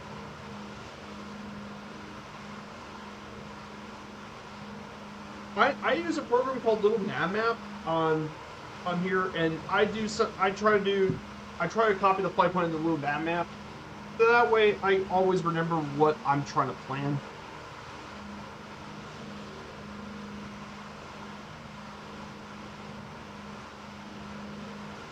So it took me a bit of a while too, but no worries at all. Like I said, a lot of people I know are still kind of new to how to do flight sim, so I'm more than happy to help you with any of the questions.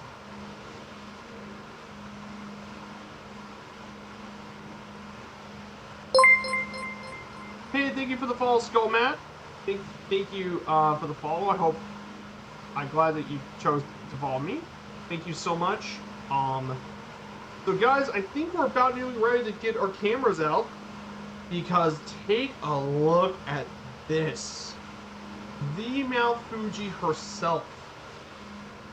I mean, one of the world's most beautiful volcanoes.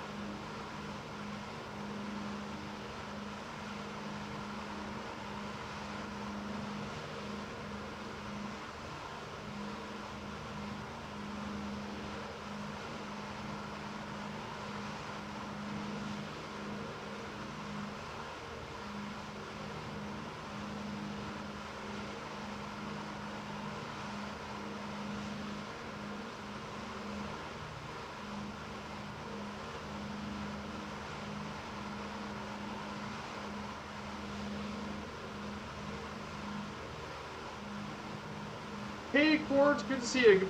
Be right back. I put laundry in the dryer. No worries. Skull Matt.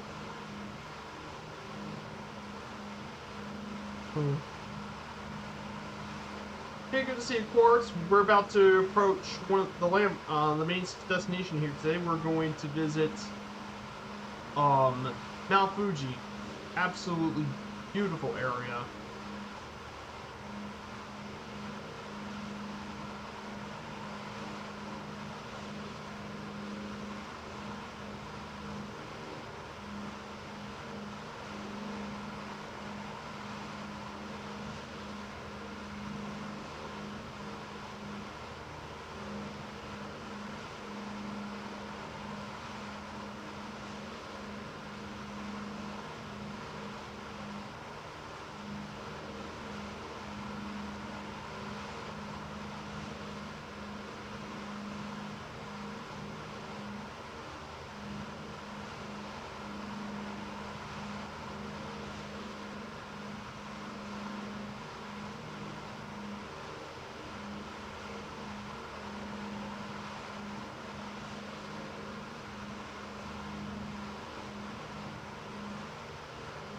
Depending on the weather, you can see as far as 322 kilometers. It is.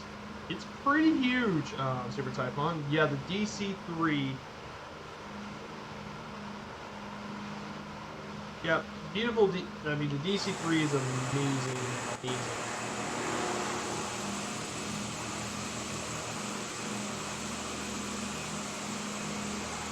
What?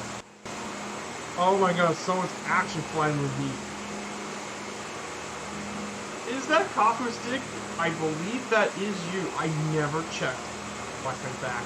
In the ATR, mind you. The new ATR. Oh my goodness.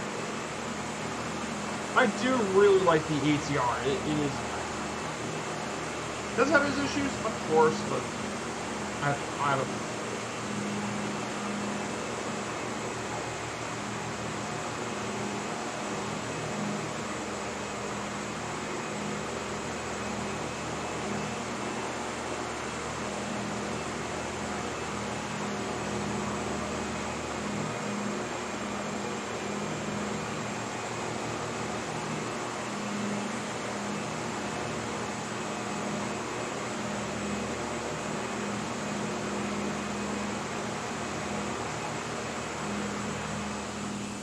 Yeah, what a beautiful, beautiful flying here in Japan.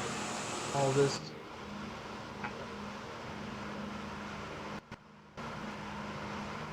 Just amazing. Amazing.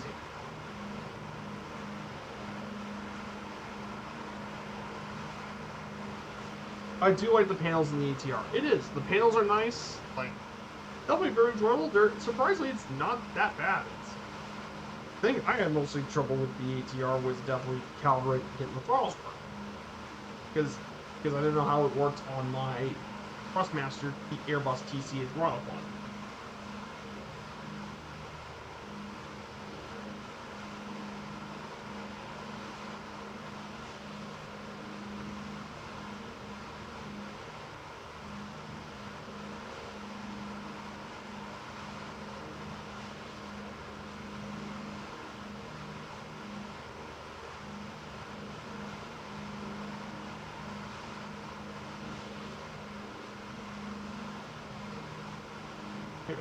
Oh.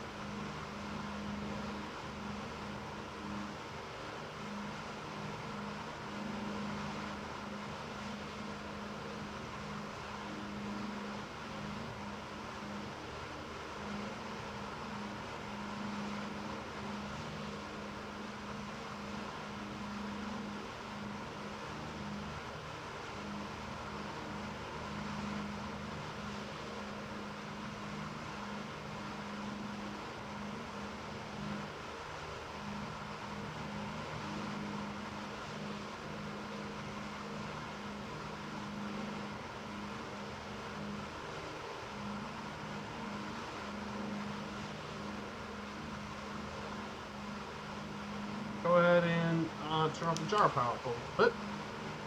Let's explore a little bit of Fuji. We're gonna get some.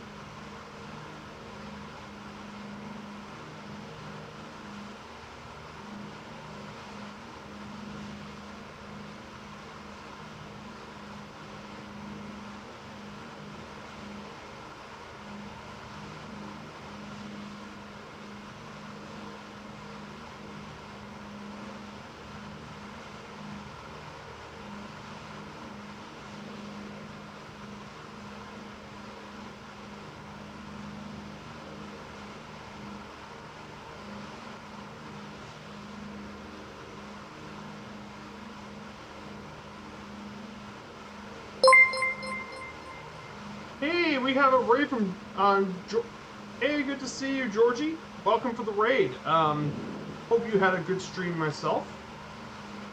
So, good to see you, Georgie. So we're right here in Mount Fuji. We'll be exploring.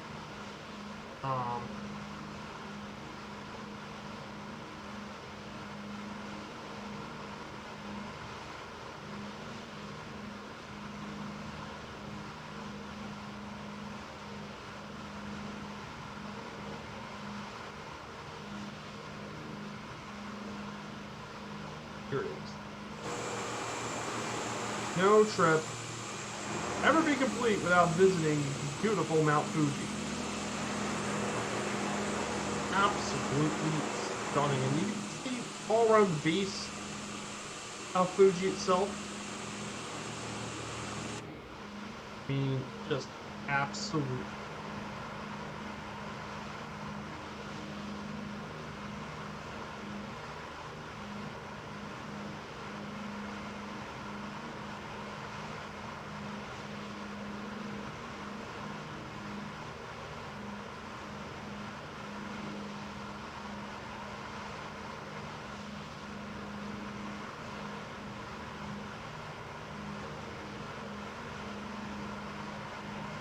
Just absolutely.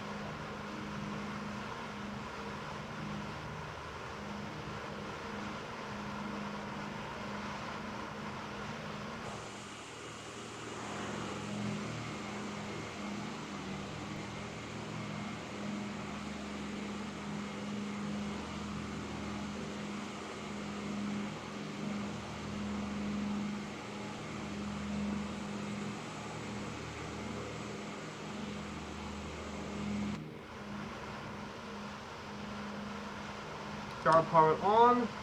I'll be. So we're gonna go to 40 degrees.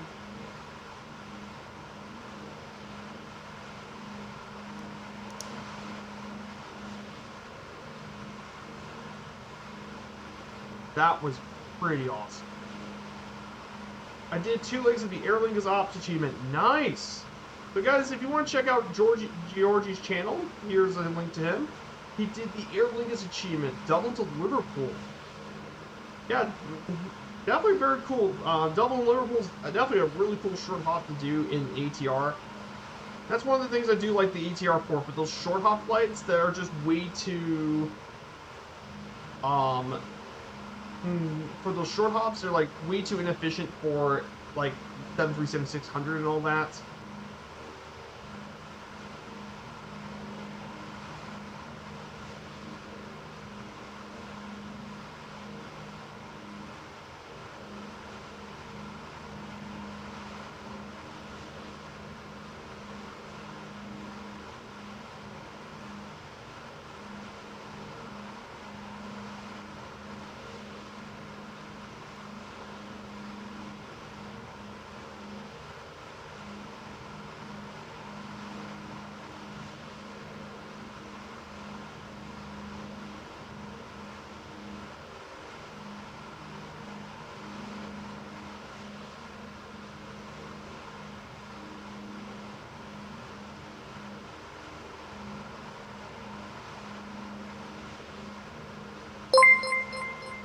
Hey, I follow from Poynton Boys. Good to see ya.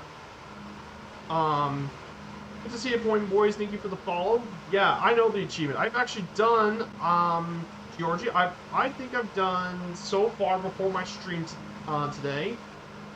I did the first, I did the first 5 legs of that achievement. So, so as soon as I get done streaming, I'm gonna go ahead and work on the flight from Glasgow to Dublin. So that's what I'm going to be doing. But yeah, you did the first 2 flights. Nice. Very, very good.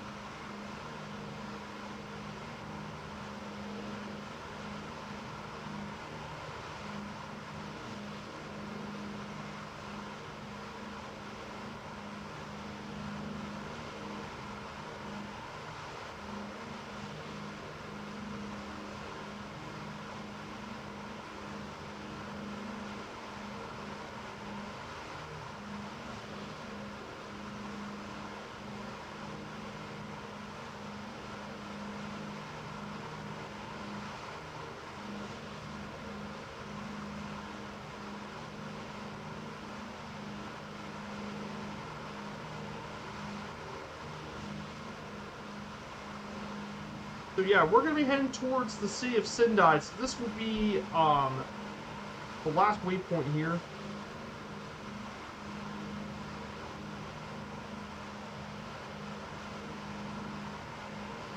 So this will be for the rest of the journey.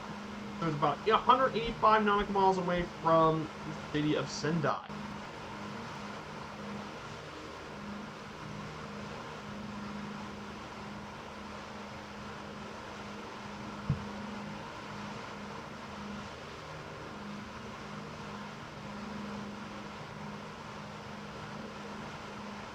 So we'll be heading there. It'll be about an hour before we get there.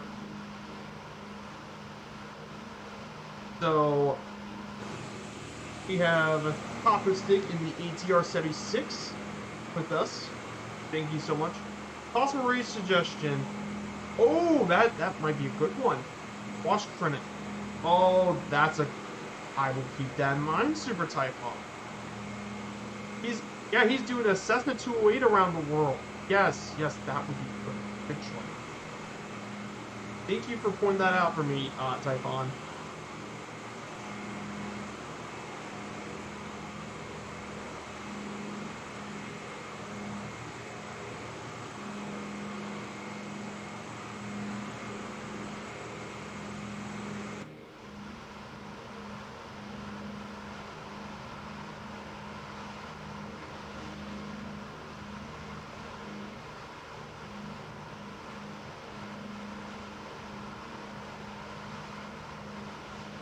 Mhm.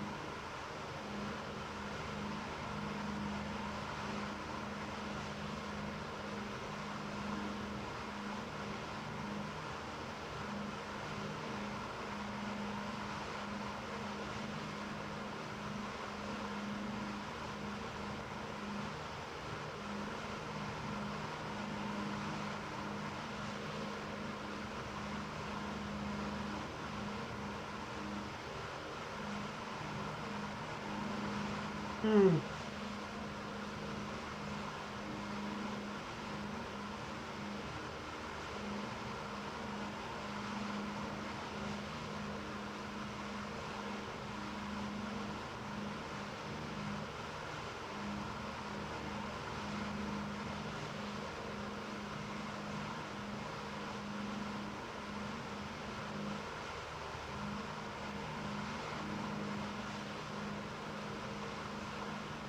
I've never done an ILS approach. Did you put the? Did you manage to get the nav date, ILS data, and all that? I think in the ATR there's a page there. It says nav, and it would bring you up to the nav page, and you type in the ILS frequency. I want to know if you managed to do that before you landed. I want to make sure make sure you get things right. 34. ILS 34.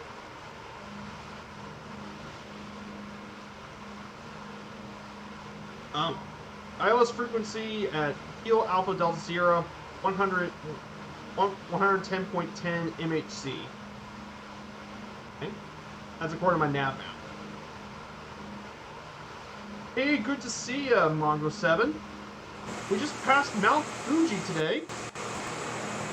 I mean, we passed over Fuji. To our right, I think you all know what city is in that area to our right. I think you guys know where this giant blob of a city is.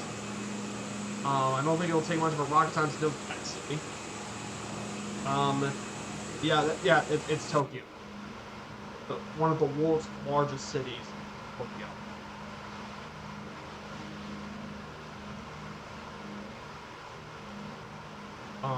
Tokyo is absolutely massive. I mean, the greater Tokyo area is around 38 million people. That's like, I believe that's a fourth of Japan lives in the Tokyo metropolitan area. Nearly a fourth of people live in Tokyo. But it's absolutely, it's massive. And all this because it used to be a fishing village. Crazy thinking.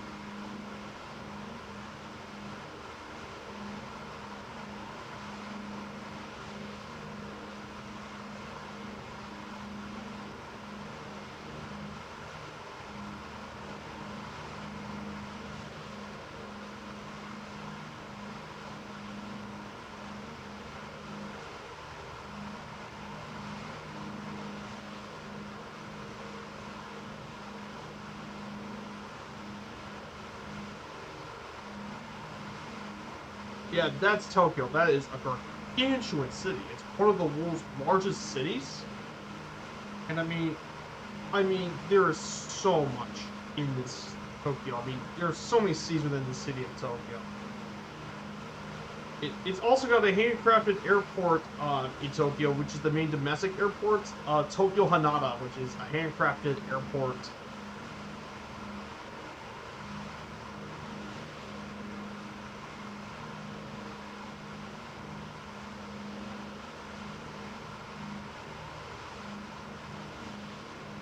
So definitely very big as well. We're flying back to Sendai, back to one of the places we actually flew through the Japan journey.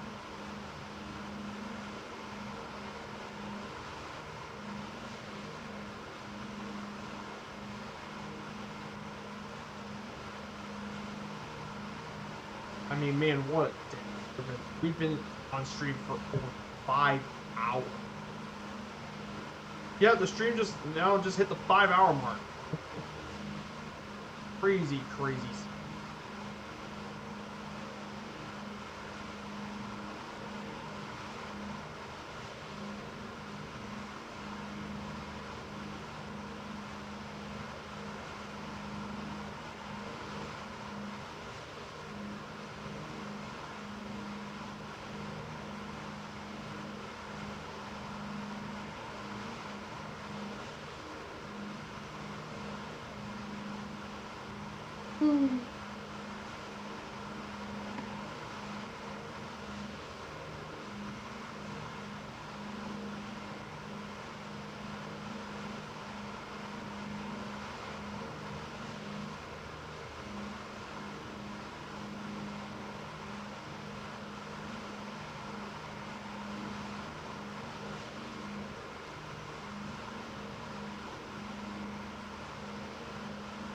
So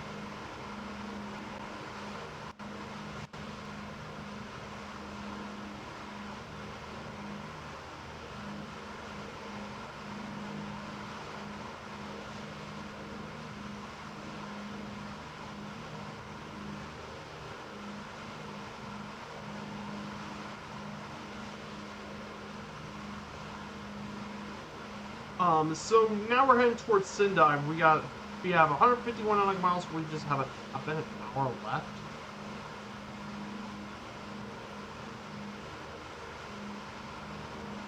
We are getting pretty much we're pretty much into Sendai. So I guess if you guys hear the chat, let's do one more quiz. Let's do another quiz. So let's do some sports.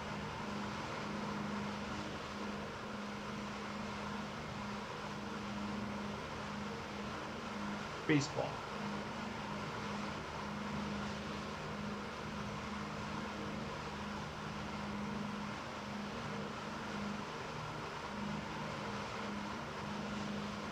Let's see.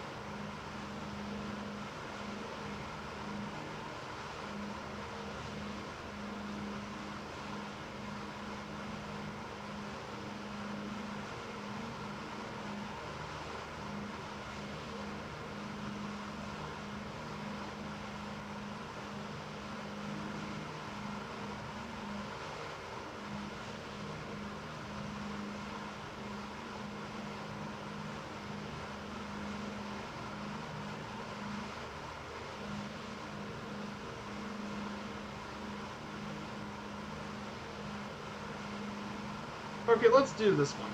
2 minute,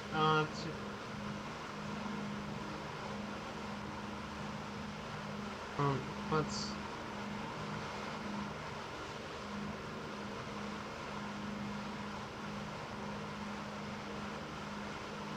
Okay, let's do 20 minutes. Let's do this 20-minute quiz. My in-state rival is B4. Is one of my conference opponents. My in-state rival is bordering at B4.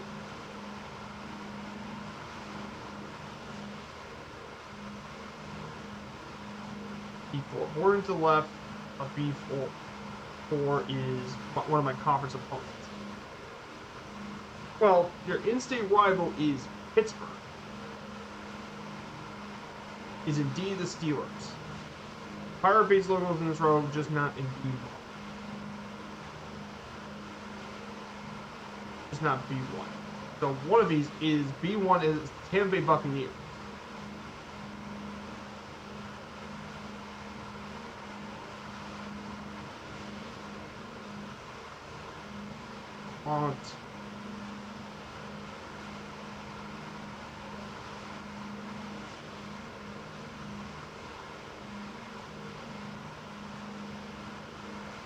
Does not B1. That would be the Buccaneers.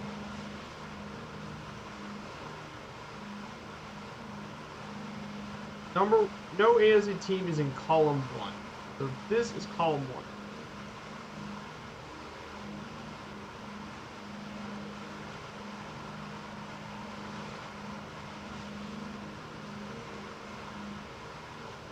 This is column 1.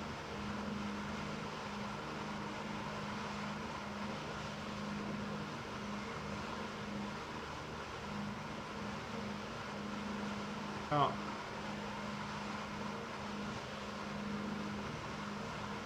Man. Oh, that's awesome.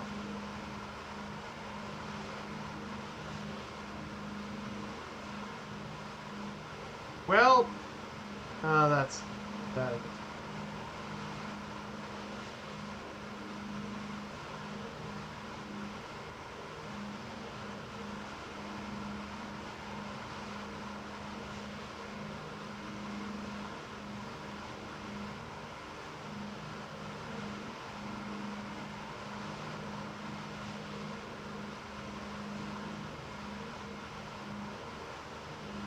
Okay, let's try this.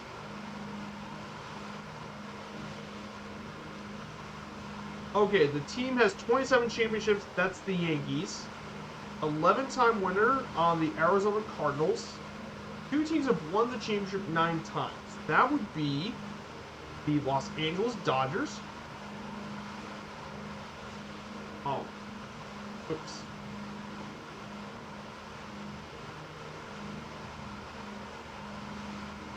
Yankees, the Cardinals have won 9 times.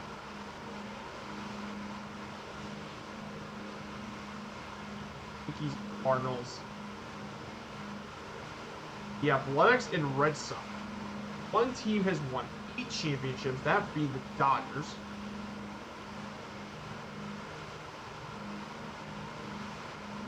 Yankees, Cardinals, Athletics, Red Sox. Who won it? Not the Astros, not the Braves, not the Phillies.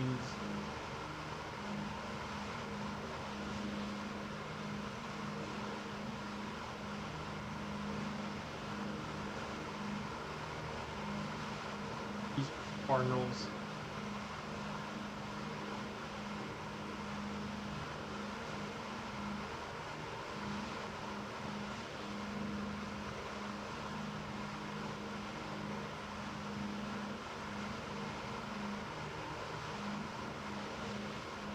Who's won it? 8. Not the Astros, not the Blue Jays, the Braves. Oh, not the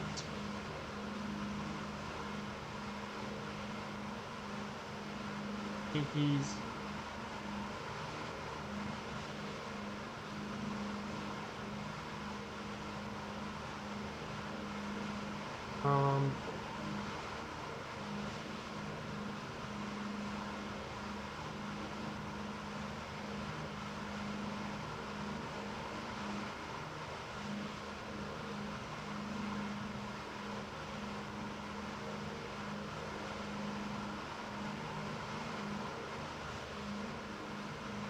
Oh, the Giants have won 8.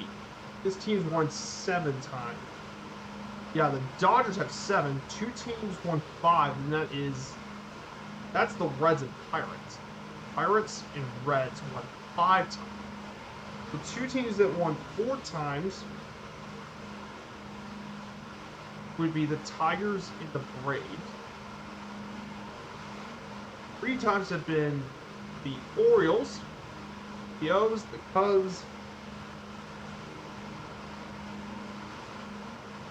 the Twins and the White Sox have won 3. The 2 teams have won 2 apiece, that being the Phillies,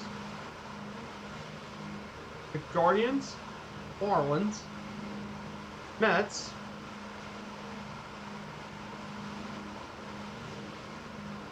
Astros,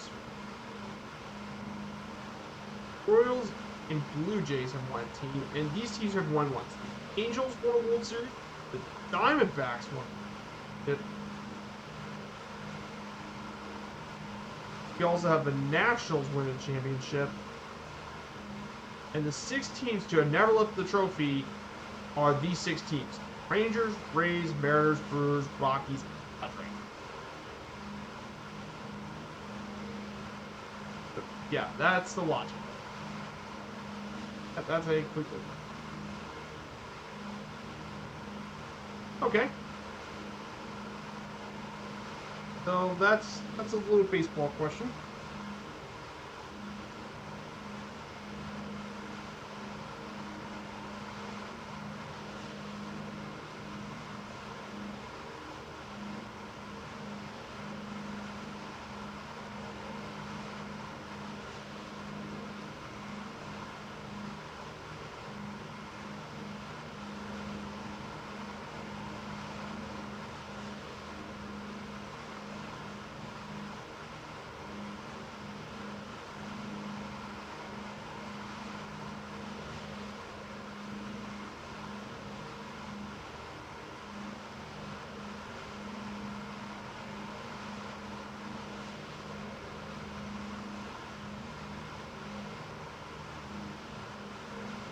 Yeah. We're basically getting near here soon. Oh, just a bit of a quiz.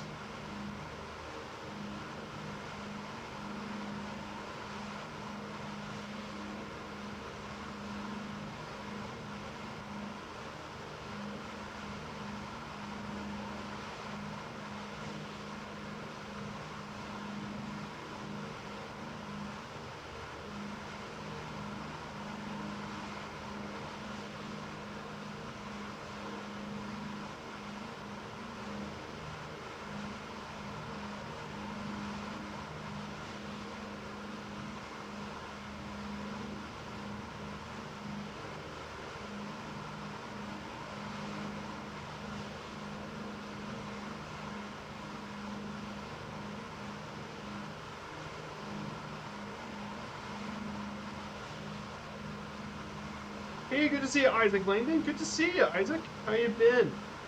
So, Isaac, we're in Japan right now. We flew through a bunch of Japan today. We went past Mount Fuji. So for Fuji, we are heading towards our final destination, Sendai, which is about 118 nautical miles left to go. Which is um we have about at least 30 minutes left to go. But yeah, it's been a long stream today, but we might hit the 6 hour. But I mean, the stream has gone really, really well.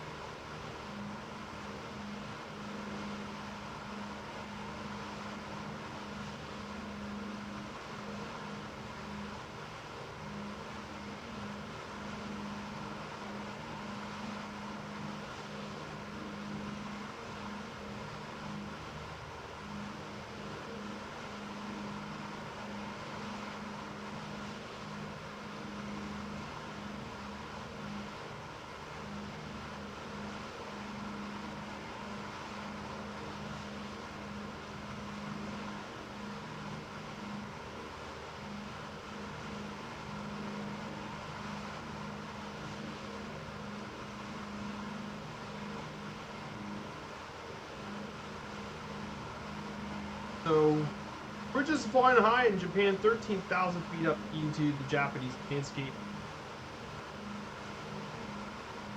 But I mean, it's absolutely incredible. But we are not far off from Sendai, which is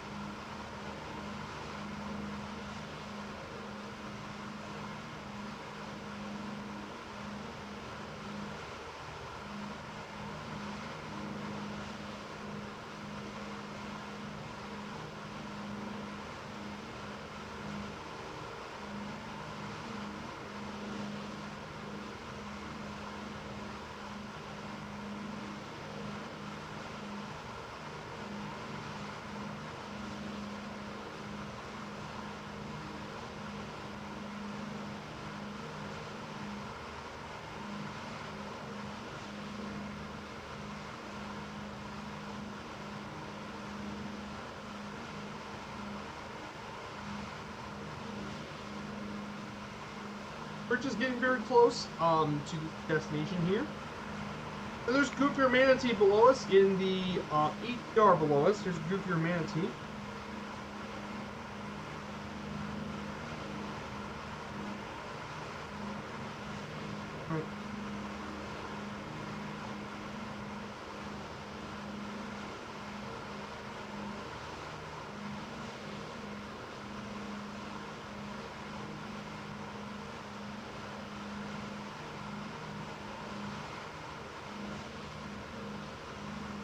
I'm getting ready to eat dinner.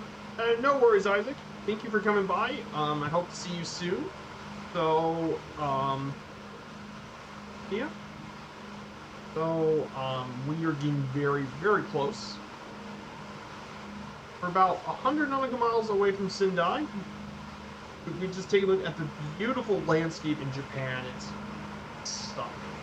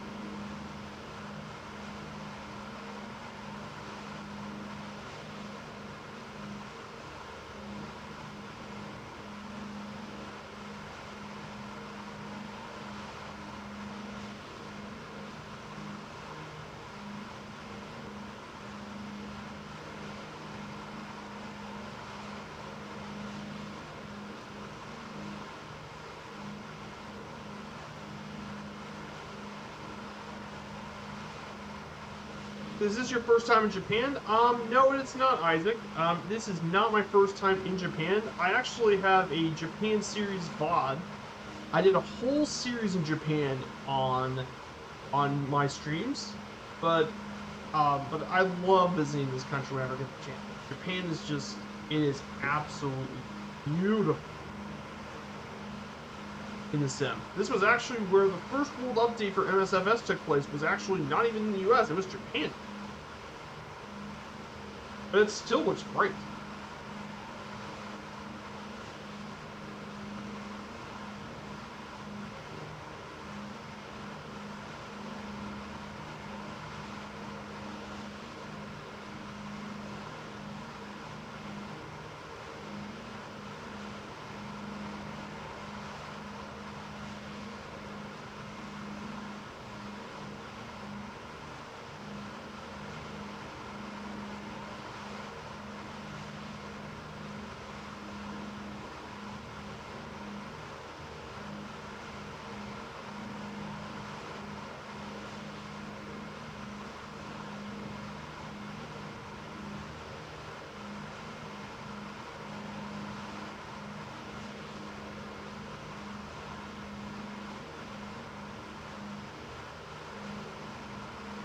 So let's go ahead and I want to talk a little bit about the city of Sendai. So Sendai is actually is the capital and largest city of the Miyagi Prefecture. Population of 1,097,000 people, and over 539,000 households. Founded in 1600 by the legendary daimyo Date Matsume. The longtime heir to the longtime daimyo in the Tohoku region, and it was nicknamed the City of Trees, as there are Japanese Koba trees lining through many of the different thoroughfares around the city, including the largest It also is famous for the largest Tanabata festival in Japan, or Star Festival. Sendai was unfortunately suffered catastrophic damage due to the Great East Japan earthquake in 2011 on March 11th, which was a magnitude 9 earthquake, and it suffered some catastrophic damage. Especially the coastal areas of the city, which is still recovering to this day.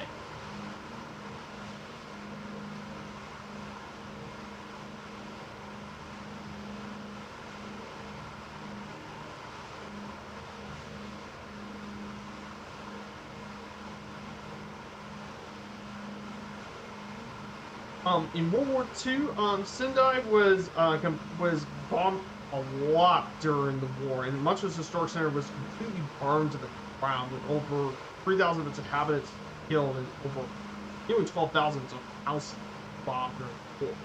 After World War II, the city was rebuilt and became a vital transportation logistics hub in the region. And Sendai was subject to many earthquakes. The 1978 Miyagi earthquake, but the worst was the 2011 earthquake in tsunami, which reached 9.0 magnitude.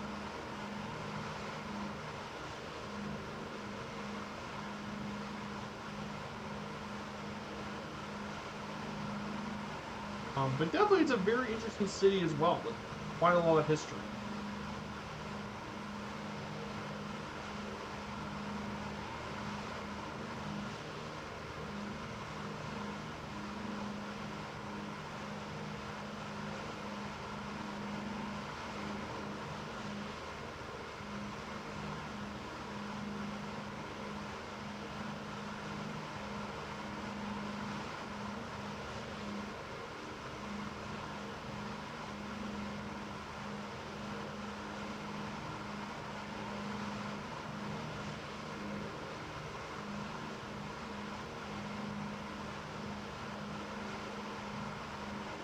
So, there's quite a few things. Sendai is the heart of the economy, lots of logistics and transportation, and all that.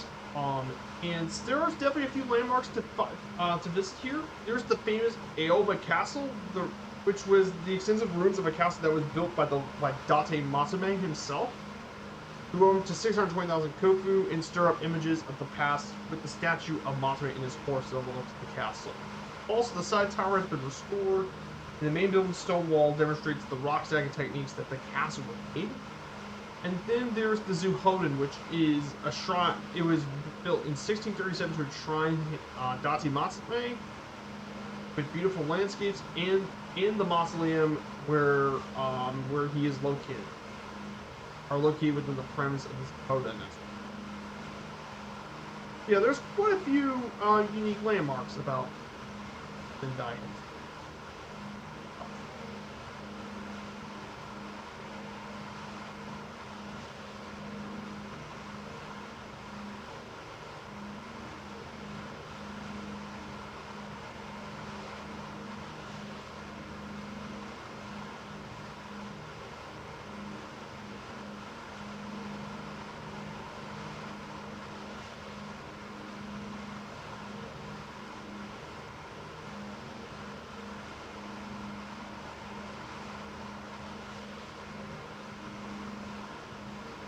So we are definitely very, very close. 3 nautical miles away. I would start the descent pretty soon.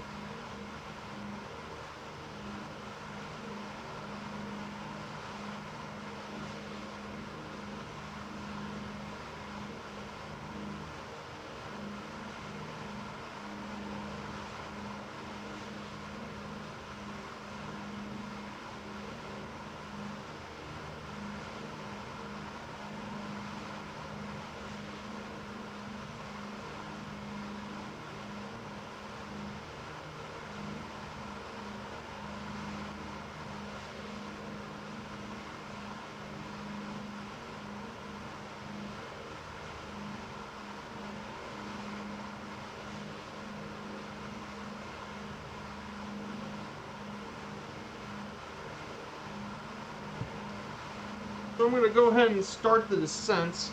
Just slowly descend down into the slowly descend up, I believe around 3,000 feet. So I'm going to start.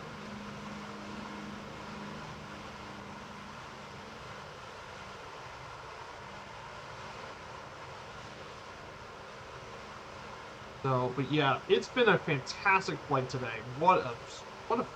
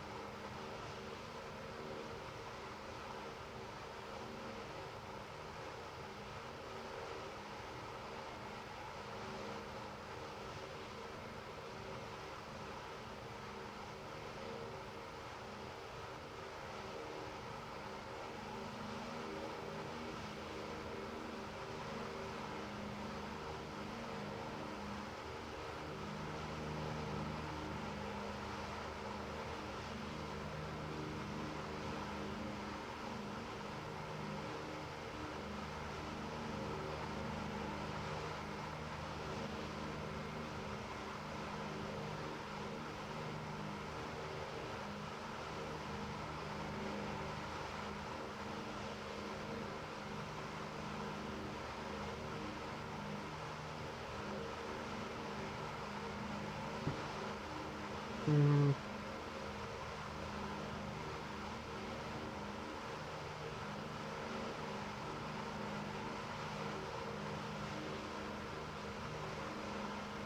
So yeah, guys, thank you for being here today. I mean, 5 hours is pretty crazy to think about.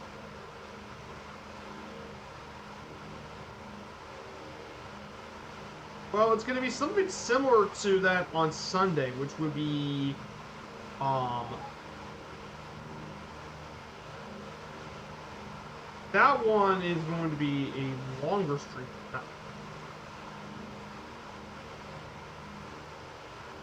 Because that one's going to be that one's going to be basically the same amount of time, but we'll be doing a lot more smaller flights. Like around downtown Sendai to Fukushima, back, along with flights across Chiba into Tokyo and back, and then one final leg to Obihiro. So next Sunday stream is going to be very similar to the stream we did today, which was a couple short ones, but also some long flights. Then we get ready for the big hot leg.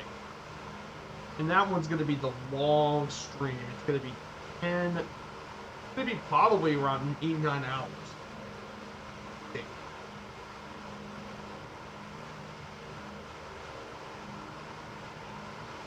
It's gonna be the longest flight of his entire trip.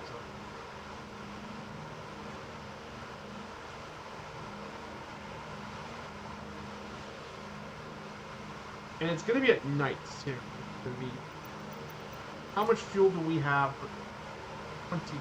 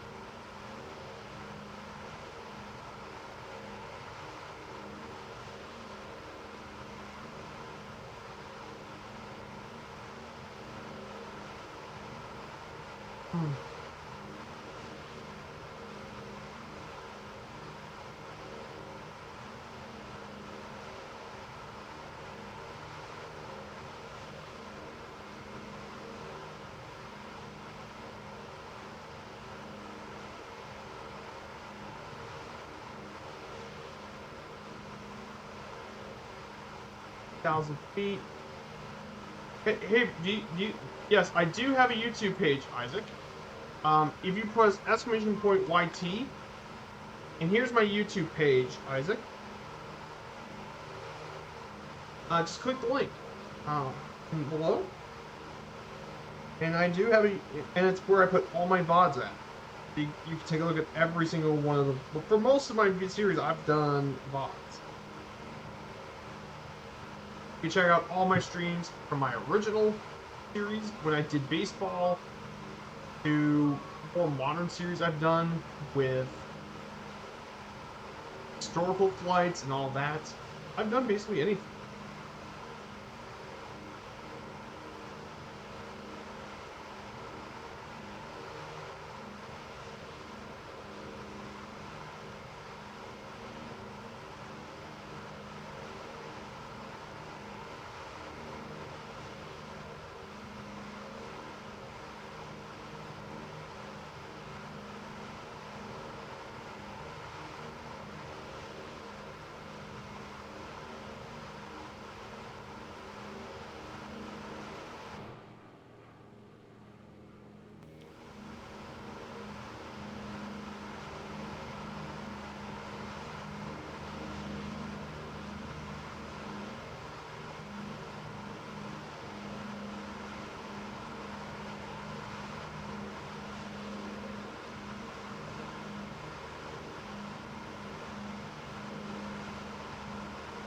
Here you go.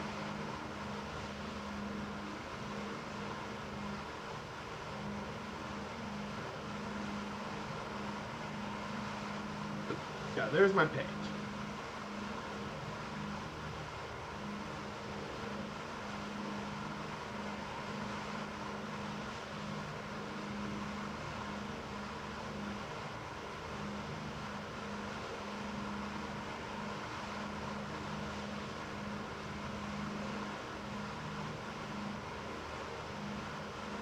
Yeah, this has definitely been a long stream for sure.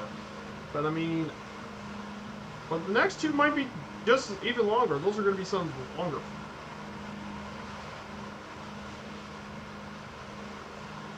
Oh.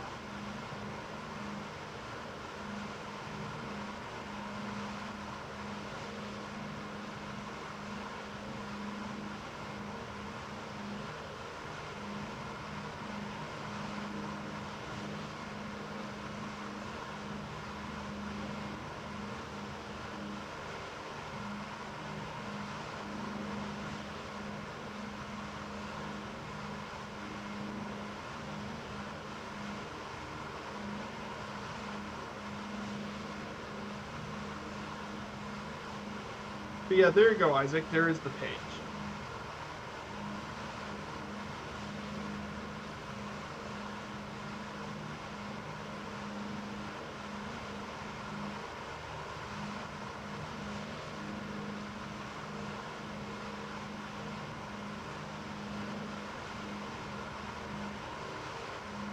Yeah, I've done all sorts of streams there, Isaac. I've done airliner stuff. I've done normal flights, book trips.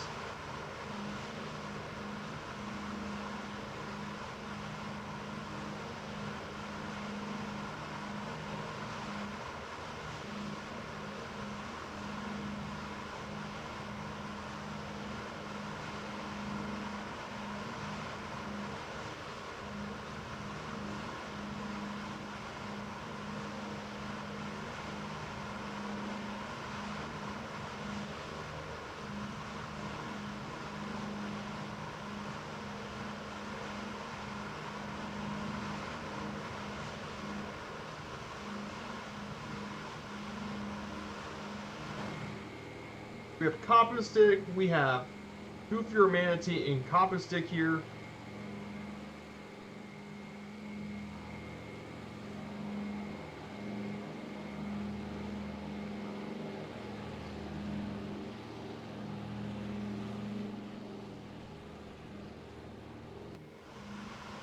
Yeah, we're doing really well.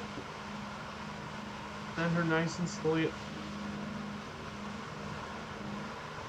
Or actually, it would be around 3,000. But we're 46 nautical miles out, so before we landed, let's go over our final destination for today, guys.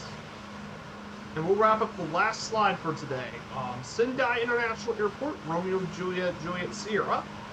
The main international airport serving the city of Sendai. It was originally built back in 1940 by the Imperial Japanese Army as a flight school. And it was an airfield for the Japanese military. After World War II, the U.S. Army took control of its airport. And that lasted until 1956. And it was used as a civilian airport. In Nippon Helicopter Transport, an established route from Tokyo to Sendai, which is basically now ANA. And then the first international flight from the airport came in 1990 when Asiana Airlines took from Seoul Gimpo International to Sendai, becoming the first international service in the airport. And later on, Air China did their services to Beijing and Dalian via Dalian in 1994 and more. And currently, there's now now it's 9,800 feet long. 0927 is the long runway at 9,800 feet or 3,000 meters. And there's currently routes all over, not only Japan, but some Southeast Asian destinations, like for example, Seoul, Taipei are the main two international ones, but most are domestic destinations as well. So that is a little bit about Sendai International. For you.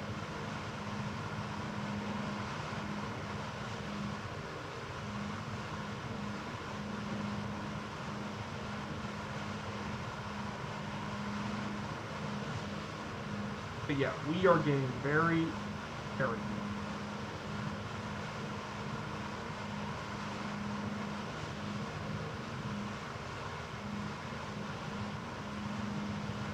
You're getting very, very.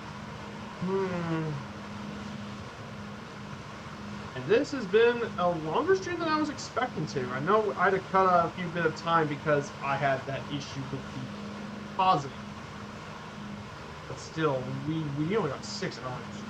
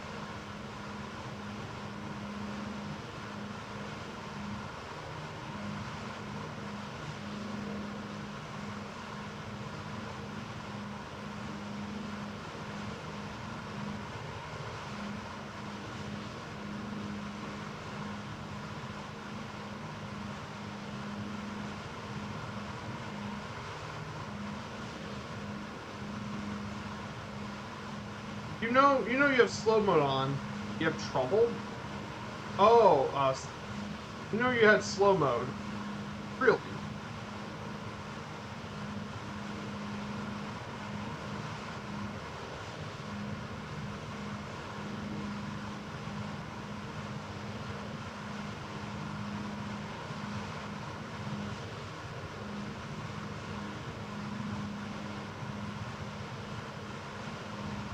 I didn't know about that.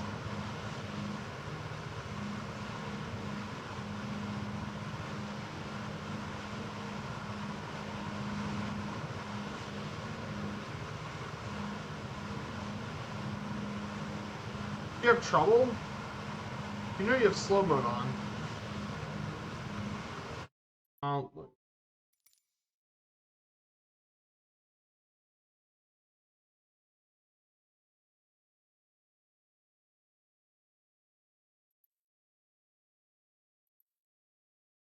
I don't see a slow mode. I think in my VOD I couldn't stop. I think the game paused still. I must have did something and it caused it to pause.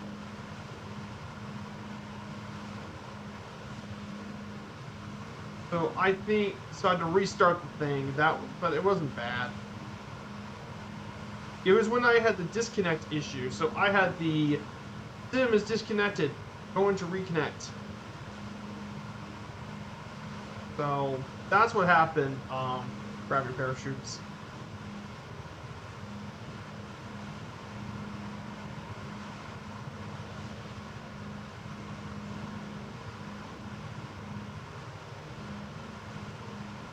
So we are about 27 nautical miles. So guys, we have one more lane prediction to make for this journey. So lane prediction, estimation point predict, type in the negative number, and we'll get to our final lane prediction for today's stream. Man, it's been a long stream today.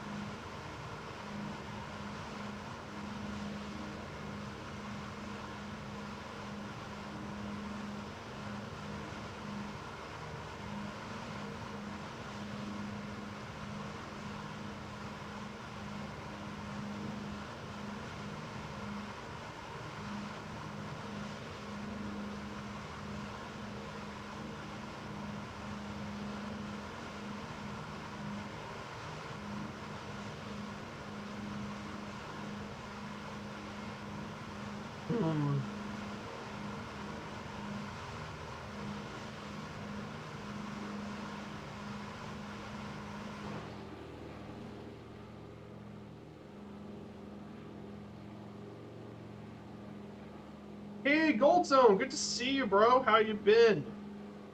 So, Gold Zone, we're about to land at Sendai International Airport, Romeo Juliet Juliet Sierra in Japan. So just we're about 22 nautical miles away from our landing spot. Yeah, it was. We did 4 legs today, Gold. We traveled from. Let me show you what we did. On my slideshow. Okay. So we went from Kagoshima. We went all the way for leg 1 of today. We went through Mount Aso into Kumamoto. Then from Kumamoto, we went through downtown. We went through Nagasaki, visit Fukuoka, and Kitakyushu into the city of Iwakuni. Then leg 3 would be from Iwakuni. We went through Shinsenakai International Park and made our way into the city of Kobe. And then we're on leg 4. We were going from Kobe. We went through Osaka and then visited the beautiful Mount Fuji. Now we're on our way to Sendai. Yeah, it is cool. Japan is an amazing area in the flight sim to visit. An incredible place to visit, guys. Japan is stunning. And if you like to see more of my flying, on Wednesday we'll be heading to Hamilton Island, Australia, because our VA just got a brand new hub in Sydney. So I thought a great way to fly off from the new hub and make our way over to Hamilton Island.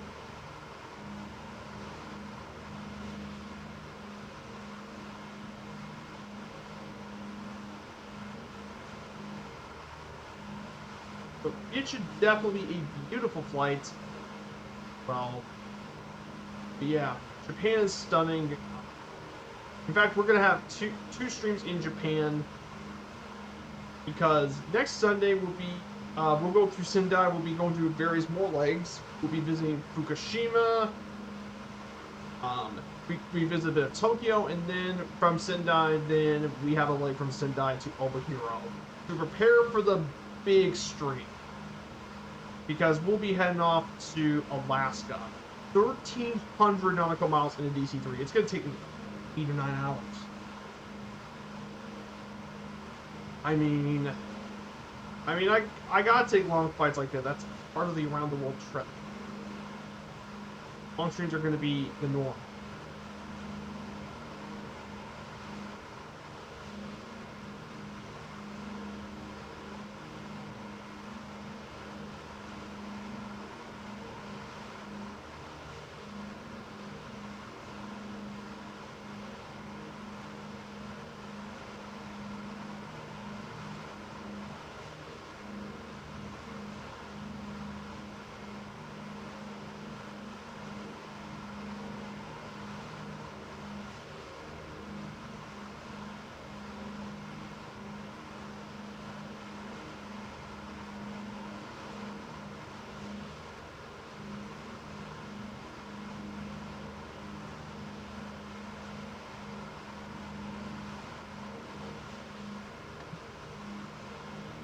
You might need a fire wallet. I'm not gonna firewall it, but I am gonna put it into the max of the. If you know my screen, there's the green range. I'm just gonna put it max green range. I'm not gonna firewall it, okay? But I am going to put in the max green. Try to keep it reasonable. Okay. Yeah, it's gonna take me a long while.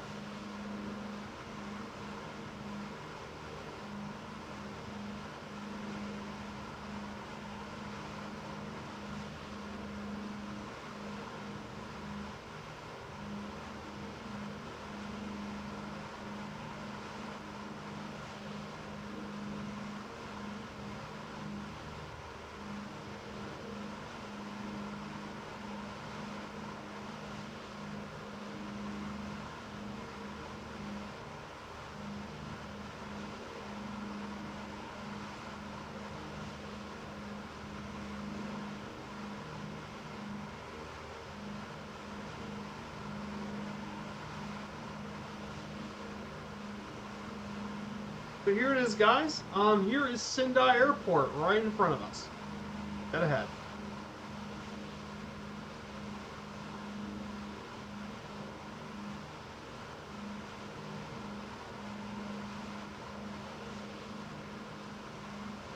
But man, guys, this has been an awesome stream. Nearly 6 hours of streaming time. Pretty amazing. And and for all those guys who stuck around from the beginning, either in the chat or in the lurk, a massive shout out to you guys. Thank you so much.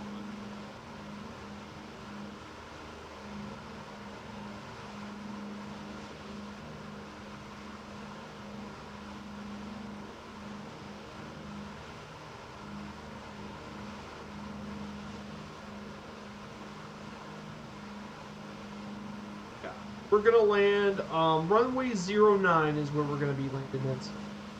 Gonna go ahead and take off. Gyro pilot. Power. To make approach.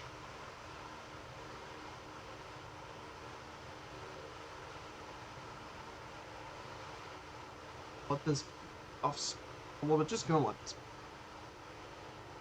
be as much airspeed as I can.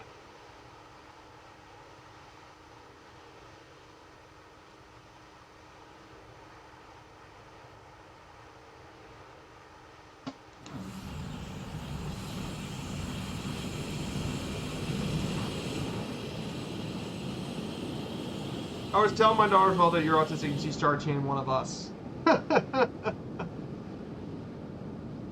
That's awesome, my friend. That's awesome. Definitely. It's great to see more people in the community. I think it's great to have people with more representation and being represented for who they are on the inside. But that's awesome, though. I'm glad that your daughter's having a great time as well watching the stream. So, guys, we got one final prediction for today. So she's comfortable with it. To be fair, I agree. Yeah, and I'm glad that.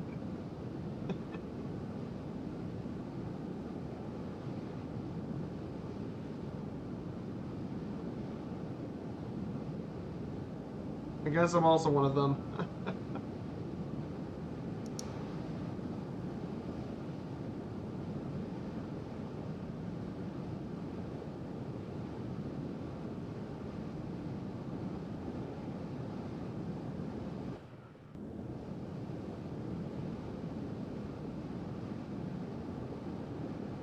Here we go, guys.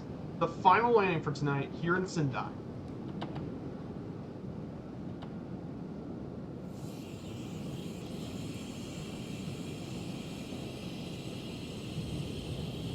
Another great prediction. Grab your parachutes. Another great one.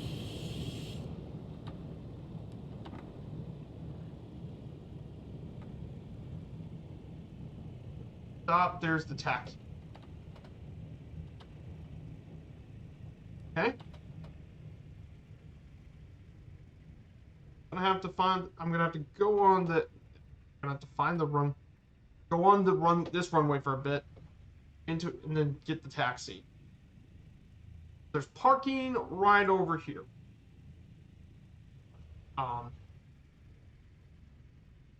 Right, and we can conclude today's flight. Oh man, this has been very, very impressive.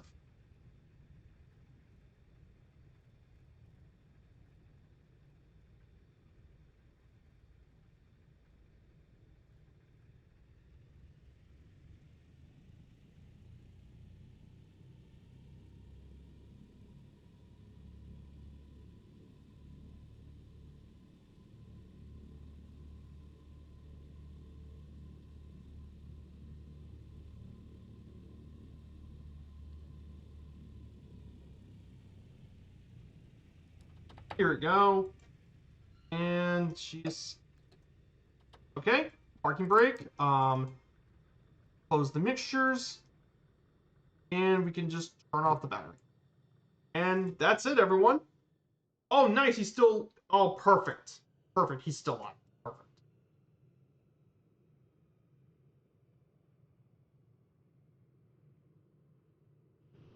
Wow, everyone. I mean, what an absolute blast. And Copperstick made it down with the he made it with the ATR. I mean, wow, what an absolute blast of a stream.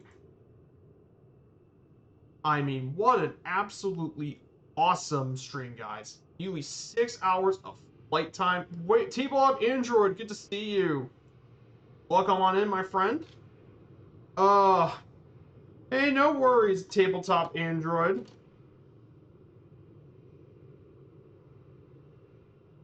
No worries, my friend. It sometimes that happens, but I'm glad you're here though, and that's the important part, that you're here on the stream. So guys, a massive thank you to everyone here. I mean, what an awesome stream, guys. I mean, we did 4 legs of our DC-3 journey today. Absolutely incredible. So a massive shout out to all of you guys. Thank you. So we'll be back on Wednesday for the next Firefly Air stream. We'll be checking out from our new hub in Sydney. We'll make our way over to Hamilton Island. Guys, a massive thank you for everyone here. Oh, and guys, I know exactly where it's Super Typhon pointed him out in the chat. We're gonna raid Wash Crank. We're gonna raid his channel today. He's on the last leg of his around the world trip. And he's in the Cessna 208 Caravan. So guys, I hope you all stick around for the stream. Tell him you said hello. And if you like what you see, you might even give him a follow. So guys, a massive thank you to everyone here. And have a great rest of your weekend. And see you on Wednesday, everyone. Bye. Take care.